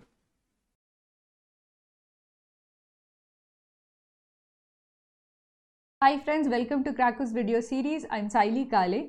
So in this particular video, we are going to take a look at an arrangement question based on like arrangement of attributes. So it's a classic Einstein's puzzle. So let's take a look at the set. 6 friends, Aman, Bimal, Chetan, Dinesh, Ishan and Farah, I'll just call them A, B, C, D, E, F, joined online coaching to prepare for CAT. Each of them graduated in a different stream among computer science, chemistry, biotech, thermal engineering, physics and geography. Each of them owns a different car among Maserati, Lancer, Elantra, Polo, Audi and McLaren. Also, each of them lives in a different city among Goa, Bhopal, Unnao, Hooghly, Delhi and Faridabad. So we have 3 cities, 6 cities, 6 cars and 6 streams. So we have to figure out who belongs to each of these. And some now clues are given. Further additional information is known to us and we are now given clues how to map each of the people to the stream, to the car and to the city. So generally whenever we have 3 attributes, what I suggest is that you have a simple table where you can put all of these values as such. But in this particular case, see, when you have one attribute, you should do something like this, where you have the A, B, C, D, E, F, and you have the 6 attribute values given right like this directly, and you put cross and tick. Even for 2 attributes, that is what I suggest. For 3 and more attributes, I generally suggest a simple table where you use logical operands to note. But in this particular case, I am going to actually use a longer 2-dimensional table to put the cross and tick. The reason why I am doing that is because if you see the information or the clues that are given, most of the information is negative information, meaning that Aman is not this, Ishan is not this. So if you have a lot of negative information, having or placing people is very difficult. Negative information can be used very effectively in the cross and tick table, because each negative information in a table can be put as 1 cross. So because of that, because a lot of the information is just negative information, there is zero positive information. We are not told anything positive about anybody, that okay, this person is doing this stream or this person has this car. Because of that, it actually makes it difficult to use our simple table. It can be done with the simple table, but it would actually take us more time to think through that. It would be easier if you use the 2-dimensional table. So in this case, I am going to make the 2-dimensional table. So let me first draw, I'll first draw the 6 streams, columns for the 6 streams, 1, 2, 3, 4, 5, 6. Now I'm going to say A, B, E, E, F. This is my person, so A, B, C, D, E, F. Then again I have 6 columns for the cars, 4, 5, 6, and I draw a thick this between the car and the city, so that is 1, 2, 3, 4, 5, 6. Okay, so the streams are computer science, chemistry, biotechnology, thermal engineering, physics and geography. The cars are Maserati, Lancer, Elantra, Polo, Audi and McLaren. And the cities are Goa, Bhopal, Unnao, Hooghly, Delhi, Faridabad.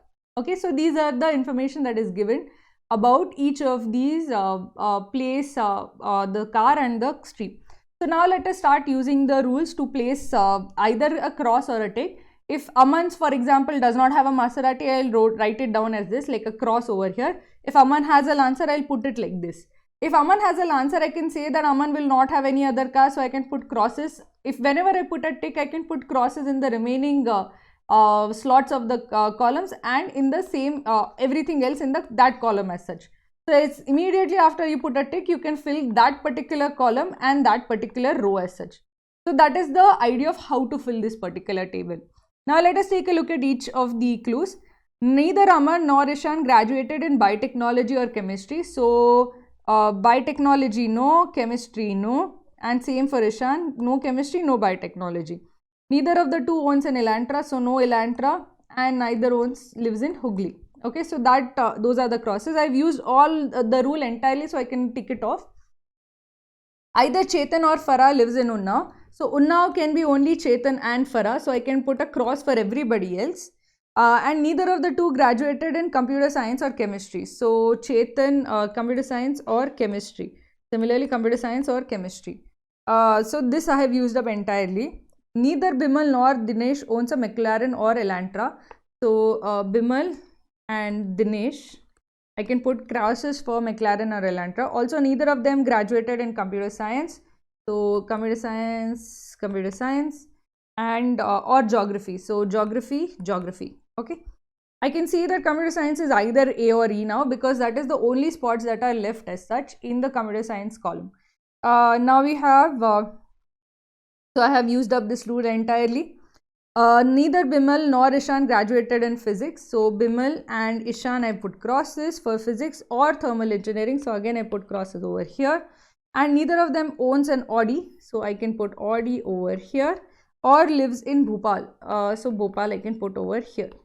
Okay. So I have used up this rule entirely. Either Chetan or Farah owns a Maserati. So I can put a cross for everybody else other than Chetan and Farah.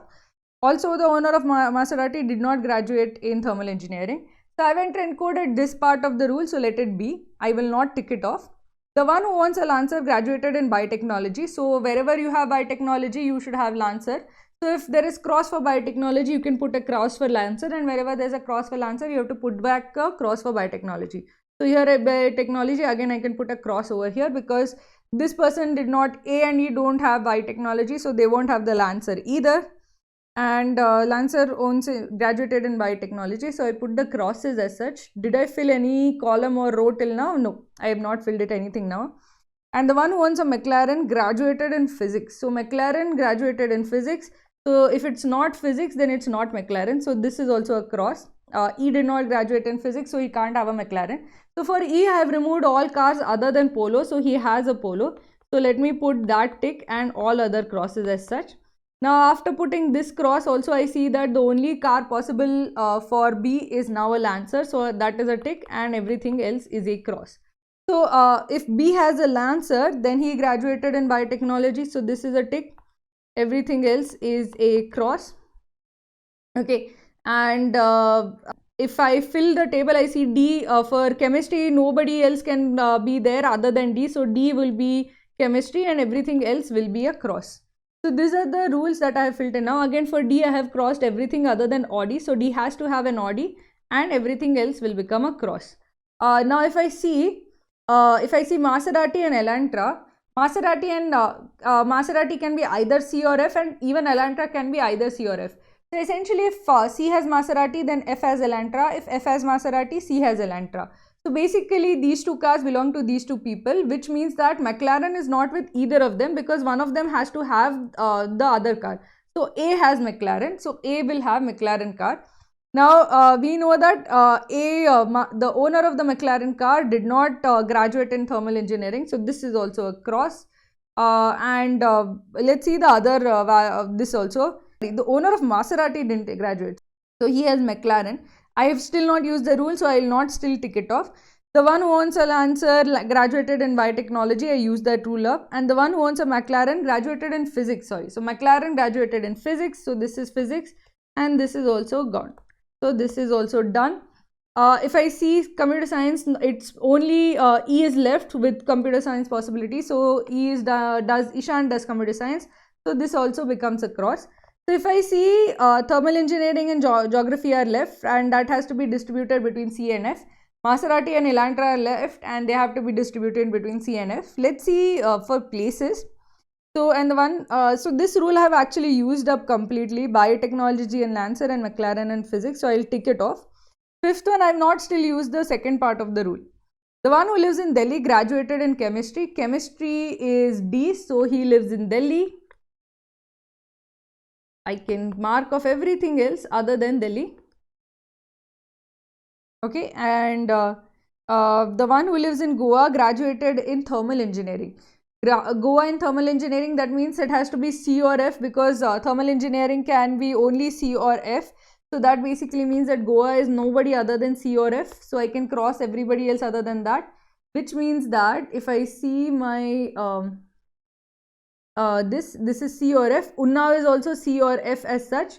So basically if between Goa and Unnao, one of them has to be C, the other has to be F, and vice versa, which means that our Bhopal and Faridabad has to be between A and E as such. If I see E, everything is filled other than Faridabad, so Faridabad is a tick. This is all a cross. So this means that A is from Bhopal, everything else is a cross, and B is from Hooghly because all other parts, all other columns are filled with a cross. So again we get that C or F can be between Goa and Unnao as such. So that is the that is left. The one who lives in Delhi is graduated in chemistry, and the one who lives in Goa graduated in thermal engineering. So everything else is used other than the fact that the owner of Maserati didn't graduate in thermal engineering, and the one who lives in Goa graduated in thermal engineering. So we know it is one of C or F. So it is either C or F. So if you have thermal engineering, so if it is thermal engineering, then it is not Maserati. Then it has to be Elantra. and then it has to be thermal engineering lives in Goa. So this is the part which is C or F, and corresponding F or C will be this is thermal engineering, so this is geography. Since this is Elantra, this is Maserati, and this is Unnao. So this is the combination that should be there. C or F should be thermal engineering, Elantra, Goa, geography, Maserati, Unnao. And for everybody else, we know exactly the city, the car, and the stream as such. So now that we have all the information, we can answer the questions now.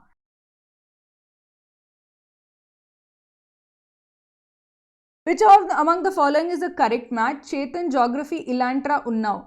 So geography, Maserati, Unnao is the combination. So clearly that is wrong, because it cannot be geography, Maserati, Unnao is a combination. It can be Chetan or it can be Farah, but it can't be geography, Elantra as such.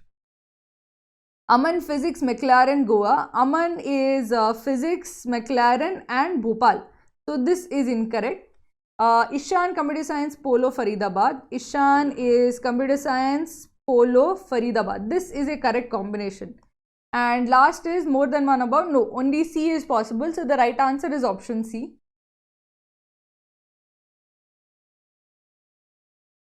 The second question is, who graduated in chemistry? So chemistry is D. D graduated. So D graduated in chemistry. He has an Audi and he lives in Delhi. So the Audi owner graduated in chemistry.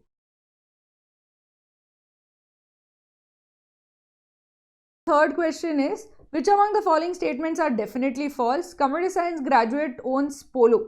Computer science graduate owns, he owns Polo. This is definitely true, so it's not definitely false.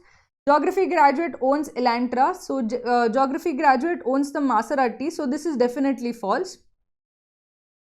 The geography graduate owns Maserati, not an Elantra. The biotechnology graduate owns Audi. The biotechnology graduate owns a Lancer. So even this is definitely false. So I'll tick for that. The one who owns Lancer lives in Faridabad. The one who owns Lancer lives in Hooghly. So even this is definitely false. So 2, 3 and 4 are definitely false. So the right answer is option D.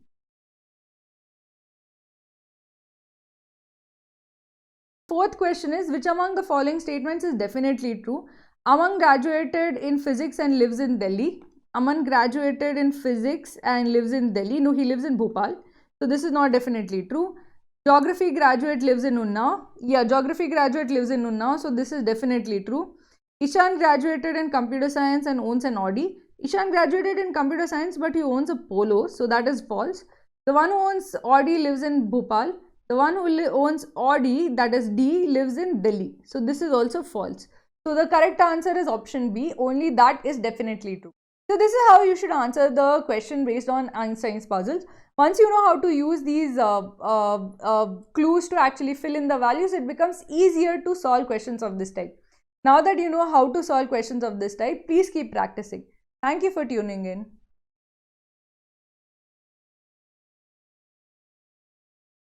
Hi friends, welcome to Cracku's video series. In front of us is a fairly difficult LR set on scheduling.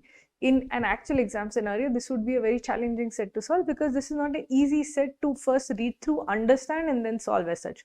But once you actually get started with solving, it becomes very trivially easy as such. So let's take a look at the set. A visa processing office, VPO, accepts visa applications in 4 categories: US, UK, Schengen and others. The applications are scheduled for processing in 20 15-minute slots starting at 9 AM and ending at 2 PM. 10 applications are scheduled in each slot. There are 10 counters in the office, 4 dedicated to US applications, 2 each for UK applications, Schengen applications and others applications. So you have essentially 4 for US, 2 for UK, 2 for Schengen, 2 for others. This would be the distribution: 4 US, 2 UK, 2 Schengen and 2 others. And you have essentially 15-minute slot starting at 9 o'clock. So this is 9, this is 9:15, this is 9:30 and so on. Okay, so this is the idea. Now you're told that there are 10 counters. These applicants are called in for processing sequentially on first come first serve basis. Whenever a counter gets freed for their category, the processing time for an application is the same within each category, but it may vary across the categories. For each US and UK application, it requires 10 minutes. So this is 10 minutes. This is 10 minutes. And processing time, depending on the number of applications in a category and the time required to process an application for that category, it is possible that an applicant for a slot may be processed later. So anybody who is scheduled for the first slot may actually get processed in the second slot or something like that. On a particular day, Ira, Vijay and Nandini were scheduled for Schengen visa processing in that order. They had a 9:15 AM slot, but they entered the VPO at 9:20 AM. When they entered the office, exactly 6 out of the 10 counters were either processing applications or had finished processing one and were ready to start the processing the next application. Mahira and Osman were scheduled in the 9:30 AM slot on that day for visa processing in the others category. The following additional information is known about that day. All slots were full. The number of US applications was the same in all the slots. The same was true for all the other all three categories. 50% of the applications were US applications. So you have essentially 10 applications for each slot. There are 20 slots. So total is 10 into 20. There are a total of 200 applications, of which 50% are US. So there is 100 US applications and there are the same number of applications per slot, 20 slots. So there are 5 US applications per slot. Now, there will be some for UK, there will be some for Schengen, and then there will be some for others. We know that for Schengen visa, Ira, Vijay and Nandini were scheduled for the same slot, which means that at least three people are scheduled for the same slot for Schengen. So, the number of applicants per slot for Schengen is greater than or equal to 3 per slot as such, because Ira, Vijay and Nandini were at least scheduled the same slot. There might have been a fourth person or a fifth person in their slot, but at least 3 were scheduled for the same slot. So there is at least 3 per slot for Schengen. Similarly, Mahira and Osman were scheduled at 9:30 AM slot. So at least 2 were scheduled for the same slot for others. So this is at least 2 per slot as such. See, 5 per slot is over here. At least 3 plus slot is over here, and at least 2 per slot is over here. But the overall number of applications per slot is how much? It is 10 per slot. And 5 plus 3 plus 2 is actually equal to 10, which means that there are 0 UK applications. There are 0 UK applications. There are exactly 3 Schengen applications and exactly 2 others applications. Because 2 were called at the same time, Mahira and Osman. So those 2 are the only 2 who are called for that particular slot. 3 were called for Schengen, so exactly 3 are called for each Schengen slot. And since these add up to 10 applications per slot, which means that there are no UK applications at all. So how many UK applications were there? There were 0 UK applications. So essentially in each slot, I have to put in 5 US applications, I have to put 0 UK applications, I have to put 3 Schengen applications, and I have to put 2 others applications. This is per slot as such. The US applications take 10 minutes per slot. So this will be, since there are 4 US, that would mean the first guy will work for 10 minutes, other guy will work for 10 minutes, the third guy will work for 10 minutes, the fourth guy will work for 10 minutes, and this fifth guy will have to wait for the first counter to finish, and then after the first counter is finished, he is going to start the fifth guys. So how will that be? I'll actually draw it out. But that is the basic idea as such. This is how the guys are distributed. Now it is given that Ira, Vijay and Nandini were scheduled for Schengen visa and they arrived late. Instead of coming at 9:15, they came at 9:20. Okay, we do not know how much time the Schengen visa is taking. We do not know how much time the others visa is taking. But there are clues given for that. So firstly, all slots are full. That is fine because 10 per slot were there. So all 10, there were 10 applications per slot. So this is done. Number of users applications were same. This is also understood. We have been able to infer how many applications are there per slot. This is also used up. Now essentially all applicants except Ira, Vijay and Nandini arrived at time. This is also something we can consider. Vijay was called to the counter at 9:25. So that basically means that the Schengen visa is being scheduled in such a way that Vijay, who came second, so on a particular day, Ira, Vijay and Nandini were scheduled to visa processing in that order. Before them, there would be 3 people over here. These are the 3 people. So Vijay is essentially 5th in line and he was called at 9:25 AM, which basically means that when Ira entered at 9:20, she was probably called at 9:20 as such, and Vijay was called at 9:25 am. There are two sections over here, right? So they basically, Vijay was fifth in line. Whatever is the time being taken, so the first three were there, okay? So let us actually take a longer look at the Schengen process. This is the first counter, this is the second counter. So let's say this is 5 minutes, 10 minutes, 15 minutes, 20 minutes, 25 minutes. Vijay was called at the 25 minutes mark. So this is 5, 10, 15 and 20, and this is 25. Vijay was called at the 25 minutes mark. That would mean that, see, the first slot, it would finish 1, say suppose it finishes 1, at some point of time it finishes 1, second also finishes 1 after X minutes, say this also after X minutes. Then it will call the third guy, because in each slot there are 3 applicants. So the first counter is going to call the third guy. This is going to get finished, and then you will call the fourth applicant will start. It was supposed to start at 9:15, and that would be Ira, and Ira's would also take another X minutes and would be done at some point of time. But because since Ira came late, her application would actually start, even though this is free after X minutes, her application would actually start at 9:20. So Ira's application would start at 9:20 and finish after X minutes. And Vijay would actually come over here in counter 2.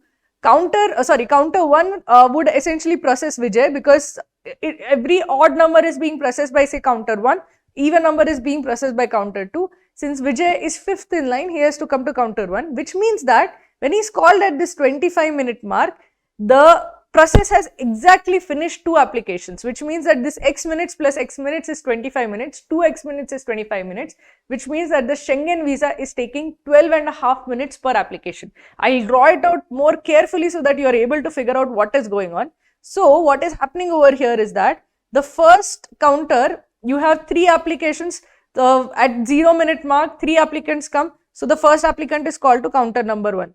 His application is finished processing in 12.5 minutes. The second applicant is called to the counter number 2. His application is also finished at 12.5 minutes. Now at 12.5 minutes, there was a third applicant in the first slot. Schengen visa has 3 applicants per slot, right? So that third application is started, and that will finish at 9:25. This will be the other 12.5 minutes. All of these guys are from slot 1, okay? These are all from slot 1, the 3 applicants from slot 1. Now, after at 9:15, Ira's application was supposed to start processing, because that was her slot. If she had come at 9:15, her application would have started over here.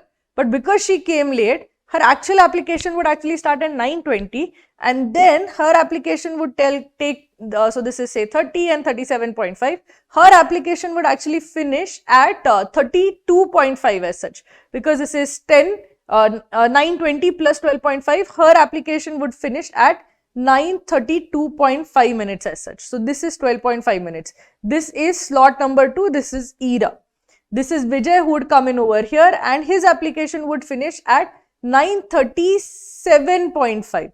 9:37.5, that is after another 12.5 minutes, his application would finish. Which means that from the fact that he is called at 9:25, I can infer that the Schengen application is taking 12.5 minutes per application.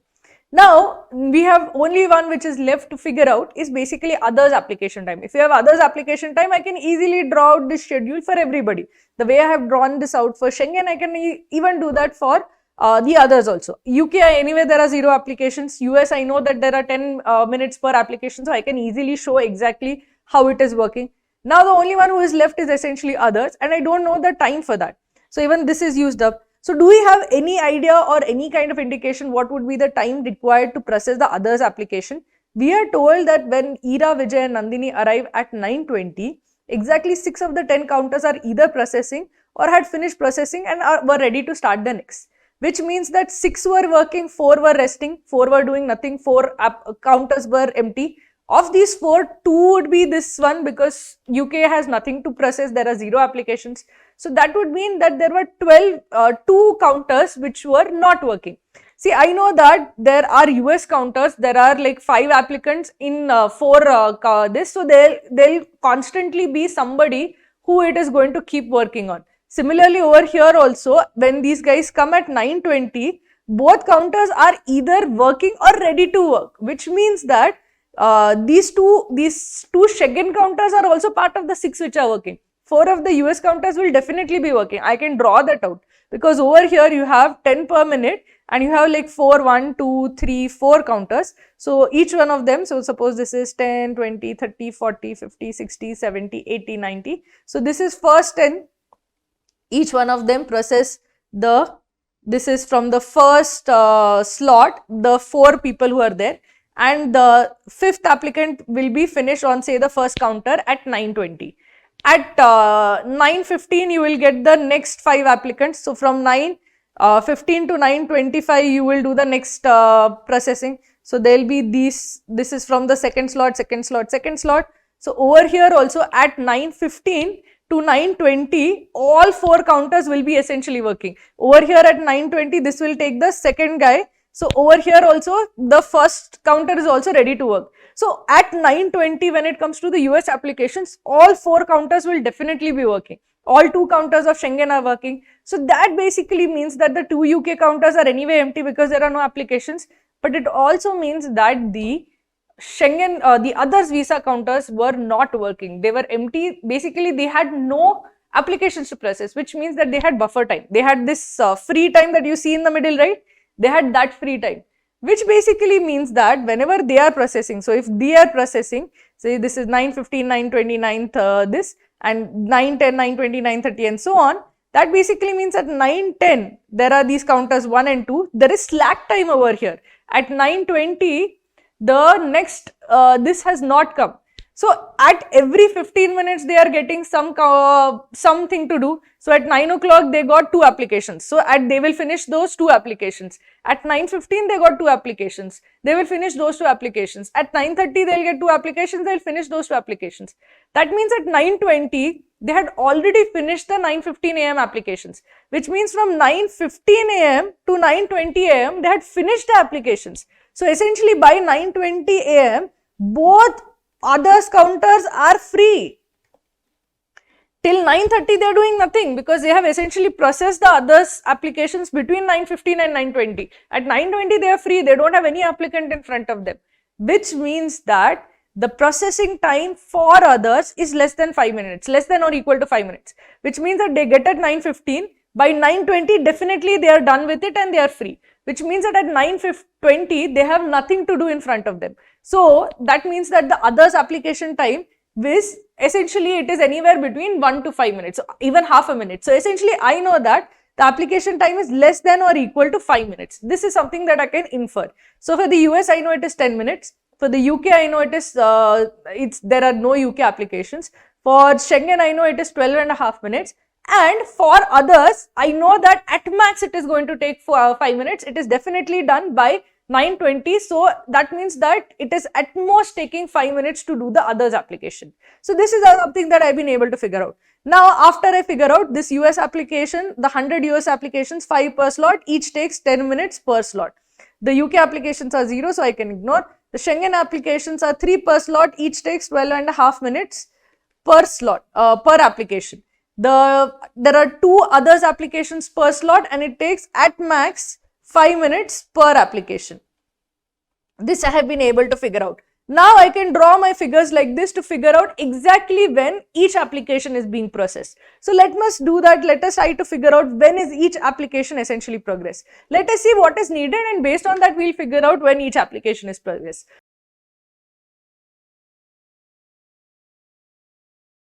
So how many UK applications were scheduled that day? So we know there were 5 US, 2 others and 3 Schengen, but 0 UK. Per slot there are 0 and overall also there are 0. So how many UK applications were scheduled that day? 0 UK applications were scheduled that day.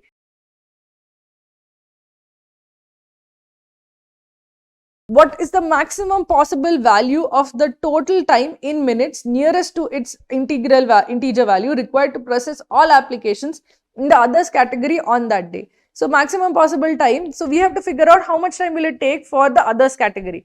See, I can say for the others that each of them is going to take at the most at max 5 minutes. So at 9 o'clock when you have, this is the counter, you get 2 of them. So this is say 5, 10, 15, 20, 30, 40 and so on. So at 9 o'clock you get 2 applications. By 9:05 at max it is done.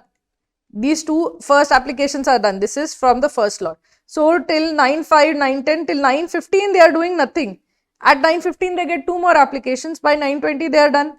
So this is from the second slot. This is also from the second slot. So this is done by 9:20. They are free again. So 9:15, 9:25, 9:30 they are doing nothing. At again 9:30 they get Mahira and Osman's applications. They finish that by 9:35. So this is the third application. This is done by 9:35. This is also done by 9:35. So again at 9:35 they are again free. So essentially at most they are taking 5 minutes per application. There are 2 applications per slot. There are 20 slots. So there are a total of 40 applications, and 40 applications, that each application at max is taking 5 minutes. So this is into 5. So at max this is taking 200 minutes as such. So what is the maximum possible total time in minutes nearest required to process all applications and other category that day? So the maximum possible value of total time, the processing time, but not the start and end time, because each of these applications is actually coming after every 15 minutes. But the possible value of total time required to process, the processing time is essentially 200 minutes. So the answer to this is 200.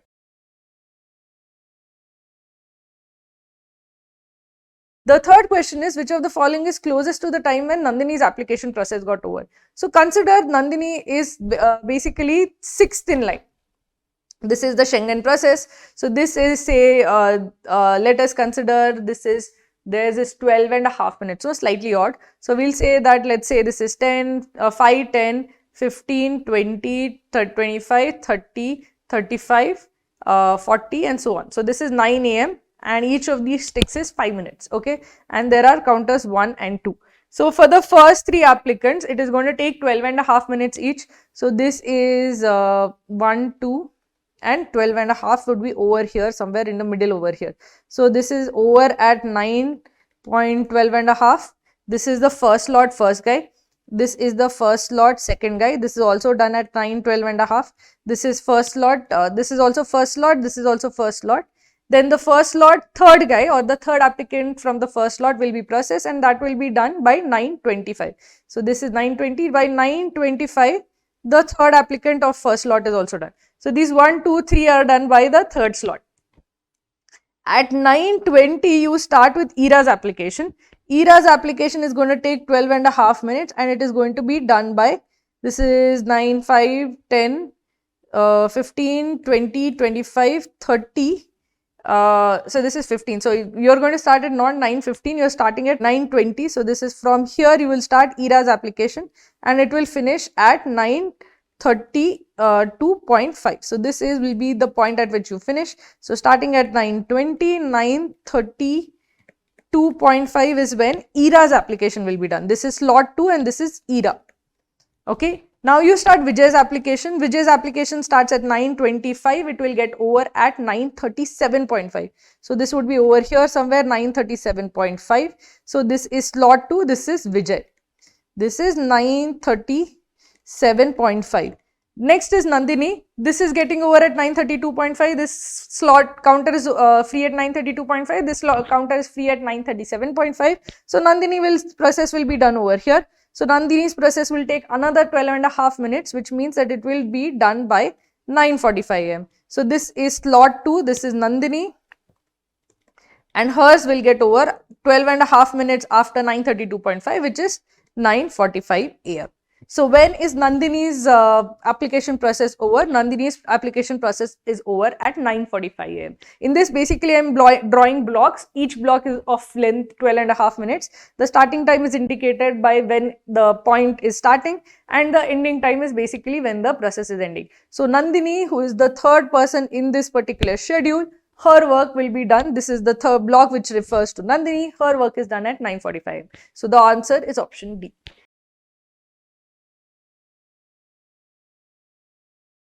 Which of the following statements is false? The application process for Osman was completed before 9:45 AM. So consider when application process for Osman is going to happen. So actually I did that over here only, right? Over here if you see, this is the process for Osman and each one of them. Where is that? Both of them, each one of these is like 5 minutes, right? So actually I'll draw it out over here. For others, Each one of them, each process is at max 5 minutes. So this is counter 1, this is counter 2, each tick is say 5 minutes. It need not even be 5 minutes, it is at max 5 minutes. So even the application processing time can be even 1 minute as such. So over here at 9 o'clock you get 2 applications, you are done by 9:05. Okay, at max at by 9:05 you are done. Then again at 9:15 you get 2 applications. By how much? 9:10 you are done. These are the 2 applications from slot 1. These are the 2 applications from slot 2. They are done. This is done by 9:05. These 2 applications are done by 9:20. Then again you do nothing till 9:30. At 9:30 you get Osman and Mahira's applications. You are definitely done at by 9:35 a.m. You are done with both Mahira as well as Osman. So Osman's application is done latest by 9:35 a.m. So Osman's application is definitely completed before 9:45 a.m. His application is latest complete by 9:35 a.m. So this is true. So I can eliminate this. The application process of Mahira started after Nandini's. This is not true because application process was Mahira started at 9:30 a.m. and I know from this that application from Nandini started at 9:32.5 a.m. So for Mahira it started at 9:30 a.m. For Nandini it started at 9:32.5 a.m. So who started before? So it started, Mahira's application process started before Nandini's. So this statement is not true. So B has to be the right answer. The application process of Osman was completed before Vijay's. See, Osman's application process is completed max by 9:35 a.m. Vijay's is completed by 9:37.5 a.m. So this is also true. Vijay's is completed by 9:37.5. Osman's is max completed by 9:35. So Osman's is completed before Vijay's. So this is also true. The application process of Mahira was completed before Nandini. This is definitely true. Nandini's is done by 9:45 a.m. and Mahira's is latest done by 9:35 a.m. So this is also true. So D also can be eliminated. B is the right answer.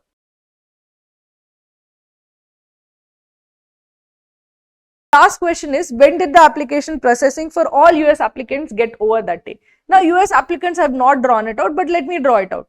So what happens over here? You have basically 5 applicants and 4 counters. So the counters are 1, 2, 3 and 4. Okay. Each counter is going to take 10 minutes to do one application. So let us see, this is, each tick is say 5 minutes. Okay. So this is 20, 25, 30, 35, 40, 45, 50, 55 and 60. Let's see what happens in 1 hour. What happens? How many of these are completed in 1 hour? So here in this you get 5 applicants. So over here these guys are working for 10 minutes. This is applicant 1. This is the applicants. All of these 4 applicants are from slot 1. Okay. The 5th applicant from slot 1 has to wait. He has to wait for 10 minutes till one counter gets over. So the first counter suppose now starts working on the 5th applicant. So this 5th applicant is going to get over by 9:20 a.m. Till 9:15. Okay. The remaining counters are essentially having slack time. Why do they have slack time? Because there are 5 applicants per slot, 5 applicants per 15 minutes. So this 1, 2, 3, 4, 5 are done. So only the first counter is really busy after 9:10. After that, after 9:10 a.m., 2nd, 3rd and 4th counter are essentially chilling. So 2nd, 3rd, 4th counter are waiting. At 9:15 a.m. you get 5 more applicants. Again that process starts. So this will be done at 9:15 a.m. to 9:25 a.m. Your second application will be over. Second slot applicant will be over again at 9:25. This second slot applicant will be done over at 9:25 again. Now there are 2 more second slot applicants left. The next one free time is over here, which is over here, and this second slot applicants will be done by 9:30 a.m. Okay. Now this is 1, 2, 3, 4. 4 people from second slot are done. We need 1 more person from the second slot. I'll put him over here. So this is the second slot. His work will be done by 9:35 a.m. as such. Okay. So this is from the second slot. Now again at 9:30 you get 5 more people coming in. Okay. 5 more applicants are ready for processing. So 3rd and 4th slot are essentially chilling. After 9:25 their work is done. So they are essentially relaxing. Now you start again. You have at 9:30 you have 5 more applicants. So the first applicant will be spending time over here. This is the 3rd slot, 10 minutes. This is again the 3rd slot, 10 minutes. This is third slot, 10 minutes. 3 applicants have already been done by 9:40. Where will be the, like 1, 2, 3 are done, 2 applicants are remaining. The fourth applicant I'll put over here, his work will be done by 9:45 a.m. as such. So this is the third slot applicant. Where will the fifth applicant from third slot be put? I'll put him over here. Okay. So his work will be done by, this is 9:30, 9:40. His work will be done by 9:50 a.m. This is the third slot. So 1, 2, 3, 4, 5, 5 people from slot 1, 1, 2, 3, 4, 5, 5 people from slot 2, 1, 2, 3, 4, 5, 5 people from slot 3. So slot 3, essentially you are seeing the slot 3 work is done at 9:50 a.m. Now again you have another 5 people come in at, so 5 people came in at 9:15, 5 people came at 9, 9:15, 9:30, again 5 people came in at 9:45 a.m. So again over here, I'll put one guy over here, one applicant over here. So this is 4, this is again 4, this is again 4, 3 are done. Where will I put the fourth applicant? I have a empty counter at 9:50 a.m. So he will take that counter. So this will again be 4. So that basically means this is at, this is 10 a.m. as such. So 1, 2, 3, 4 are done. I need one more place, one more applicant is left from the fourth slot. So I'll put him over here, here, here, any one of these I can put. So again, he'll be done by what? This is the fifth applicant from slot 4. So this guy will be done. This is 9:55 a.m. So this will be done by 10:05 a.m. So you can see a trend emerging, okay. The first trend is that, see, the first slot, this is done at 9:20. So it is like essentially extending by 5 minutes. Over here also the second slot, last guy is done at 9:30 a.m. So even this is extending, is 9:35 a.m.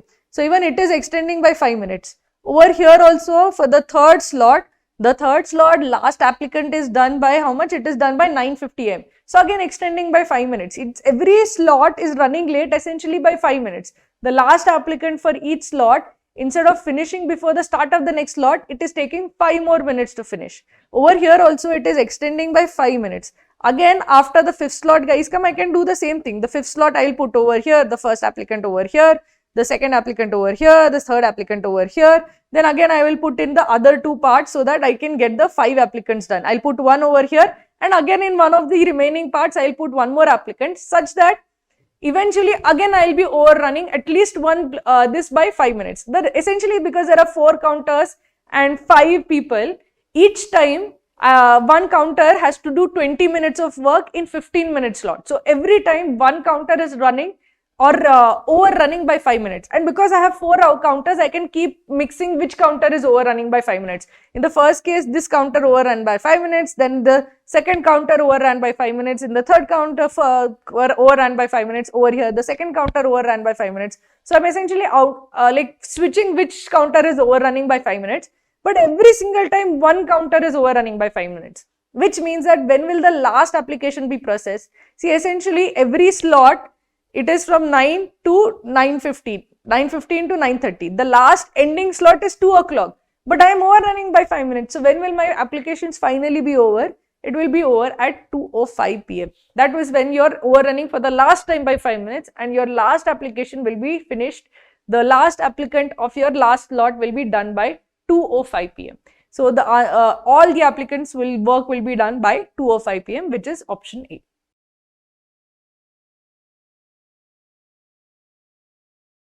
In this question, we are told that there was a car magazine which ranked 5 cars. The names of the cars are 7S, VTIL, A6, Q8 and Boys across 5 different parameters. The names of the parameters are power, control, suspension, storage and interiors.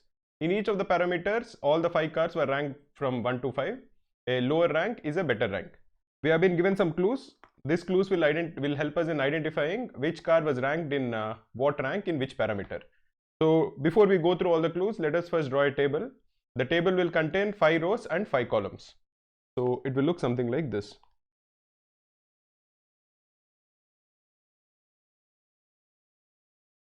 As the rows will have the names of the 5 cars. The cars are 7S, VTIL,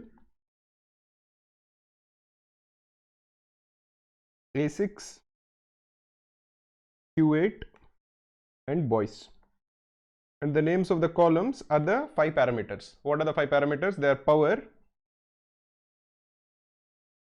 control,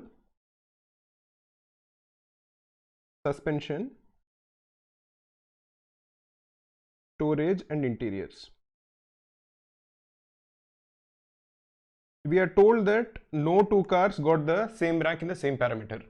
That is, in power, all the ranks from 1 to 5 are present. Same is the case in all the remaining parameters. So all the ranks in one column are unique. But it is mentioned that across different rows, a car could have gotten the same rank in more than one parameter. So in some way, this is some sort of a Sudoku, but not exactly a Sudoku. Because in a Sudoku, all the numbers in the same row are unique and all the numbers in the same column are also unique. So this is a partial Sudoku where all the numbers in one particular column are unique, but the numbers in rows might be the same. Anyway, now let us go through all the clues. So when we are looking at all the clues, we'll make a mental map of how each of the clues are related to one another. And if there is any direct information that is either given in the clues or we are able to infer, then we'll fill into the table and we'll continue to reiterate. As we continue to reiterate, we'll be able to infer more data and the table will keep on getting filled up. Let us start with this.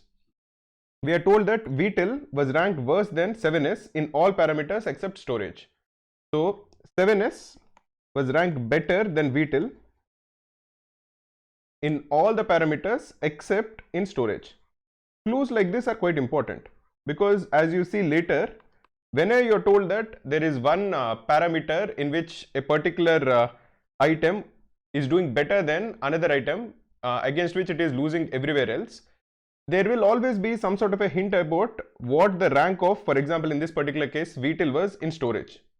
Why is that the case? Because if, say, in another clue somewhere later, we are told that VTIL got a rank of 1 in at least one of the parameters. Now, then we can immediately infer that in that particular case, if VTIL has gotten a rank of 1, the rank of 7S will not be better than that of VTIL. So, wherever VTIL has gotten rank 1 has to definitely be in storage. Because if VTIL's rank was 1 in any other parameter, then the rank of 7S will be worse than that of VTIL in that particular parameter also.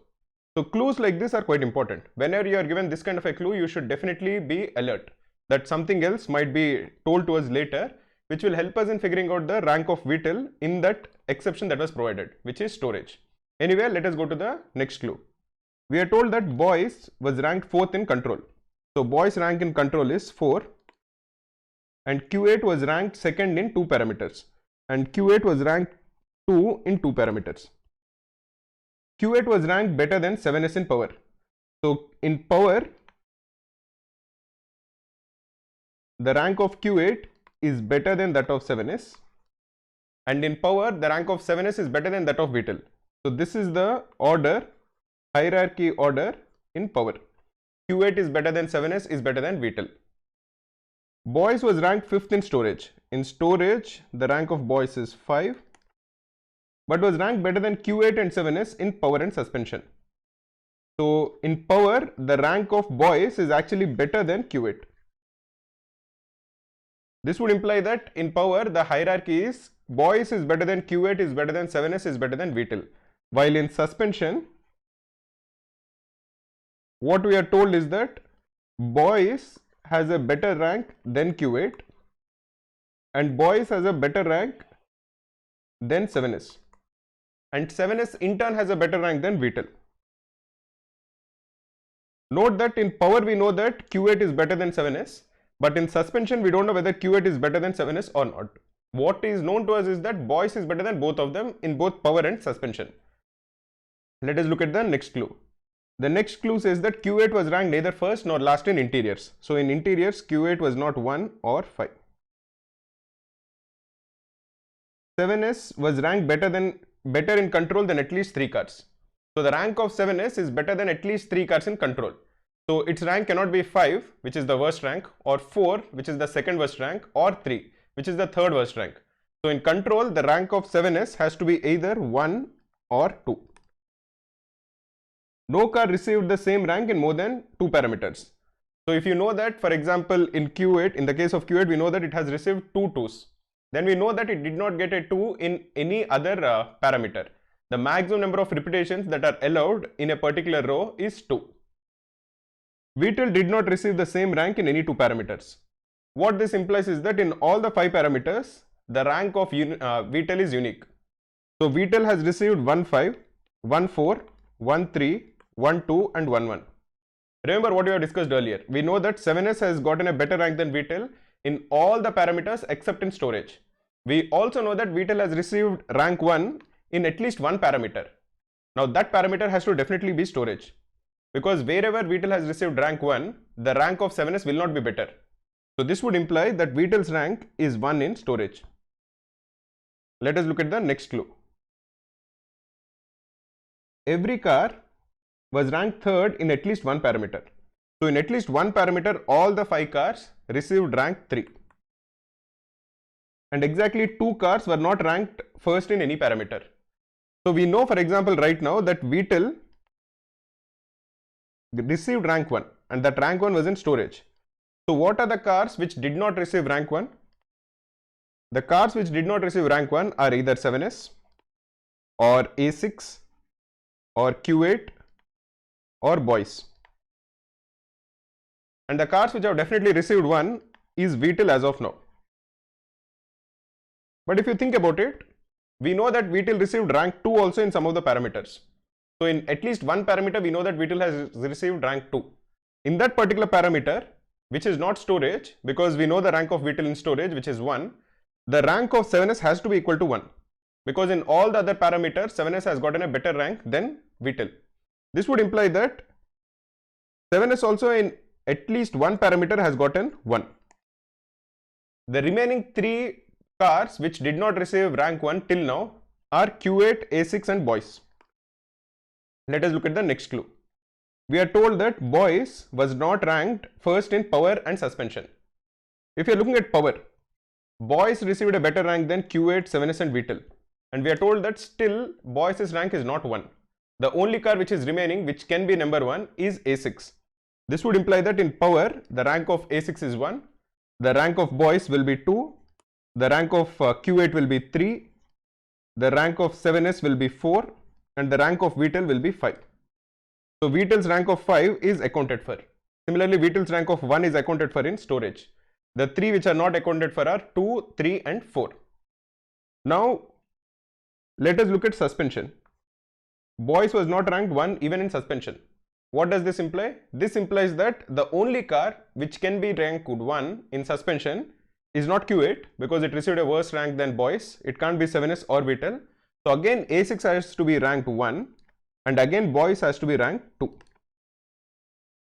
Now this is what we can infer by looking at all the clues the first time. Now if you are looking at the table, we know that for boys we have been able to fill out the ranks in 4 parameters. And what will the rank in the 5th parameter be? Remember that all the cars have received rank 3 in at least one of the parameters. So this would imply that in the one parameter we don't know, the rank of boys has to be equal to 3. Now what we do in these kind of questions is again go through all the clues. Once you're going through all the clues, you will be able to infer more and then we will try to fill the table up. Now if you're again going through all the clues, the first clue is that VTEL was ranked worse than 7S in all parameters except storage. This would imply that the rank of VTEL in control is 1 or 2. What can the rank in suspension be? In suspension, the rank of 7S can be either 3 or 4 or 5. Because in suspension, we are told that the rank of A6 is 1, the rank of boys is 2. The remaining 3 ranks are 3, 4 and 5. Now if you are looking at the ranks of 7S and VTEL, especially if you are looking at the rank of VTEL, VTEL has to be either 3 or 4 or 5. But because all the ranks of VTEL are unique and it has already received rank 5 in power, it cannot receive rank 5 in suspension. So the only 2 ranks which are allowed for VTEL are either 3 or 4. Now can VTEL actually be rank 3? If VTEL is rank 3 in suspension, the only 2 which will be remaining are 4 and 5 and this would imply that the rank of 7S is worse than that of VTEL in suspension. That is not allowed. So this would imply that the rank of VTEL in suspension has to be equal to 4 and the rank of 7S has to be equal to 3 and therefore the rank of Q8 has to be equal to 5. Now let us look at the next clue. Boys was ranked 4th in control Q8 was ranked second in 2 parameters. So again we know that the 2 parameters in which Q8 could have ranked 2 are 2 out of control, storage or interior. Let us look at the next clue. Q8 was ranked better than 7S in power. In power we know that Q8 is 3 and 7S is 4, so this clue is completely used up. So there is no need for us to actually look at this clue when we are reiterating next. Let us look at the next clue. Boys was ranked 5th in storage but was ranked better than Q8 and 7S in power and suspension. Boys' rank of 5th in storage is completely used up. We have filled the table up. And it was ranked better than Q8 and 7S in power. This also is completely used up because we know the exact rankings in power. The only thing remaining is suspension. Now if you are looking at suspension, even here we have filled up all the ranks in suspension. So this also we can put a cross. We have completely used up this clue. We shouldn't waste any time while reiterating by coming through this clue. Q8 ranked neither first nor last in interiors. So this also is used up. As in, at least we have made note of it. So again there is no need to spend a lot of time over here. 7S was ranked better in control than at least 3 of the cars. So again we know that the rank of 7S in control is either 1 or 2. Again not really adding much. No car received the same rank in more than 2 parameters. If you are looking at it, again we are not getting any immediate information by looking at this particular clue. VTEL did not receive the same rank in any 2 parameters. Now we know that VTEL's 4 also is used up. The only 2 ranks which are remaining for VTEL are 2 and 3. So it has to get either 2 or 3 in control. Similarly, it has to get either 2 or 3 in interiors. Now you know that we have received some additional information. The additional information is because in interiors we know the rank of boys. The rank of boys is 3. So let us put 2 as the rank of VTEL in interiors. Therefore, the rank of VTEL in control will be equal to 3. Now if you are looking at it, we do have some more information. What other information do we have? We know the rank of VTEL was 3 in control. We know that the rank of 7S was 3 in suspension. We know that the rank of boys was 3 in interiors, and we know that the rank of Q8 was 3 in power. We also know that all the cars received rank 3 in at least one of the parameters. As of now, we are not able to identify the rank of A6 as 3 in any of the parameters. What is the parameter which is missing, which doesn't have a 3 as of now? That is not power, because Q8's rank is 3. That is not control, because VTEL's rank is 3. That is not suspension, because 7S's rank is 3. That has to be storage, because 3 is missing over here. So here the rank of A6 will be equal to 3. Now interiors also we have a 3. So this also is now used up, and this is completely used up. Because VTEL's rank of 1, 2, 3, 4, 5 is completely known to us. We know that all of them are unique. Now let us go to the next clue. Every car was ranked 3rd in at least one parameter. This also is completely used up. And exactly 2 cars were not ranked first in any parameter. And what are those 2 cars? One is boys and the other is Q8. So this also is used up. Now if you look at it, Q8 has to receive 2 2s. This is known to us. It was given in one of the clues that Q8 received 2 2s in 2 parameters. That has to be 2 of control, storage and interiors. But in interiors, we know that the rank of VTEL is 2. So the rank of Q8 cannot be equal to 2. This would imply that the rank of Q8 has to be 2 in control. Similarly, the rank of Q8 has to be 2 in storage. Now, if you look at the only rank which is missing in storage, that is 4, which has to belong to 7S. Similarly, if you are looking at the rank of 7S in control, it is either 1 or 2, but 2 is now taken by Q8. So the rank of 7S in control has to be equal to 1. Now the only rank which is missing, which is 5, has to belong to A6. What is it that is now missing? The only thing that is missing as of now is interiors. And in interiors also the rank of VTEL is less than the rank of 7S, and VTEL scored 2. Therefore, the rank of 7S has to be equal to 1. What are the 2 ranks which are missing in interiors? Now, the only 2 ranks which are missing are 4 and 5. We know that Q8's rank cannot be equal to 5 in interiors. So, the rank of A6 will be equal to 5. This would imply that the rank of Q8 will be equal to 4. This is how, in a strategic manner, you will be able to fill the entire table up. There is nothing to be worried about this. If there are shortcuts, you can always take note of them. But this is how I would definitely attempt a table based problem which has states of a Sudoku because once we keep on reiterating through all the clues, we will be able to figure out some more information which will help us in filling out the table. Now let us go ahead and answer the questions that follow.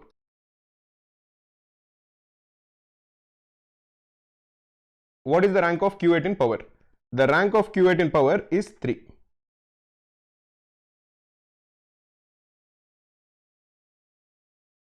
Which car has the same rank in power as Q8 has in storage?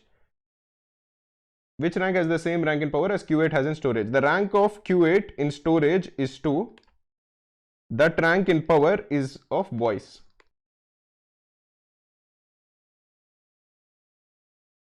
If the car with the least sum of ranks across the 5 parameters is declared the car of the year, which car will be the car of the year? So let us calculate the sum of the ranks for all the 5 cars. For 7S it is 4 plus 4, that is 8, plus 3 plus 1 plus 1 is 13. For V12 it is 5 plus 3, 8 plus 4, 12 plus 3 is 15. For A6 it is 7 plus 8 is again 15. For Q8 it is 3 plus 2, 5 plus 5, 10 plus 6 is 16. For boys it is 2 plus 4 plus 2 is 8 plus 7 is 15. So the car with the least sum of ranks is 7S. So that will be declared the car of the year. Let us look at the last clue.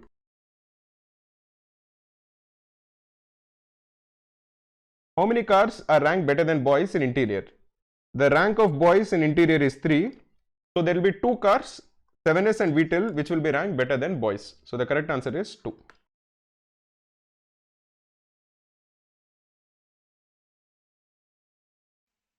In this question, we are told that there are 8 people who are participating in a chess tournament, and these 8 people were divided into 2 groups. Each group has 4 players, and all of them played against each other exactly twice. And at the end of all this round robin league, the top 2 players from each of the 2 groups were selected for the semi-finals. We are given the list of people who were selected for the semi-finals. They are Aravind, Alexander, Anna, and Magnus. These guys have reached the semi-final. We have been given some clues. This will help us in identifying who were the 4 players who are part of both the groups and what was the respective results of all of the matches. Let us first draw 2 groups. There are 4 players in one group and there are 4 players in the second group. In each of the group, all the 4 players played against each other exactly twice. So what is the total number of matches that were held in each of the group? The number of ways in which you can select 2 people out of 4 is 4C2. This is equal to 6. But they had to play each other twice. So the total number of games that were held in the first group is 12. And the total number of games that were held in the second group is also equal to 12. Let us go through the clues that are given and let us try to identify what is the composition of both the groups. In both the groups, no game was a tie and no 2 players in a group won the same number of points. So all the 12 games in each of the 2 groups had a decisive result. There is a winner and there is a loser. So there are a total of 12 wins and 12 losses in each of the 2 groups. Aravind lost both of his games against Magnus. This would imply that Magnus and Aravind, both of them were part of one of the 2 groups and both of them reached the semi-final. This would help us in identifying who are the 2 players who reached the semi-final from the second group. That would be Alexander and Anna, because Aravind and Magnus are already accounted for. So let us assume that this is Alexander and this is Anna. This is a semi-finalist, this is a semi-finalist. Similarly, this is a semi-finalist and this is a semi-finalist.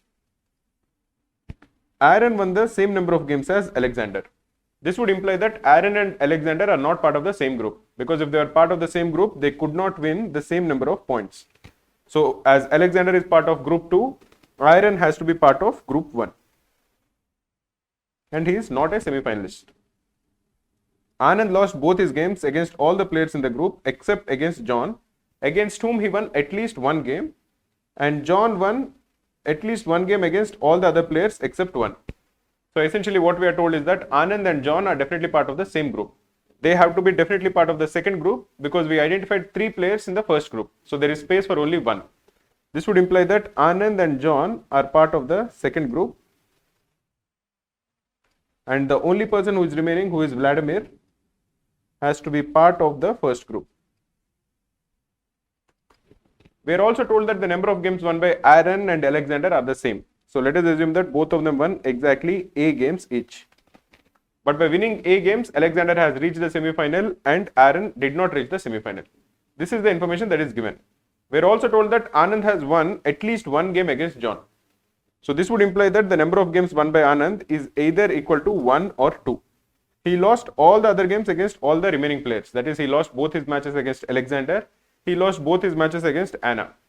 Against John, he won at least one of the two matches. So either he won one match against John or he won both the matches against John. If you assume that Anand has won, say, 2 matches, then John, who was the third place finisher, has to win at least another 3 matches. Why is that the case? John cannot win one match because John has won games against every other opponent except one. And John has played against 3 people. He played against Alexander, Anna and Anand. So out of these 3, except against one, he has won at least one match. So John has won at least 2 matches. But because we are considering in this case that Anand has won 2 matches, John has to win at least 3 matches. Because you can't have 2 people have the same number of wins present in the same group. This would imply that Alexander and Anna have to win 4 and 5 matches in some order by each of them.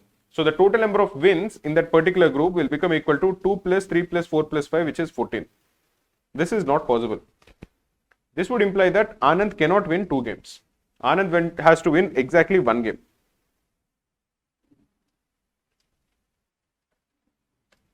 How many games can John win? John therefore has to win at least 2 games. Because of the reason that we said earlier, and also because Anand has won 1 game, John cannot win 1 game. So John has to win at least 2 games, or he can win 3 games, or he can win 4 games, and so on. But say if he is winning 3 games, if John has won 3 games, then what is the minimum number of games that Alexander and Anna have to win? One of them has to win at least 4 games, and one of them has to win at least 5 games, because you can't have 2 people win the same number of games. 3 plus 4 plus 5 itself is 12. Add to it the 1 game that Anand has won. The total number of wins in this group will become equal to 13. This also is not possible. So John cannot win 3 games or any games more than that. John has to necessarily win exactly 2 games. Now how many games have been decided? Out of 12, we know that Anand has won 1 game and John has won 2 games. So there are a total of 9 games which are remaining, 9 results. These can be split as either 3 and 6 or as 4 and 5. Both of them are possible. So one of Alexander and Anna, whoever has stopped, has won 6 games, and the other person has won 5 games. 6 games and 3 games. Or the second case is that the winner, the topper of the group, has won 5 games, and the person who came second has won 4 games.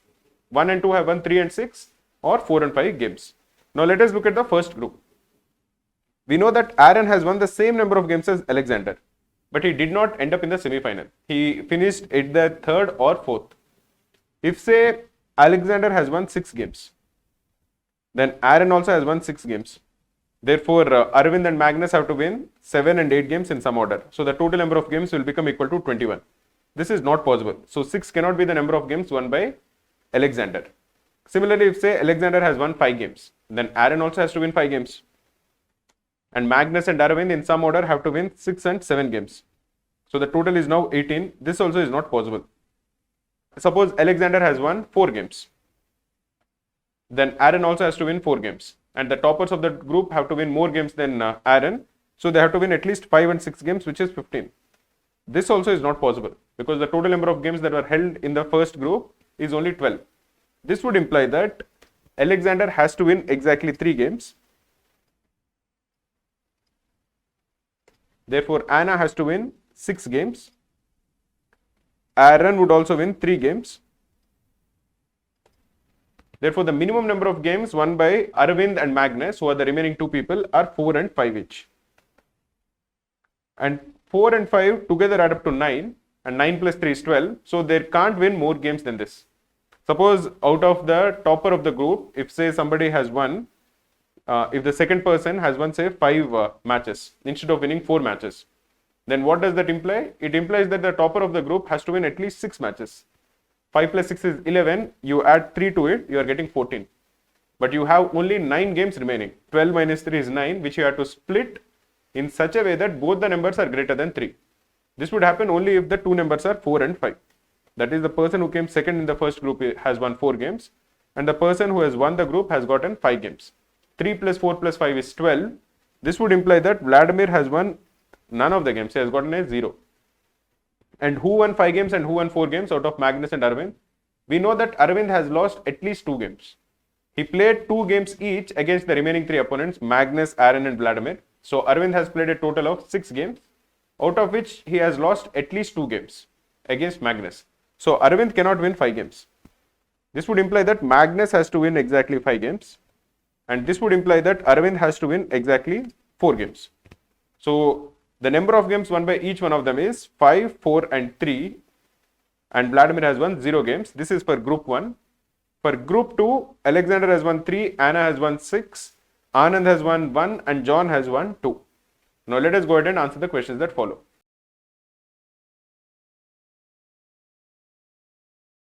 Who won the highest number of games in the first round? In the first round, the highest number of games were won by Anna, which is option B. Let us look at the next question.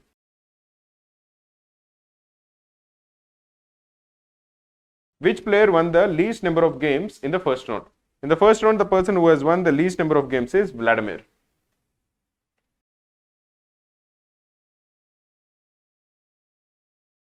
How many games did John win in the first round? In the first round, the number of games won by John is 2.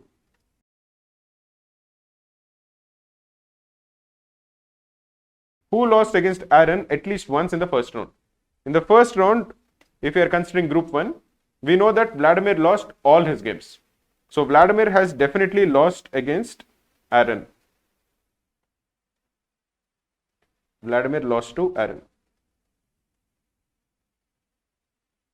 If you are looking at Arvind, Arvind has won a total of 4 games. He has played a total of 6 games. He has played 2 games against their 3 opponents, so he has played a total of 6 games. Out of which we know that he lost 2 games for sure against Carlsen. So this would imply that out of the remaining 4 games, Arvind has won all of his remaining 4 games. So Arvind beat Aaron in both the games. He also beat Vladimir in both the games because Vladimir has lost all his games and Arvind has won all the games except against Carlsen. Because out of the 6 games that he has played, 2 games were lost against Carlsen. This would imply that he has won all the remaining games. If you are now looking at Carlsen, Carlsen has won 2 games against Arvind. And because Vladimir has lost all of his games, Carlsen would have won the 2 games against Vladimir also. Now there are 2 games left which he played against Aaron. But the total number of wins of Carlsen is 5. So Carlsen has won 1 game and lost 1 game to Aaron. We are asked to find out who lost to Aaron at least once in the first round. That would be Vladimir, who lost both the times, and Carlsen, who lost once. So the answer is Vladimir and Magnus, which is option D.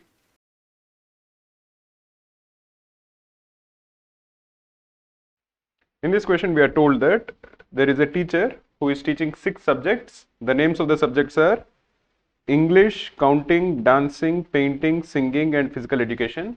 So these 6 subjects have to be taught across 5 days, Monday, Tuesday, Wednesday, Thursday, and Friday.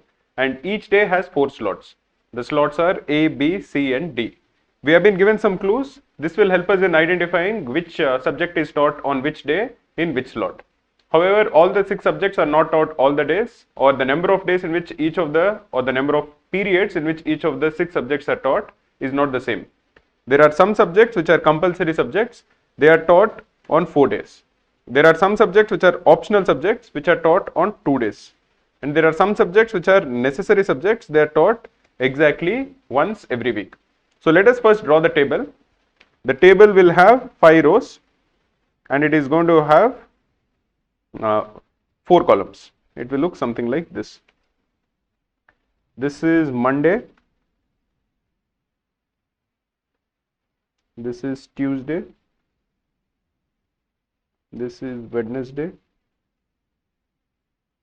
This is Thursday. And this is Friday.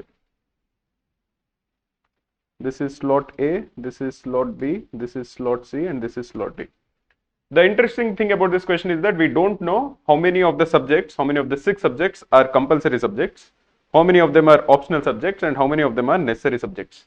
Let us assume that the number of compulsory subjects is a small a, the number of optional subjects is a small b, and the number of necessary subjects is a small c.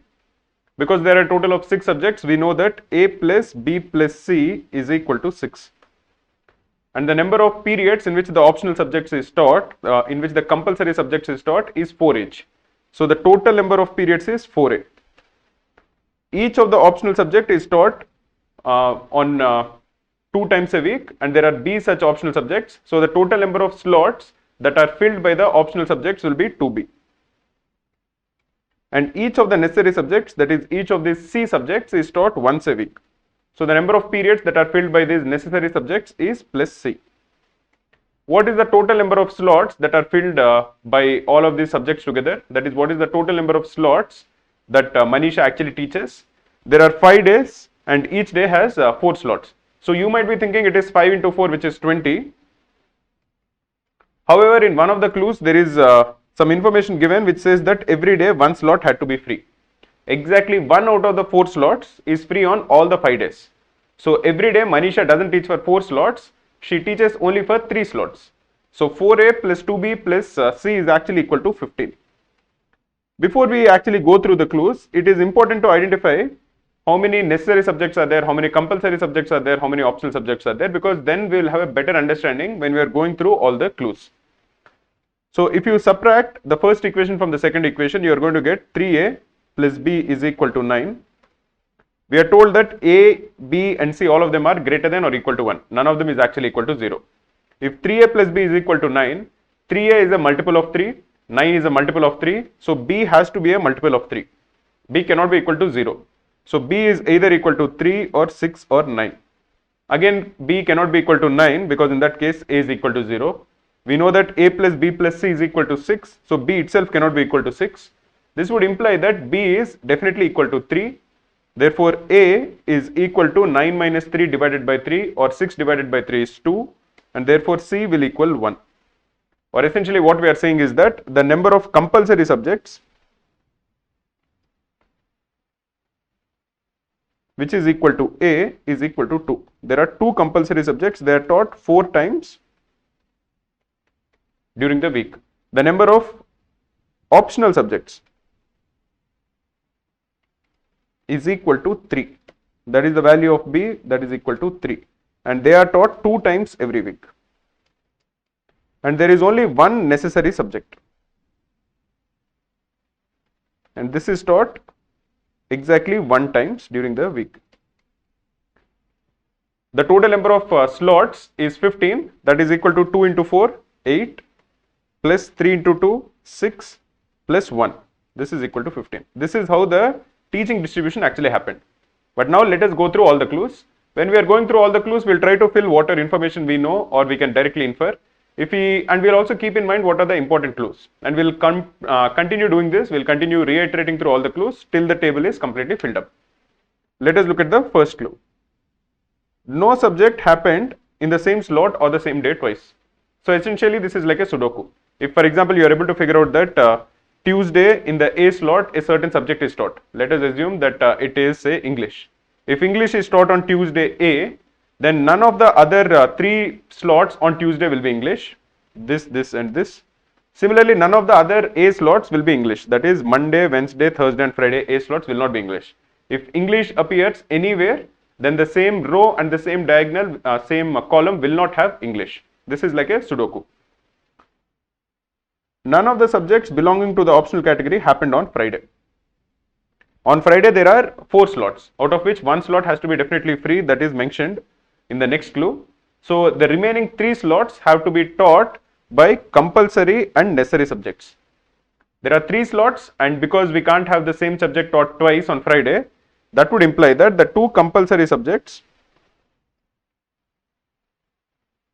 plus the 1 necessary subject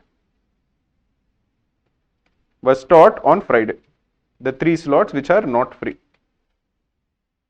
Every day exactly 1 slot had to be free. This we have already discussed. So there will be 1 slot which is free on Monday, 1 slot which is free on Tuesday, 1 slot on Wednesday, Friday and Thursday.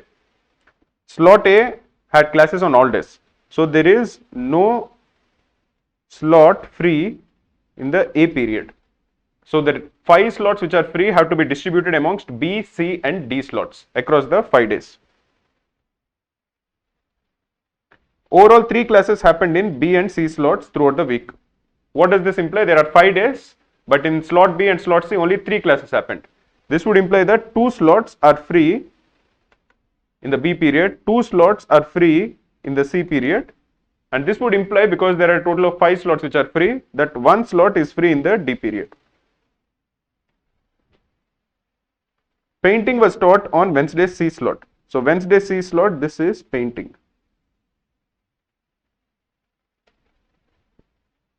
Exactly one of the optional subjects was not taught on consecutive days.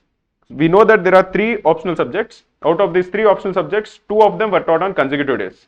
So if one of the optional subjects was taught on Monday and Tuesday, and another one was say taught on Tuesday and Wednesday, the third optional subject was definitely not taught on consecutive days. These are things that are important to actually say it out or think for a few seconds, because it will be registered in your brain, how each of them are actually related to others. Counting was taught on Monday. So on Monday, counting was taught. Singing class did not happen on Tuesday. On Tuesday, singing did not happen. There were 2 instances where the free period was in the same slot as the preceding day. So 2 instances were there where the free period happened in the same slot in the previous day. We know that slot B and slot C are the only 2 slots which have more than 1 free period. This would basically imply that the 2 slots which are free on B and C, both of them were next to each other. So for example, if we can identify that slot B on Monday was free, then definitely slot B of Tuesday is also free. They have to happen on consecutive days. Same is the case for even slot C. Slot B and slot C is free periods happened on consecutive days. Physical education happened only in the A slot. So there is one subject which happened only in the A slot, and we know that whenever it happened once in any slot, it will not happen again. And if physical education did not happen in the B, C and D slots, this would necessarily imply that physical education was taught only once. So the necessary subject, this has to be physical education. Because if it was either a compulsory education or an optional education, it has to be taught more than once. And it was not taught on slot B, C and D. And if it is taught only in slot A, you cannot teach a subject multiple times in the same slot. That is also a clue that is given. This would imply that physical education has to be definitely a necessary subject. Another thing that you should immediately identify is that this would also imply that physical education was taught on Friday. Why is that the case? Because on Friday we know that there are 2 compulsory subjects and 1 necessary subject that was taught. There is only 1 necessary subject, and that we have identified is physical education.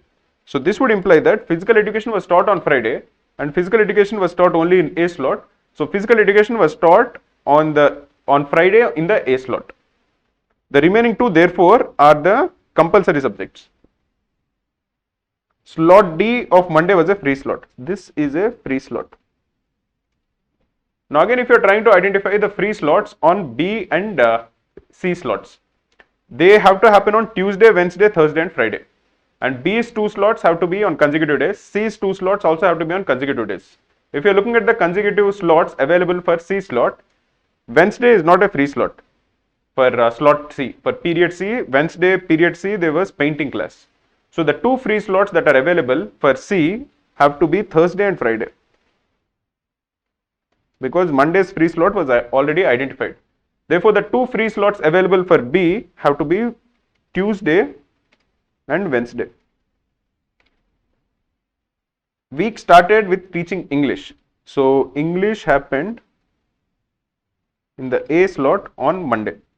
Dance was not taught on Thursday. On Thursday we did not have dance.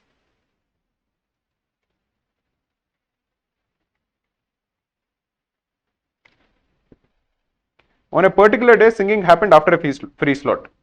What are the free slots? On Monday, free slot was the last day. So this clue is not referring to Monday. Is it referring to Tuesday? Tuesday's free slot was in period B. So singing could have happened in period C of Tuesday. But we know that singing did not happen on Tuesday. So this clue is also not referring to Tuesday.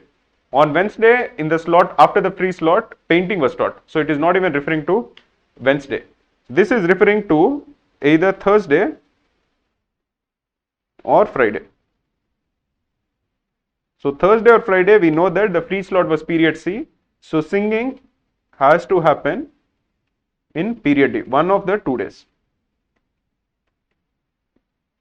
On a particular day, physical education, dance and English were taught in that order. Slot C was a free slot on that day. Physical education was taught on Friday. So Friday's slot B has to be dance. And Friday's slot D has to be English. Remember what we have just discussed? This would imply that singing was taught on Thursday in the D slot. There is some more information that we have just found out. The 2 compulsory subjects that were taught on Friday have to be dance and English. So if you are looking for the compulsory subjects, they are dance and English over here. The necessary subject we have identified is physical education. So the remaining 3 subjects have to be optional subjects. They are singing, painting and counting. What do we know about these optional subjects? We know that 2 of them were taught on consecutive days and 1 of them was not taught on consecutive days. Anyway, the important thing to notice over here is that dance and English were taught 4 times during the week and there are 4 slots available. So all of them have to be taught once in slot A, both of them. They have to be taught once in slot B, once in slot C and once in slot D. If you are looking at English, we know that English was taught in slot A on Monday. So slot A, Tuesday, Wednesday and Thursday is not English. If you are trying to identify slot B's position for English, there is only one available, that is Thursday. Because it cannot be taught on slot B of Monday, because we have already identified in which slot English was taught on Monday, that is slot A. Similarly, if you are trying to identify English for slot C, that has to be on Tuesday. Because it cannot happen on Monday, the only remaining slot is C of Tuesday. So we have identified all the 4 periods for English. Let us try to do the same for even dance. Dance, we have identified slot B that happened on Friday. Slot C has to be on Monday. This has to be dance. Slot D, there are 2 available. It can be either on Tuesday or Wednesday. We can't pinpoint it. Similarly, even for slot A, it can be Tuesday or Wednesday. We know that dance did not happen on Thursday, but dance we are not yet able to identify exactly which slot it happened for slot A and slot D. Both of them can be either Tuesday or Wednesday. Now, if you are looking at the clues that we have, we know that counting was taught on Monday. So this has to mean that counting was taught in slot B on Monday. Now, if you are trying to get a sense of what is it that we know and what is it that we don't know, we have identified the slots for English. We have to identify 2 slots for dance. For singing, painting and counting, we have identified 1 slot each. So we have 1 slot which we have to identify. And as you can imagine, there are 2 plus 1 plus 1 plus 1, that is 5 slots which are empty in our table. To fill this, let us go through the clues again. When we are going through the clues, we will be able to identify what are the important clues. We can focus on them and we will try to fill the table up. No subject was taught in the same slot or same day twice. None of the subjects belonging to the optional category happened on Friday. This is completely used up. We know the slots, we know the subjects that were taught on all the 3 slots, non-free slots on Friday, and this is not giving any new information. So let us put a cross there. Every day exactly 1 slot had to be free. Slot A had classes on all the days. This also is known to us.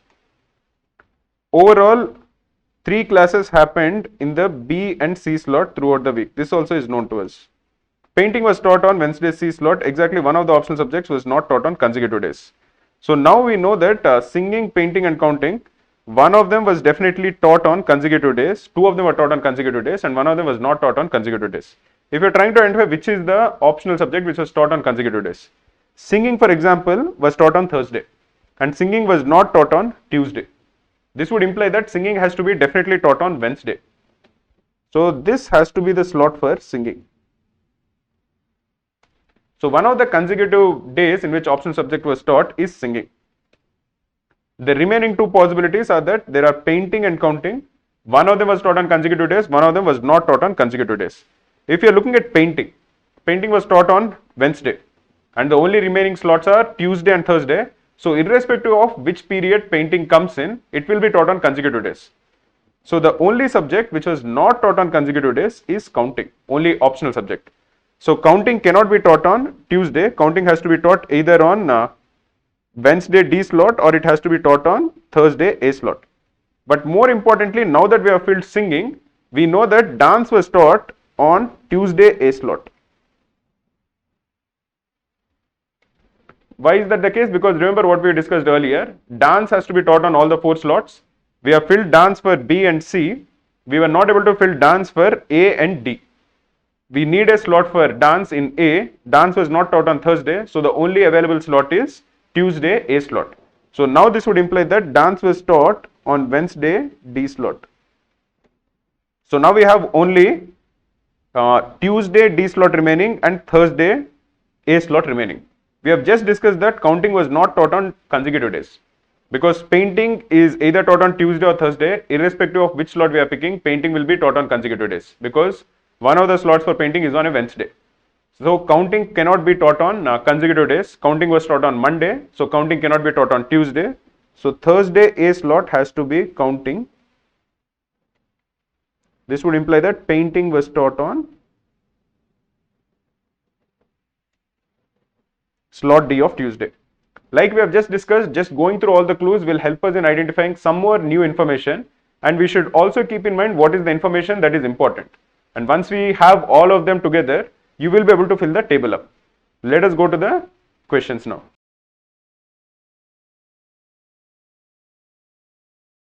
Which subject was not taught in an A slot? English, dance, singing and counting and PE was taught on slot A. Singing was taught, dance was taught, counting was taught, only painting was not taught. So the correct answer is option C.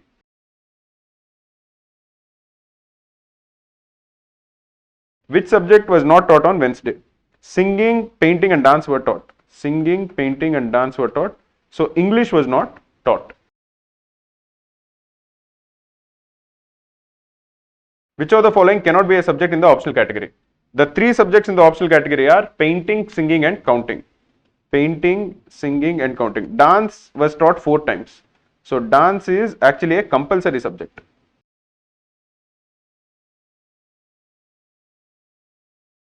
In how many ways can the timetable be drawn? It can be drawn in exactly one way. We have got the entire table up.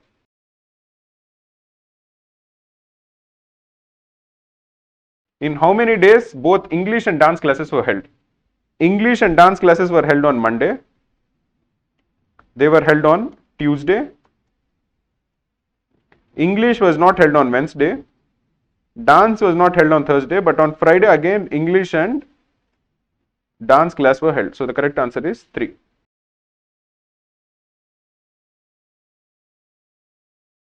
Which of the following subject was not conducted in a D slot? In D slot, painting, dance, singing and English were held.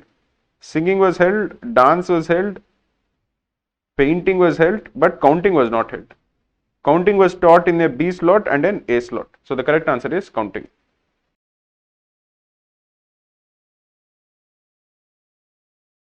In this question, we are told that there are 5 friends, Ajit, Badri, Chetan, Dilip and Edward. Let us call them A, B, C, D and E.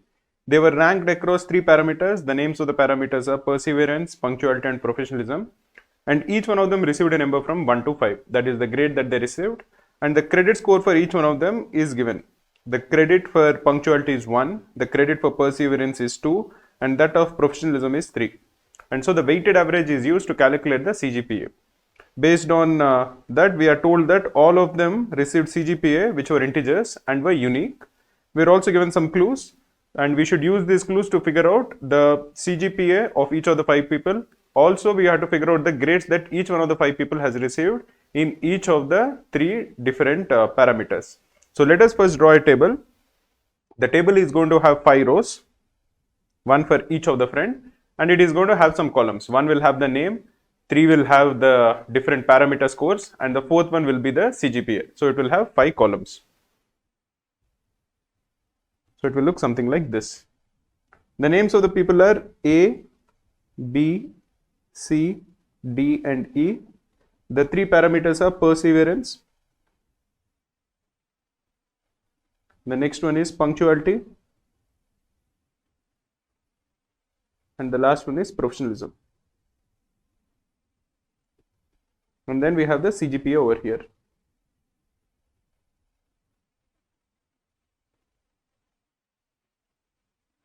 We are also given the weighted credit for each one of them. Punctuality is assigned a credit of 1. Perseverance is given a credit of 2. And professionalism is given a credit of 3. Now, as each of the 5 people has received a CGPA which is an integer, which is also distinct, and because each of the parameters were given scores from 1 to 5, one of them has received a CGPA of 1, one of them has received a CGPA of 2, 3, 4 and 5. This is the only possibility, because their CGPA has to vary from 1 to 5, and we are told that all of them are integers and distinct. This would imply that somebody has received a CGPA of 1, somebody has received a CGPA of 2, 3, 4 and 5. Now, Edward has received the best rank amongst the 5. This would imply that Edward's CGPA is 5. Chetan had a better grade in perseverance than professionalism. So, Chetan's grade in perseverance, if you are calling this A, is greater than B. The grade obtained by Chetan in punctuality, if you are calling this X, and the grade obtained by Badri in perseverance are the same. So, these two are X. Chetan and Badri are the only people who did not obtain the same grade in more than one parameter. So, for both of them, all 3 scores are unique, and the scores are not unique for any one of the remaining 3 people. At least there is one overlap. Dilip had the worst rank amongst the 5. So, Dilip's CGPA is 1. Again, once you know that the CGPA of somebody is 1 across 3 parameters, and the score in each of the parameter has to be either 1 or 2 or 3 or 4 or 5, it is imperative that Dilip's score in all 3 of them has to be equal to 1. If he scored more than 1 in any one of the parameters, his CGPA would be greater than 1. Similarly, Edward's CGPA is 5. This would imply that he has scored 5 in all the 3 parameters, because if he did not score 5 in at least one of the 3 parameters, his CGPA will also be less than 5. Badri and Edward had the same grade in perseverance. So, this would imply that Badri's grade in perseverance is 5. This would imply that Chetan's grade in punctuality is also equal to 5. The grade received by Badri in professionalism, if you are calling this Y, and the grade received by Ajit in punctuality, if you are calling this also Y, both of them are the same. So, this is the information that is given to us. Now, we have to figure out the grades received by Ajit, Badri and Chetan, that is A, B, C, across the 3 parameters.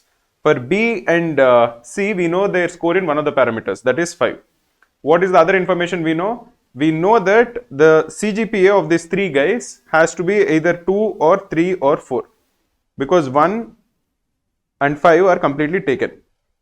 Let us start initially with Chetan, because we have some information about Chetan. We know that his score in perseverance is greater than his score in professionalism. We also know that his scores in all the 3 parameters are unique. So, if you are considering that, what is the total weighted average of Chetan? It will be 2A plus 5 plus 3B divided by 6. This has to either equal 2 or 3 or 4. So, if you multiply both sides with 6, we want 2A, or let us do it over here. We want 2A plus 5 plus 3B to be either equal to 12 or 18 or 24. Or if you are subtracting 5 from both sides, you want 2A plus 3B to be either equal to 7 or 13 or 19. Now, if you are looking at it, let us start with 2A plus 3B is equal to 19. If 2A plus 3B is equal to 19, the first thing we should do is, whenever you are looking at this kind of an equation, we will be able to figure out the parity of B, because 2A is even and 19 is odd. If the value of B is even, then the left hand side will be even, because 2A is even, and if B is even, 3B will be even. But because 19 is odd, this would imply that B has to be odd. So, this would help us in solving the equation faster. If you are not able to figure out whether B is even or odd, you will have to just take more time. You have to figure out the value of B, you can put it to be equal to 2, and you will figure out that there is no integer value for A. So, we will only check for the odd values of B. Let us first make B to be equal to 1. In that case, 2a will be equal to 16 or the value of a will be equal to 8. This is clearly not possible. If you put the value of b to be equal to 3, the value of a will be equal to 5. But we know that C already has a grade 5 and all the parameters, the grades of C in all the 3 parameters are distinct. So this also is not correct. If you make b to be equal to 5, the value of a will be 2. But again, you can't make b to be equal to 5 because C has already scored 5. So this case is not possible. Or 2a plus 3b cannot be equal to 13. So let us figure out if 2a plus 3b can be equal to 13. Again, 13 is odd, so you want b to be odd. Because if b is even, you will not be able to get a integer value for a. So let us substitute b to be equal to 1. If b is 1, a is 5. This is not possible because 5 is already taken. If b is 3, the value of a will be equal to 2. This seems to be possible. So if b is 3, a will be 2. Then, but again, remember that a has to be greater than b. So for that reason, this is not valid. We want the score of Chetan in perseverance to be greater than his score in professionalism. And if you make b to be equal to 5, again you can't make it because C has already scored 5 in one of the parameters. But if you are making b to be equal to 5, a will be negative.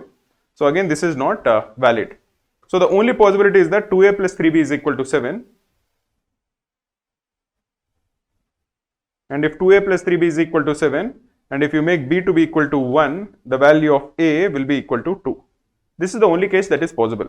So this would imply that C's score in perseverance is 2 and his score in professionalism is equal to 1 and his CGPA, overall CGPA will be equal to 2.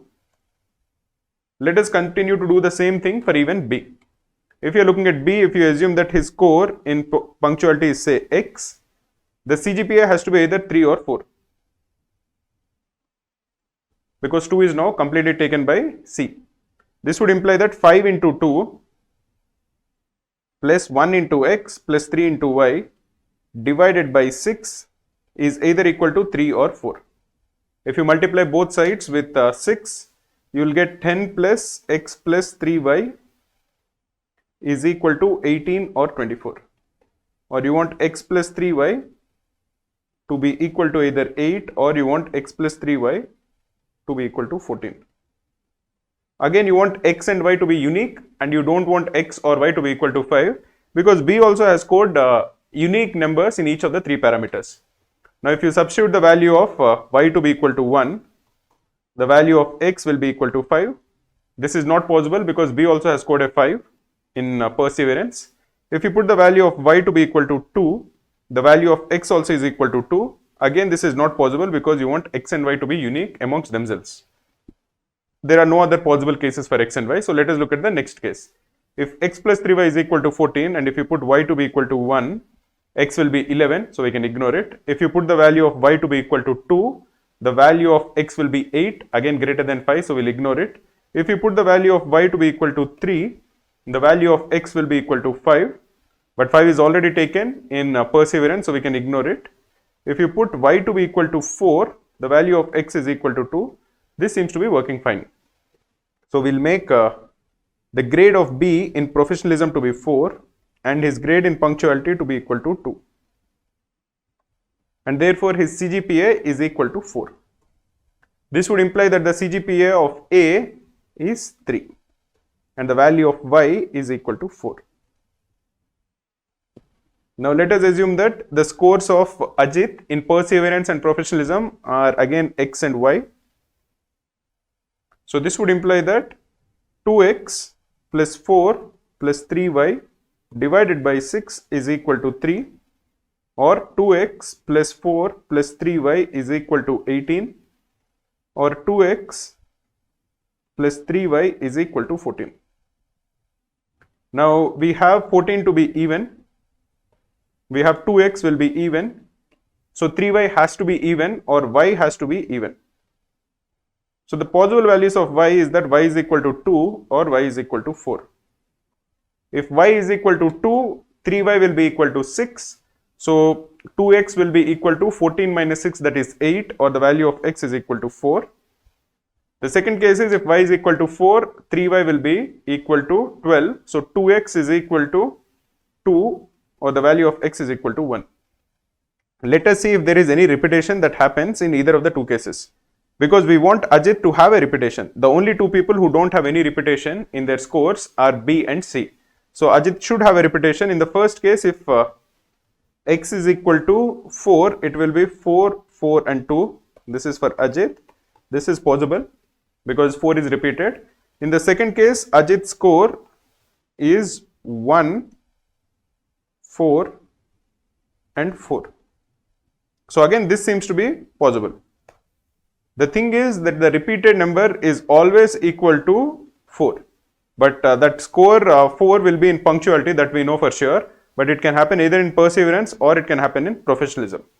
Anyway, now and his CGPA will always be equal to 3. These are the things that we can confirm. Now let us go ahead and answer the questions that follow.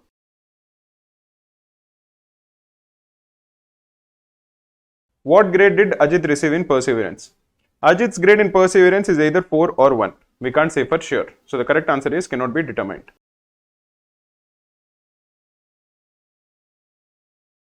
What grade was not received by any person in any of the parameters? If you look at it, people have received 1, they received 2, they received 4 and 5, but nobody has received score 3.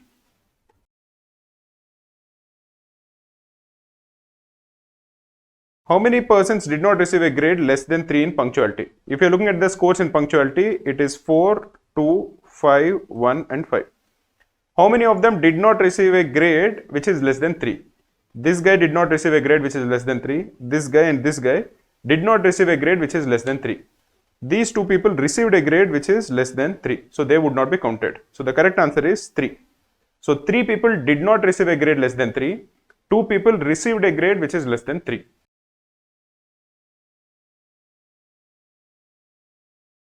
Who among the following was ranked 4th according to CGPA? If somebody received a CGPA of 5, he is rank 1. A person who received CGPA of 4 is rank 2. A person who received CGPA of 3 is rank 3. And a person who received CGPA 2 is rank 4. So that will be Chetan.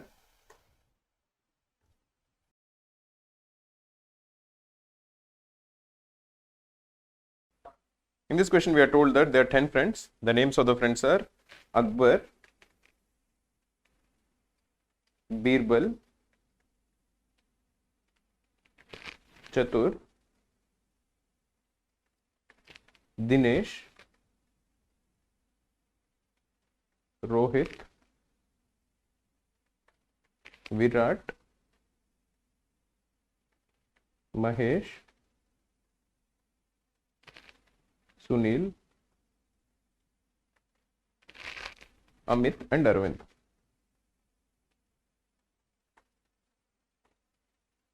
We are told that all of these 10 friends have gone to a fair, they took 200 rupees with them and they spent some amount of money and then they returned with the rest of the money. We are told that the person at the top, that is Akbar, has spent the most amount of money and the person at the bottom, Arvind, has spent the least amount of money. The amount of money spent by each one of them is unique and it's a distinct natural number. So we have been given some information. Based on it, we have to identify how much money each of the 10 friends has spent and how much money is left with them. So if you start, we are told that exactly 5 friends are left with less than 50 rupees with them. What does this mean? This means that the first 5 friends have spent amount which is greater than 150 and the remaining 5 friends have spent amount which is less than 150. None of the 10 friends have spent exactly 150. So for example, Rohit has spent greater than 150 and Virat would have spent less than 150 because the first 5 has spent greater than 150 and nobody has spent exactly equal to 150. The maximum and minimum amount spent by any of the 10 friends is 162 and 113 respectively. This implies that Akbar has spent 162 because we are told that the person at the top has spent the most amount of money, and Arvind has spent 113 because he has spent the least amount of money. The sum and product of the amount spent by Rohit and Virat is 300. So Rohit and Virat, who are the 5th and the 6th highest, have spent 300 in total and their product is 22499. We know that Rohit has spent more than 150 and Virat has spent less than 150, and we are also told that the sum of the amount spent by them is exactly equal to 300. So let us assume that Rohit has spent 150 plus X Then Virat would have spent 150 minus X. Now the product of these two we are told is equal to 22499. So you can easily calculate the product. The product of A plus B into A minus B is A square minus B square. So this would imply that 22500 minus X square is equal to 22499, or the value of X square is equal to 1 or X is equal to 1. What this implies is that Rohit has spent exactly 151 and Virat has spent exactly 149. The average amount spent by the 10 friends is 144.60. This implies that if you total all of them up, all the 10 friends up, the total will come to 1446. The difference between the amount spent by Amit and Chatur is 30. So if you assume that Amit has spent A rupees, Chatur would have spent A plus 30. Now, whenever you are solving these kind of questions, it is always good to keep some things in mind and try to make quick deductions. We know that Chatur has spent more than Rohit, so A plus 30 has to be greater than 151. So A itself has to be greater than 121. Whether we'll use it or not is a different thing, but it is always important to keep these kind of informations, note down these kind of informations whenever you are solving the question. The next thing we are told is that the average amount spent by the 5 friends who are left with less than 50 rupees, that is the top 5 friends, is 155.6. So what is the total amount spent by them? It will be 155.6 into 5. 150 into 5 is 750. 5 into 5 is 25 and 0.6 into 5 is 3. So this you can calculate will be equal to 778. This is the total of the first 5 friends. We are also told that the amount left with exactly 2 of these 5 friends are prime numbers. We'll come down to that later, but first let us subtract 162 and 151 from it, because we know the amount spent by 2 of these 5 friends. 162 plus 151 is 313. So if you subtract 313, you will be left with 465. So the total amount spent by Birbal, Chatur and Dinesh is 465. We have been given some clues about the amount left with these 3 friends. So let us calculate what is the total amount left with these 3 friends. The total amount with them initially is 200 plus 200 plus 200, which is 600, out of which they spent 465. So the total amount left with these 3 friends is 135, which is basically 600 minus 465. So if you add up the 3 amounts remaining with Birbal, Chatur and Dinesh, if you call them to be equal to say X, Y and Z, X plus Y plus Z is equal to 135. Do we know anything about X, Y and Z? We know that Akbar has spent the most amount of money, which is 162. So everybody else has spent less than Akbar. We also know that this would imply that Akbar has 200 minus 162, that is equal to 38. So all the remaining friends X, Y and Z have to be greater than 38. We also know that Rohit has spent the least amount of money. He has spent 151. So he is left with 49 rupees. So all the remaining friends, that is X, Y and Z, are left with less than 49. We are also told that 2 of X, Y and Z are prime numbers. What are the prime numbers between 38 and 49? The prime numbers are 41, 43 and 47. So 2 of the 3 numbers have to be 2 of 41, 43 and 47. So let us try to figure out all the different cases. The different cases are that the 2 of them are 41 and 43. The second case is that they are 43 and 47. And the third case is that it is 41 and 47. These are the 3 possibilities of selecting 2 prime numbers out of 41, 43 and 47. Then the sum would be 41 plus 43 is 84. In this case 43 plus 47 is 90. And in this case 41 plus 47 will be equal to 88. So if these are say X and Y, what is the third number? The third number will be 135 minus 84, which is equal to 51. In the second case, it will be 135 minus 90, which is equal to 45. And in the last case, it will be 135 minus 88, which is equal to 47. The first case is not possible because we know that all the 3 numbers have to strictly lie between 38 and 49. The last case is also not possible because 47 cannot be repeated. All the people have spent unique amounts of money, so all the amounts left with them will also be unique. So the first case and the third case are not possible. This would imply that the only case that is possible is that the 3 numbers left are 43, 45 and 47. Or the amount spent by them will be 200 minus this, so it will be 157, 155 and 153. So Birbal has spent 157, Chatur has spent 155 and Dinesh has spent 153. We know that Chatur has spent 30 rupees more than Amit, so Amit would have spent 125. Let us clean it up so that we can easily note it down. So this will be 155 and this is 125. We have been given some more clue. The clue that is given is that the total of all of these numbers is 1446. This will help us in identifying the amount spent by Mahesh and Sunil together. For example, we know that the first 5, the average is 155.6. So the total spent by them is 778. This we know. What is the other information that we know? Virat has spent 149. Amit spent 125 and Arvind spent 113. If we total these three up, this will be 9 plus 5 is 14 plus 3 is 17. So this is 7 and 1. 4 plus 2 is 6 plus 2 is 8. So this is 387. So let us add 387 to this. 778 is the total amount spent by the top 5 and we know 3 of the amount spent by the bottom 5. If you sum all of them up, this is 5 and 1. So this is 6 and 1. So this is 1165. So the amount spent by Mahesh and Sunil together will be 1446 minus 1165. This is equal to 1, this is 8 and this is 2. So the amount spent by both of them together is 281. We don't know how much amount Mahesh has spent and how much amount Sunil has spent. We just know that Mahesh has spent more than Sunil and the total is equal to 281. There are multiple cases possible. For example, we can have Mahesh to spend 148. In which case Sunil would have spent 133, or Mahesh can spend 147, in which case Sunil would have spent 134, and so on. There is no unique way of identifying. We just know that the minimum amount Mahesh could have spent will be 141, in which case Sunil would have spent 140, because you want Mahesh to spend more than Sunil, and you want the total to be equal to 281. But as you can see, there are 8 cases possible, and we can't really identify which of the cases is unique. So the sum is 281, but this is the max that we can deduct, we can deduce based on the information that is given to us. Let us go ahead and answer the questions that follow.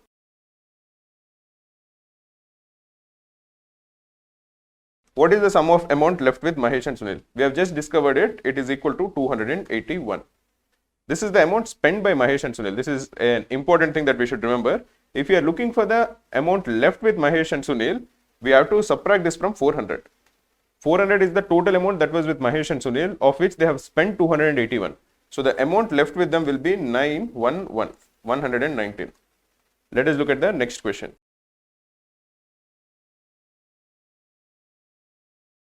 What is the ratio of the amount spent by Dinesh and Akbar? Dinesh spent 153, Akbar spent 162. So the ratio is 153 is to 162. Both are multiples of 9. So the required ratio will be 17 is to 18. Let us look at the next question.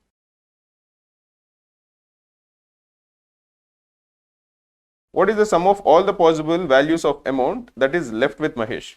Again, notice that we are talking about the amount left with Mahesh and not the amount spent by Mahesh. We know that the amount spent by Mahesh has to be less than 149. So it can be 148, in which case Sunil would have had 133. This is the amount spent by Sunil. Or Mahesh could have spent 147 and Sunil could have spent 134. Because as we have discussed earlier, the sum of the amounts should equal 281. Similarly, we will decrease it and the least amount spent by Mahesh has to be 141, in which case the amount spent by Sunil will be 140, because we also want Mahesh to spend more amount than Sunil. In the first case, what is the total amount that is left with Mahesh? It will be 52, which is equal to 200 minus 148. In the second case, it is 53 and so on, and in the last case, it is 59. We are required to calculate the sum of all of these possible values of amount left with Mahesh. So it will be 52 plus 53 plus ... plus 59. How many such cases are possible? There are 8 cases. This is an arithmetic progression. We are required to calculate its sum. We know the first term, this is 52, and we know the last term, this is 59, and we know the number of terms, this is 8. So calculating the sum is quite easy. We will calculate the average of the first and the last term. So it is 52 plus 59 divided by 2 and multiply it with the number of terms, which is 8. 52 plus 59 is equal to 111 into 8 by 2 is 4. So the required answer is 444. Let us look at the last question.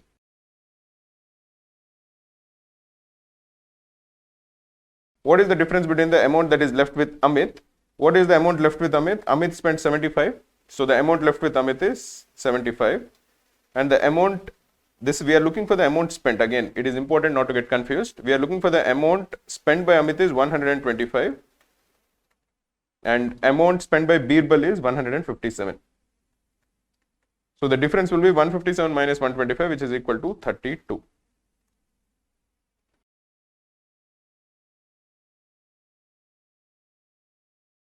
In this question, it is given that there is an electronic chip manufacturing company and it has 5 production units.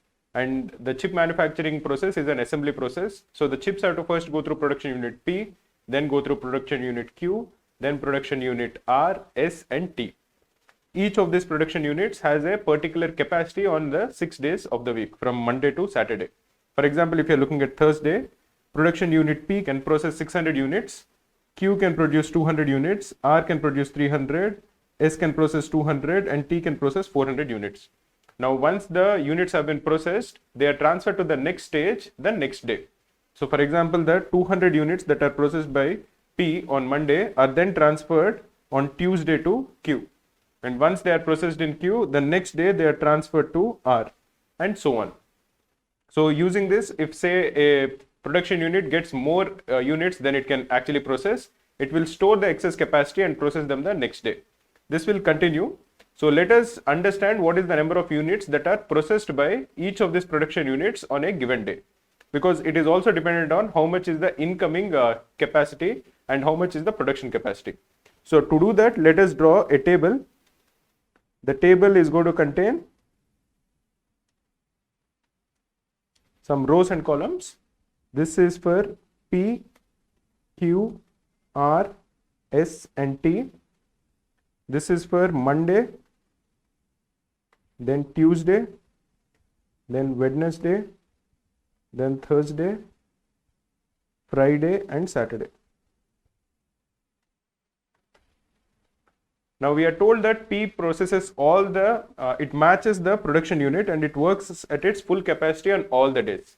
So on Monday it processes 200, on Tuesday it processes 400, on Wednesday it processes 300, on Thursday it processes 600, on Friday it processes 500 and on Saturday it processes 200 units.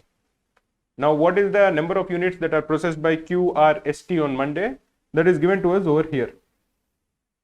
So we are told that Q processes 100 units, R processes 300 units, S processes 500 and T processes 600 units on Monday. From now on, whatever is processed by a production unit is dependent on how much the preceding production unit has processed on the earlier day. For example, the 200 units that are processed by P are now available to Q to process on Tuesday. And what is the capacity of Q on Tuesday? The capacity of Q is 300. So it can definitely process the 200 units that are incoming. And it is going to process all 200 of them.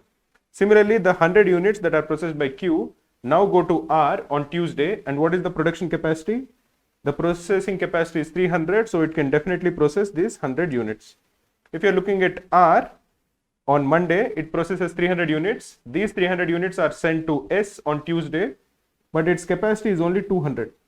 So it is going to process these 200 units and it is going to keep 100 of these units for storing. It will store these 100 units and it is going to process them the next day.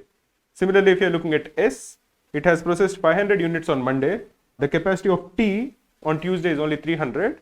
So it is going to process 300 units and it is going to store 200 units for the next day. Now let us look at Wednesday.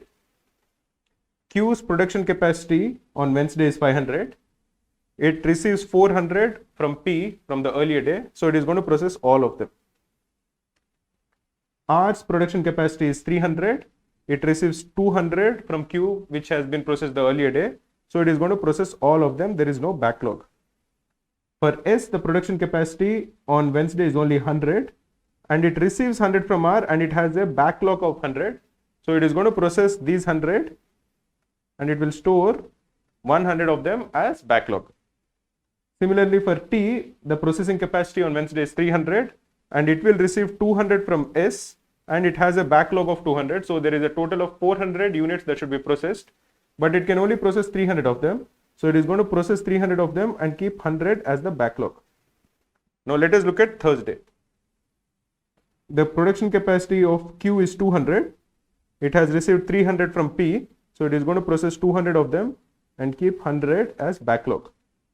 For R, the processing capacity is 300, but it has received 400 from Q, so it is going to process 300 of them and keep 100 as backlog.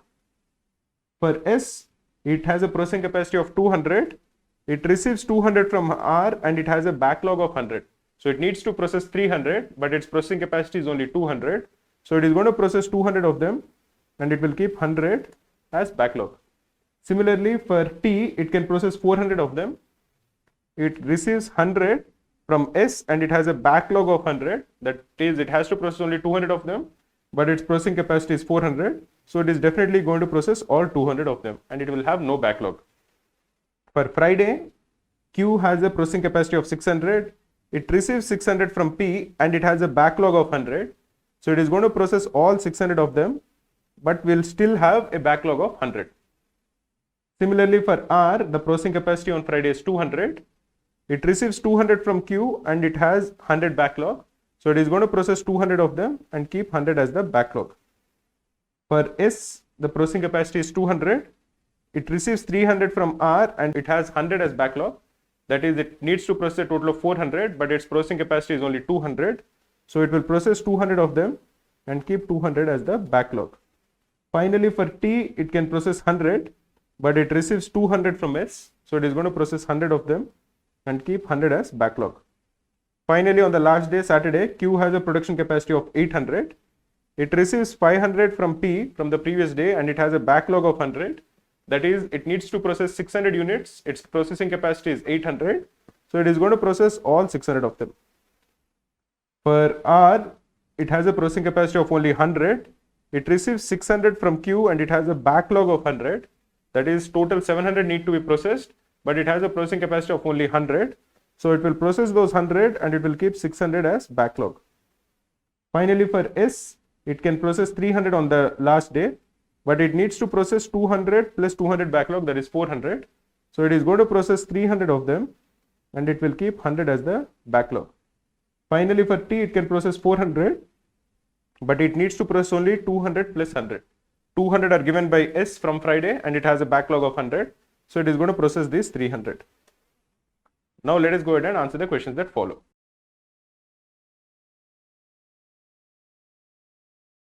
What is the number of unfinished chips of S by the end of Friday? By the end of Friday, what is the number of unfinished chips with S? That is equal to 200.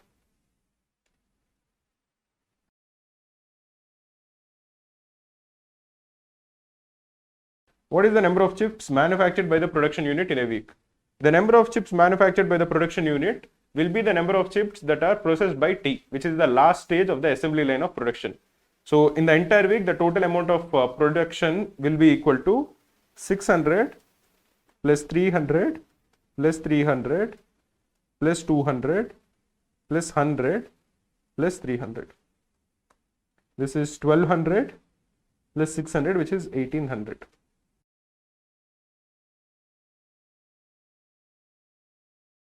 How many chips did not undergo any processing on Thursday? On Thursday, the amount of backlog, that is 100 plus 100 plus 100, which is equal to 300. These are the 300 chips which went to respective production units, but those production units did not have any capacity, so they kept them as spare. So the answer is 300. They did not undergo any processing on Thursday.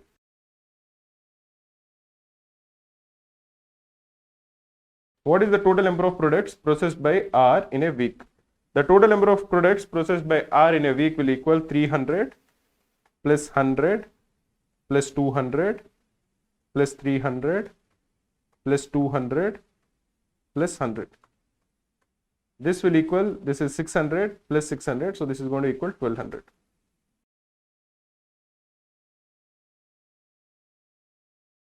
So let's take a look at this set. 6 students, Anamika, Baisakhi, so A, B, C, D, E, F, scored different marks in 3 different subjects, PCB. They were ranked subject-wise according to the marks obtained by them in each subject. A higher rank means a lower numerical value. So basically, the first rank is the highest marks. 6th rank, because there are 6 people, is the lowest marks as such.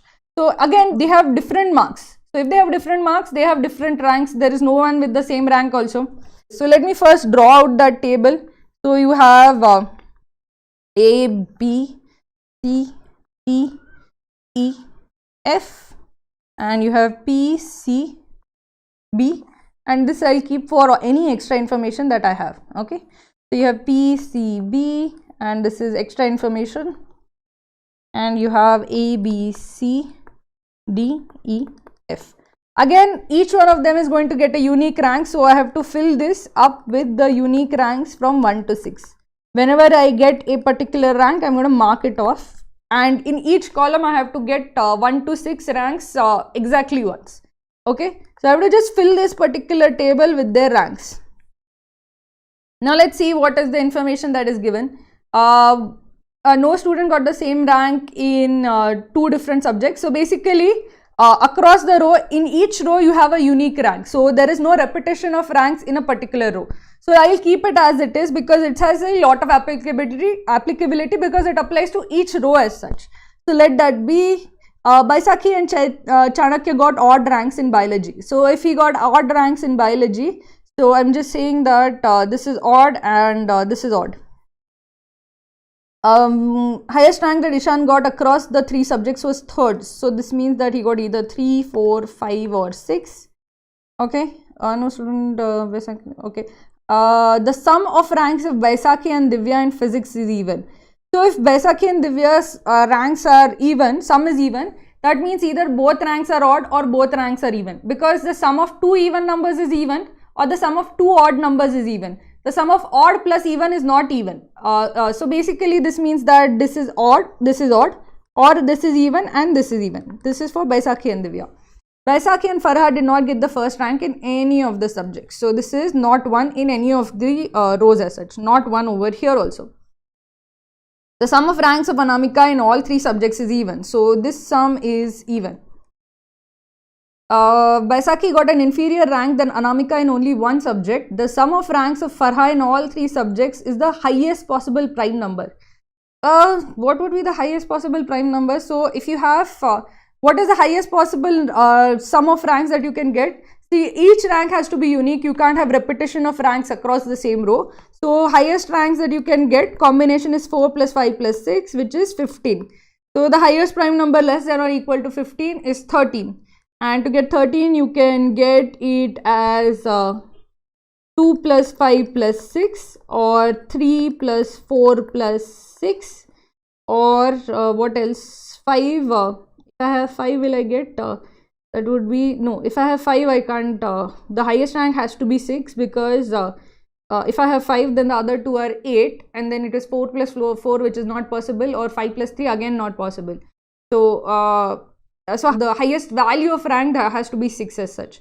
If this is 6, then the remaining has to be 7. So 2 plus 7, 1 plus 6 is not possible, and 3 plus 4. So these are the only 2 combinations possible over here. Either this is 2 plus 5 plus 6, or this is 3 plus 4 plus 6, such that there is no repetition of a rank across the same row as such. Okay. Now, what else is given? Okay, this is 4. The difference between the ranks of Divya and Ishan in biology is greater than 4. So difference of ranks would be, what is the highest difference? That would be 1 and 6, difference between 1 and 6 rank, which would be 5. And if it is greater than 4 and the highest possible is 5, then it will be equal to 5. That is only basically, and Ishan never got, that basically means that one of Divya and Ishan got 1 and the other got 6. That's why the difference in their ranks is 5. And Ishan never got 1 because he has gotten only 3, 4, 5, 6, which means that Ishan got 6 and Divya got 1. So that's why the difference in their ranks is more than greater than 4 because it is equal to 5.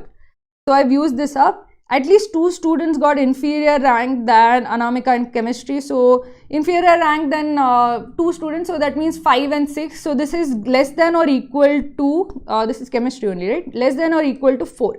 Chanakya, Baisakhi and Farha got the same ranks in physics, chemistry and biology respectively. So if this is the case, okay, this is 3, 4, 6. So this is 6 is already taken. 1 and 6 is already taken. These 2 are odd, okay? 1 and 6 is already taken. If these 2 are odd, they have to be 3 or 5 because that is the only odd number left. 1 is already taken. This is 5 or 3. And then you have, this is 2 or 4 and correspondingly this is 4 or 2. Now what is given over here, one more thing that is given is each one of them has to, where can ones go? Okay, because many conditions are given that okay, this person never got a first rank, this person never got a first rank. So this person cannot get a first rank, this person cannot get a first rank, this person Ishan also cannot get a first rank because his lowest rank is 3.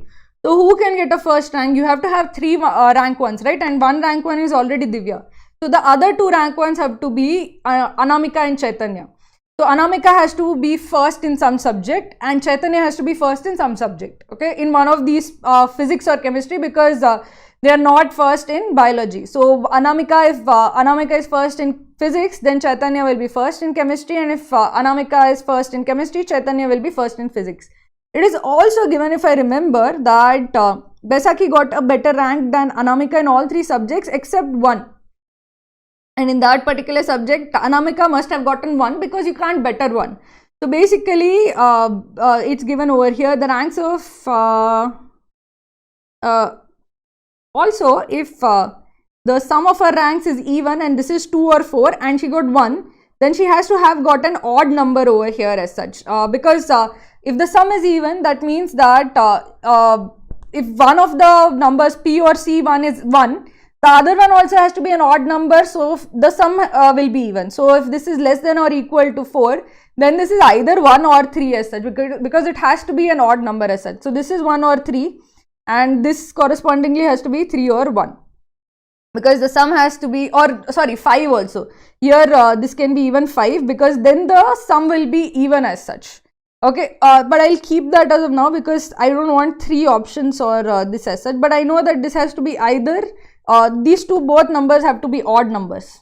Okay, now if this is the case, so basically Anamika would, Baisakhi got an inferior rank than Anamika in only 1 subject. So in every other subject she must have gotten a better rank than Anamika, right? And that 1 subject where Anamika got the better rank, she got 1. So in this particular case of biology where she did not get 1, Anamika would have gotten a worse rank than Baisakhi. That is only possible if Anamika got 4 and Baisakhi got 3, which means that this girl got 5 and you have 2 over here. Now if this is 2, then your combination is 3, 4, 6. So that means that you have this entire column is done. This is 4, this is 3, this is 5, 1, 6, 2. Now if this is the case, I have filled this particular column already. Now let's see what we can, what else is left. So you have 6 over here, you have 2 plus 5 plus 4. So this entire column is done. Let's see what rules I have used that I can use again. No student got the same rank in 2 different subjects. So basically 4 cannot be repeated. You have 1 or 3, and here you can have 5, 1, 5, 3 or 1. Baisakhi and Chaitanya got odd ranks in biology. This is also odd. So this is basically 1, 3 and 5 in some this or if both are even, that is also possible. So I can't rule that out yet. The sum of ranks of Baisakhi and Divya in physics is even. The highest rank that Ishan got is 3rd. So that 3rd is either here or here as such. So we'll have to wait for that. The sum of ranks in Anamika is even. Baisakhi got in. Okay, so this is 4 and 3. So at some point of time she got 1 and Anamika got a worse rank than that. The sum of ranks of highest possible prime number. The difference between ranks of this, at least 2 students got this, Chanakya. Okay, they got the same rank in Chanakya, Baisakhi and Farha got the same rank in physics, chemistry and biology, which is this 2 over here. So that is a big clue. So Baisakhi got 2 in chemistry, 2 over here, and Chanakya got 2 in physics, so 2 over here. Now if this is 2 over here, that means that it can still be even as such, so let it be. But if it is okay, 2 over here, 2 over here. Now this 2 is done, this 2 is done. Now this again cannot be 2, this is 3, and this person did not get 1. So this is, I have used up this rule, I'll mark it off. Let's see which else is remaining. No student got the 2, Baisakhi, Chaitanya got odd ranks in biology. Odd ranks in biology, that is used up. This part is used up. Highest rank that Ishan got across the 3 subjects was 3rd. The sum of this is even. Baisakhi and Farha did not get the first rank in it. Sum of all this is so let us even. Baisakhi got in only 1 subject, and okay, Baisakhi is 2 over here. see if this is 1, then this is 2 kind of is wasted, because Baisakhi is not going to get 1 over here. So basically then she'll have to get 4. Maybe that is not the case. Sum of ranks of Farha in all 3 subjects is a prime number. Difference between ranks of this, at least 2 subjects. Okay, am I missing any particular clue? Or even so in this case this is not 1. Let me see, what am I missing? This is less than or equal to, this is 1 over 3, this is 5, 3 or 1. One of these two is 1, and over here also Chaitanya also got a 1, because this is the only, so this guy is getting a 1 over here, and therefore this guy Anamika got a 3 over here. So this is 2, 1, 5, so I have gotten 1, 2, 3, done. So 3 is over here, so she has to get 1 somewhere, so she has to get a 1 over here. Now that is filling up, this row is done. So sum will be even, so used up that rule, and she got 1 rank somewhere. So that is also done. So 1 and 2 are done over here, 1, 2, 3 are done over here. This entire column is done. So this is 1, 2, 3, and this is either odd or both are odd or both are even. Now essentially for both of them to be odd, it has to be 3, 5 or 5, 3, or both of them to be even, that has to be 4, 6 or 6, 4 as such. Let's see what would that be the case. 3, 5, 5, 3, don't know. Wait, let me see what I have not used till now. So that is highest rank across the subjects was third. Okay, wait, I have not used this up. So this is 3, 4, 5, 6 as such. So he got third rank somewhere. He can't get the third rank over here because third is already taken over here. So he got third over here. So it means this guy got 4 or 5 over here. Okay, and this person over this is 2, 5 or 6. Okay, if this is 2, 5 or 6, then this person has to get 6 somewhere, right? So can 6 over here or 6 over here, and the other is 5 or 6 as this is left. So let it be for now. Let me consider the, okay, 1, 2, 3 are done. So 1, 2, 3 are done, then both cannot be odd anymore because there's only 5 left, which means that you have even numbers over here. So this is 4 or 6 and 6 or 4, which means this is 5. If this is 5, 2, 5 is done, this is 6. That means this is 5 or 4. Okay. Now let me see if any condition is remaining. No student got the same rank. 1, 3, 4, 4, 6, 2, 4 or 6, 2 and 3, 2, 1, 5.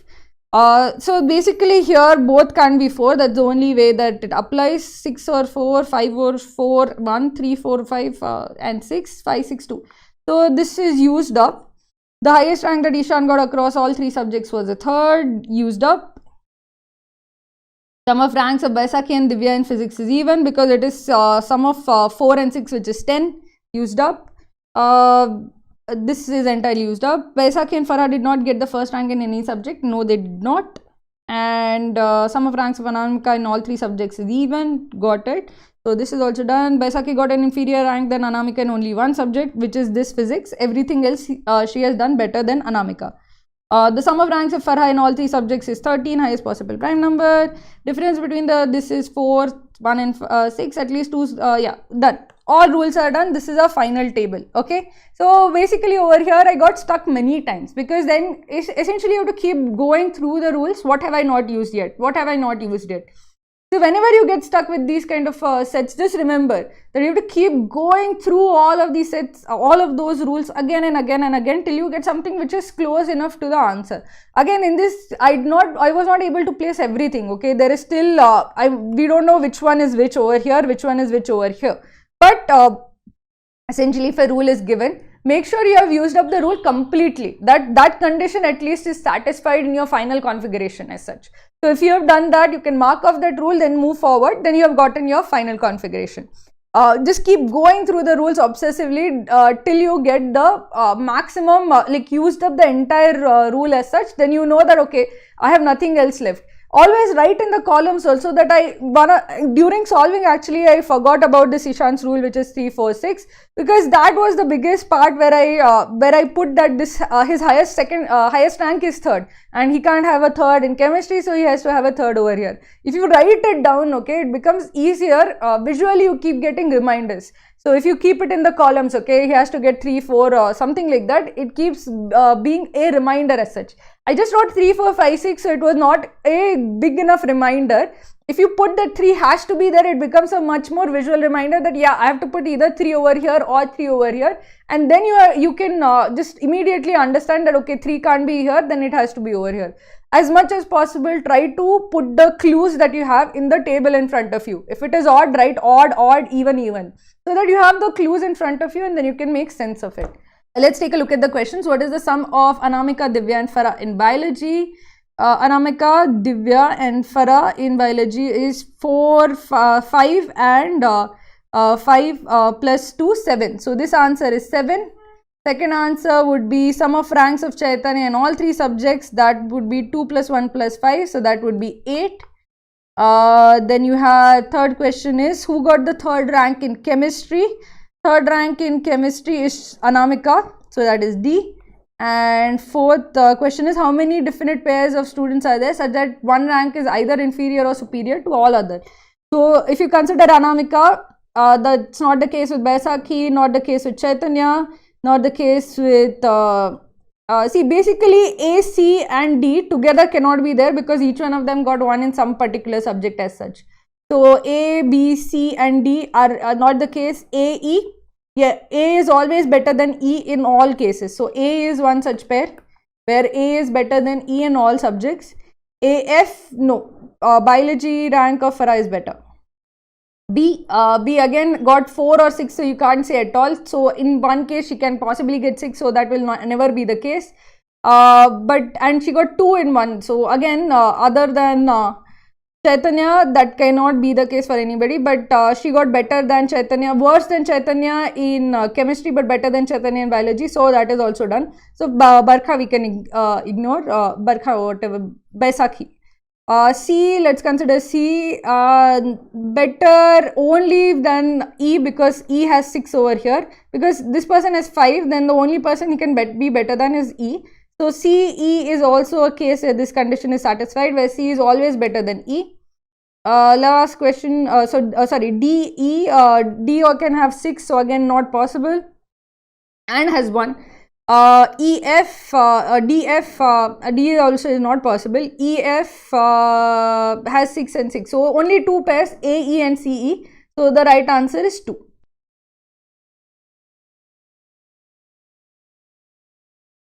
In this question, we are told that there are 5 countries: India, Australia, China, USA and Britain. All of them went to a sporting carnival where each country sent some players. They all participated in 5 different events. The events are tennis, sprinting, swimming, wrestling and shooting. Each of the countries sent a total of at max 10 players. So the number of players sent can be either 10 or less than 10. We have been given some information, and using this information we are required to find out how many sporting persons from each of the different sports have come from the 5 countries. So let us first draw a table. The table will have 5 rows and 5 columns, and it will look something like this. The first country is India. This is India. The next country is Australia. Then we have China. Then we have USA. And finally we will have Britain. The 5 sporting events are tennis, sprinting, swimming, wrestling and shooting. Let us go through all the clues, and we'll come back and we'll continue to reiterate until we are able to fill the entire table up. An equal number of players from Britain participate in sprinting, swimming and wrestling. Let us call that small a. So sprinting is small a, swimming is small a and wrestling is small a. The total number of players participating in tennis was exactly half the players participating in each of the other events. So if you are assuming that the total number of players in tennis is x, the total number of players in each of the other events is equal to 2x. So this will be 2x, this is 2x, this is 2x and this is 2x. The number of players participating in shooting is the same for all countries with the exception of India. So if you assume that the number of players participating in shooting from Britain, USA, China and Australia, all of them will equal B. Only in the case of India it is different. Among all the USA players participating in different events, the number of players participating in wrestling over here, this is the highest. Each country sent at least one player to participate in sprinting and wrestling. So this over here, all of these are at least greater than or equal to 1. The total number of players from USA who participated in various events was 1 less than that of Australia. So if you assume that the number of players who came from USA is equal to C, the number of players from Australia is C plus 1, which in turn is 1 less than that of China. So this is C plus 2, which in turn is 1 less than that of Britain. So this is C plus 3, which in turn is 2 less than that of India. So this is equal to C plus 5. We know that all of them have sent players who are less than or equal to 10. The total number of players sent from each of the countries is less than or equal to 10. This would imply that C plus 5 is less than or equal to 10, or C is definitely less than or equal to 5. Another thing that you know is that each of the countries have sent at least one player from sprinting and wrestling. So C, which is the total number of players from USA, has to be definitely greater than or equal to 2. Another thing that you will be able to identify is that the total number of players is C plus 1 plus C plus 2 plus C plus 3 plus C plus 5. This is equal to 5C plus 11. This is equal to x plus 2x plus 2x plus 2x plus 2x, which is equal to 9x. So this has to be a multiple of 9. What are the possible values of C? We have just discovered that the possible values of C are 2, 3, 4 and 5. If C is equal to 2, 5C plus 11 will be 21. If C is equal to 3, 5C plus 11 will be equal to 15 plus 11, that is 26. If C is equal to 4, 5C plus 11 will be 31. If C is equal to 5, 5C plus 11 is equal to 36. This is a multiple of 9. The others are not a multiple of 9. This would tell us that C has to equal 5 and the value of X has to equal 4. We can actually deduce this using a clue that comes towards the end. But even without that clue, we can deduce that using a clue that comes towards the end. But we did this just to show that even without that clue, we will be able to figure out the value of C and X. So the value of C is 5 and the value of X is 4. So the number of people who participate in tennis is 4. In each of the other sports, it will be 2x. So that is equal to 8. Let us write that down. This is 8, this is 8, this is 8 and this is 8. The value of C is 5. So the number of people who participated from USA is 5. From Australia it is 6. From China it is 7. From Britain it is 8. And from India it is 10.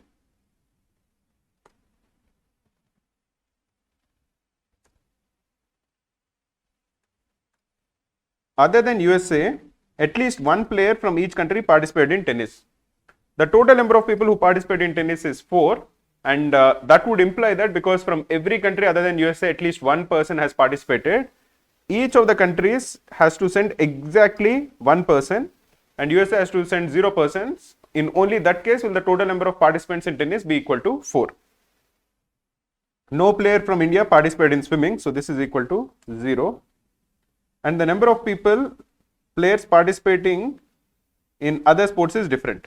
So if you are looking at India, there is nobody from India who participated in swimming. So in the remaining 4 sports, the total is 10 and all of those 4 numbers are unique.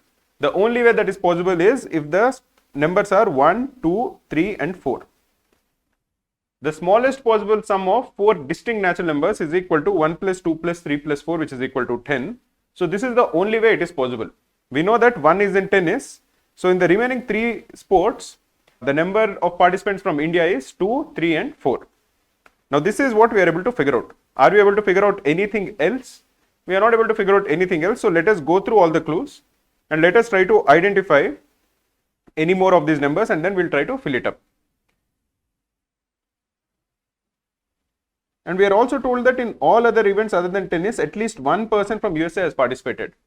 The total number of persons from USA is equal to 5. And in tennis, nobody participated from USA. So in the remaining 4 sports, at least one person has participated. So the split has to be 1, 1, 1 and 2. We don't know whether which sport has 1, which sport has 2. But we know that if the total is 5 and there are 4 sports in which at least one person has participated, the only way it is possible is if one person has participated in 3 sports and 2 people have participated in 1 sport.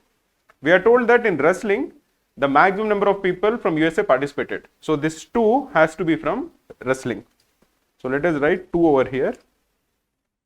And in all the other sports, exactly one person has participated from USA. This would imply that the value of B has to also equal 1. So this and this has to be equal to 1. This is 1, 1 and 1. This would tell us that the number of participants from India in shooting has to be 8 minus 4 because there are 4 ones. So this will be equal to 4. Similarly, if you are considering Britain's row, the total is 8, out of which there are 2 ones and there are 3 different A's. So 3A plus 2 is equal to 8, which is the total number of participants from Britain, or the value of A has to be equal to 2.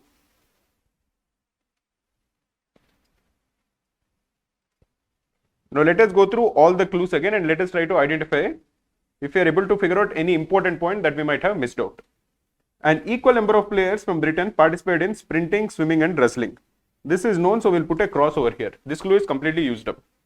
The total number of players participating in tennis was exactly half of the number of players participating in each of the other events. This also is completely used up. We know that in tennis 4 people were participating and 8 people were participating in each of the remaining sports. The number of players participating in shooting is the same for all countries with the exception of India. This also is used up. We know that 4 people participated in shooting from India and 1 from each of the remaining countries. Among USA, people participating in different events, the number of people participating in wrestling is the highest. This also is used up because wrestling from USA has 2.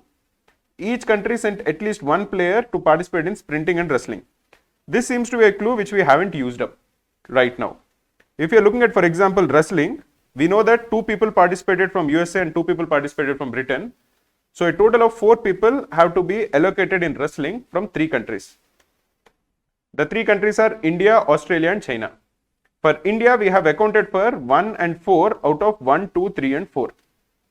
So in sprinting and wrestling from India, 2 and 3 in some order have participated. Those are the only 2 options remaining for India.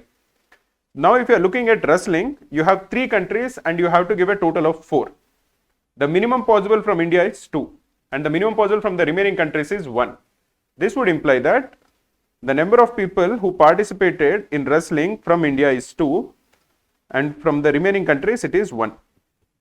This would tell us that in sprinting, the number of people who participated from India has to be equal to 3.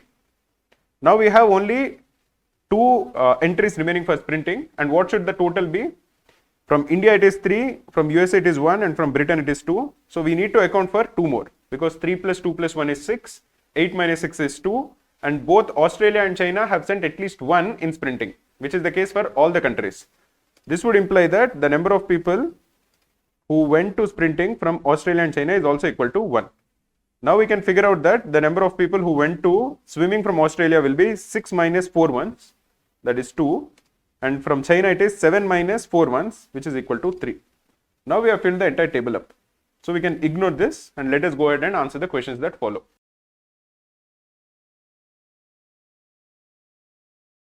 What is the sum of the players from Australia and China who participated in sprinting and swimming together? That will be 1 plus 2, which is 3 in the case of Australia, plus 1 plus 3, which is equal to 4, that is 7. 3 from Australia and 7 from China in the 2 sports, sprinting and swimming.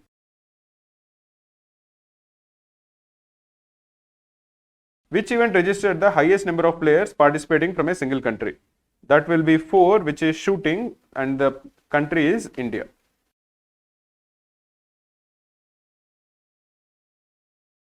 The number of players from India who are participating in sprinting, that is 3, is what percentage more than the number of players from Australia who are participating in wrestling, that is 1. By how much percent is 3 greater than 1? The correct answer will be 3 minus 1 divided by 1 into 100, which is equal to 200%.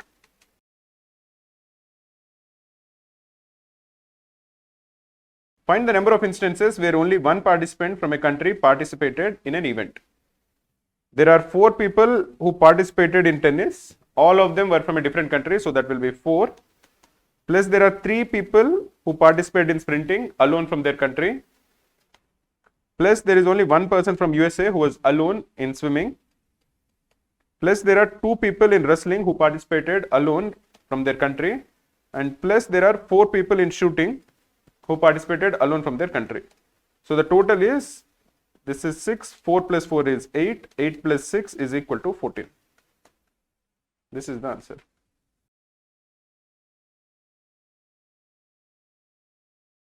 First, take a look at the set. This was actually the easier of the 2 sets, and I'll explain why. Because here you have to only solve one particular DI table, and then everything would be filled in, and then you could go ahead after filling that just one table as such. So essentially, when you have this table like this, I know that a lot of people feel that, okay, I can't just draw on the screen like you, ma'am. What should I do? You should draw out this table on your sheet. There is no other way you can do it. You should draw out this table on your sheet as such, and make sure you write down the column totals and the row totals. These are the row totals, these are the column totals. Now let's read the set as such. Sunil appeared for civil services prelims examination. The examination consisted of 5 different sections. The partial details of Sunil's attempts are given below. So in this case, you have total questions attempted, correct, wrong, score. So in this case, row total doesn't make sense because essentially this score is essentially row total. So let me rub that part out. So we have essentially we'll have column total questions in the exam. So what are the total questions in the exam? The sum of this would be 70, 100. So this is 185. Okay. Now 185 total questions we have attempted, correct, wrong and score. So let us understand the relationship between them. In the exam, each correct answer is awarded 3 marks. Each incorrect answer attracts a penalty of 1 mark. Half mark is deducted for each unattempted question. So score is essentially 3 into correct minus 1 into incorrect or wrong minus half of unattempted. So this would be the score equation as such. So we'll keep that for now. Sunil attempted 125 questions in the paper. So 125 is this column total, and scored a total of 201 marks. So this is 201. So based on this, can I try to figure out what happened over here? See, basically I know that the score is 201. He got some correct, he got some wrong, and minus half of unattempted. So if 125 is attempted, then what is unattempted? 60 are unattempted. So minus half of 60. So this is how much? This is minus 30. So this is 233 correct minus 1 wrong is equal to how much? This is 231. Okay, this would be the first equation that I have. Also, I know that correct plus wrong would be the total attempted as such, which is 125. Now, if I add them up, what do I get? I get 4 correct is equal to how much? This cancels off and I get 356. 4 correct is equal to 356, which means the total number of correct has to be 36. So this has to be 89. So this basically means that the total number of correct is 89, which means that the total number of wrong is 36. So essentially, Sunil got attempted 125 questions in total. He got 89 correct, 36 wrong, and he made a total score of 201. So I've been able to fill all the column totals. Now once I have the column totals, I can try to use that to fill in the individual cell values. Okay. Now let's take a look at the remaining this. I have used up this particular rule, so I'll use mark it off. Out of the total incorrect answers by Sunil, 1/6 were in the CA section. So total incorrect answers were 36. So 1/6 of that was in the CA section. So this was 6. So use this up. The number of incorrect questions in geography is half the number of incorrect questions in CA. Incorrect questions in CA is 6. So geography has to be 3. Now, so this is also used up. Net score of Sunil in geography section is 2 times his net score in economics. So what is his net score in economics? I have the number of attempted questions and the number of wrong questions. So basically correct will be attempted minus wrong. So this will be 11. Now if this is the case, what is the score over here? This will be basically 11 into 3 minus wrong, 6 wrong, minus half of unattempted, which will be basically 18. So what would be his score in economics? His score in economics would be minus 6 minus 9. So that is minus 15. So this is 33 minus 15. So this would be equal to 18. So this score is equal to 18. I've been told that the net score of Sunil in geography is 2 times his net score in economics. So this score will have to be 36. So this is net score is 2 times is this. So this is 36. So I will mark this also off. So what do I have now?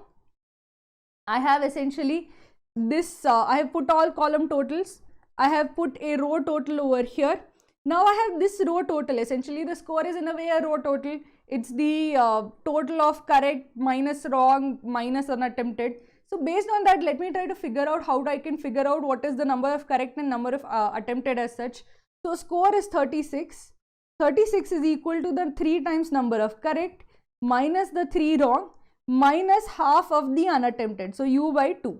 Okay. And there are 3 wrong. So basically correct plus 3 plus the unattempted is equal to the total number of questions, that is equal to 30. So these are the 2 equations that I have. 2 equations in 2 variables. I can solve them to find out the answer. So c plus u is equal to how much? This is equal to 27, and 3c, or rather I'll multiply throughout by 2. So that basically this is 39. So I can write this as 3c minus u by 2 is equal to 39. If I multiply by 2, I'll get 6c minus u is equal to 78. 2 equations, 2 variables. I can solve this. I can get this as 7c is equal to, how much is this? 15. This is 105. So 7c is 105. That means c is equal to how much? That is 15. So c is equal to 15. That means the correct number of questions is 15. How much is the unattempted in that case? Unattempted would be 12. So if unattempted is 12, that means that this is 18, which means that this is 18, 15, 3, and unattempted is 12. So I've gotten this value also. Now once I fill this value, what happens over here? This is 15, this is 18. So I have used up this particular value as well. Now what can I do to figure out the remaining values as such? I have another value that I can figure out using this net score, which is 33, and I have wrong over here, which is 6. So again, I'll use the same equations, correct plus unattempted, and try to figure out how much is correct, how much is unattempted. So let us try to do the same thing for the value for CA, which is 33. So essentially in that case, 3C correct minus 6 minus unattempted by 2 is equal to 33. Now if I take that over here, I get 3c minus u by 2 is equal to 39. Multiplied by 2, I get 6c minus u is equal to 78. Similarly, the other equation would be that c plus u plus 6 is equal to 40. So rather c plus u is equal to 34 as such. So over here c plus u is equal to how much? This is equal to 34. 2 equations, 2 variables. If I solve, I get 7c is equal to how much is this? This is 12, 1, 1, 2. So if I solve this, I get c is equal to 16. So c is equal to 16 in this case. So this is 16. So attempted is 22, unattempted is 18. So I have filled up this entire column as such of attempted. Only one value is remaining over there. So basically using the column total, I can fill out this value. So how much would that value be? This would be how much? This is 29 plus 18 plus, so this is 35. So 35 plus 29 is 64, 64, 86, 86, which would mean that this value is 39. Then if this is 15, 11, 16 and 30 and this is 89, you can use the again that column total to find out this value, which is 26, 42, 72, 72. So this is 17. Now let us figure out if this is 29, this is 17. So this would be basically 12. If this is 39 and this is 30, then this is 9. Again, this checks out. This should be 36, 15, 21, 27. Yeah, checks out. I can fill in the values over here also. Correct is 17. So 17 minus 12 minus the unattempted, which are 6. So minus 3. So this, 3 into 17. So 51 minus 15, which will be equal to 51 minus 15, so 46, 36. So this will also be equal to 36, and this would be 30. So 90 minus 9 minus, so 6 are unattempted, so minus 3. So 81 minus 3, so that is 78. So I filled out the entire score sheet as such. I hope it is easily visible to you. Essentially, this is sum is 185. This is 29, 18, 17, 22, 39, 125, 17, 15, 11, 16, 30, 89, 12, 3, 6, 6, 9, 36, 36, 36, 18, 33, 78 and 201. So these are basically, I filled it out using the same this, that wherever I find that all values in the column are done, then I try to backfill whatever is missing. Whenever, essentially in this case, the score was the row total. If that was not obvious, basically you use that row total to back infer the missing parts. So now that I have filled out the entire this, let me try to answer the questions. What is the total number of questions which Sunil got wrong in the paper? So the total number of questions that he got wrong is 36. The second question is, in which section did Sunil get the maximum questions wrong? So he got the maximum questions wrong in history, that is option A. Let's go to the third question. How many questions did Sunil attempt in geography? So in geography, he attempted 18 questions. And the last question that was there for this particular set was, what is Sunil's net score in aptitude? His net score in aptitude is 78.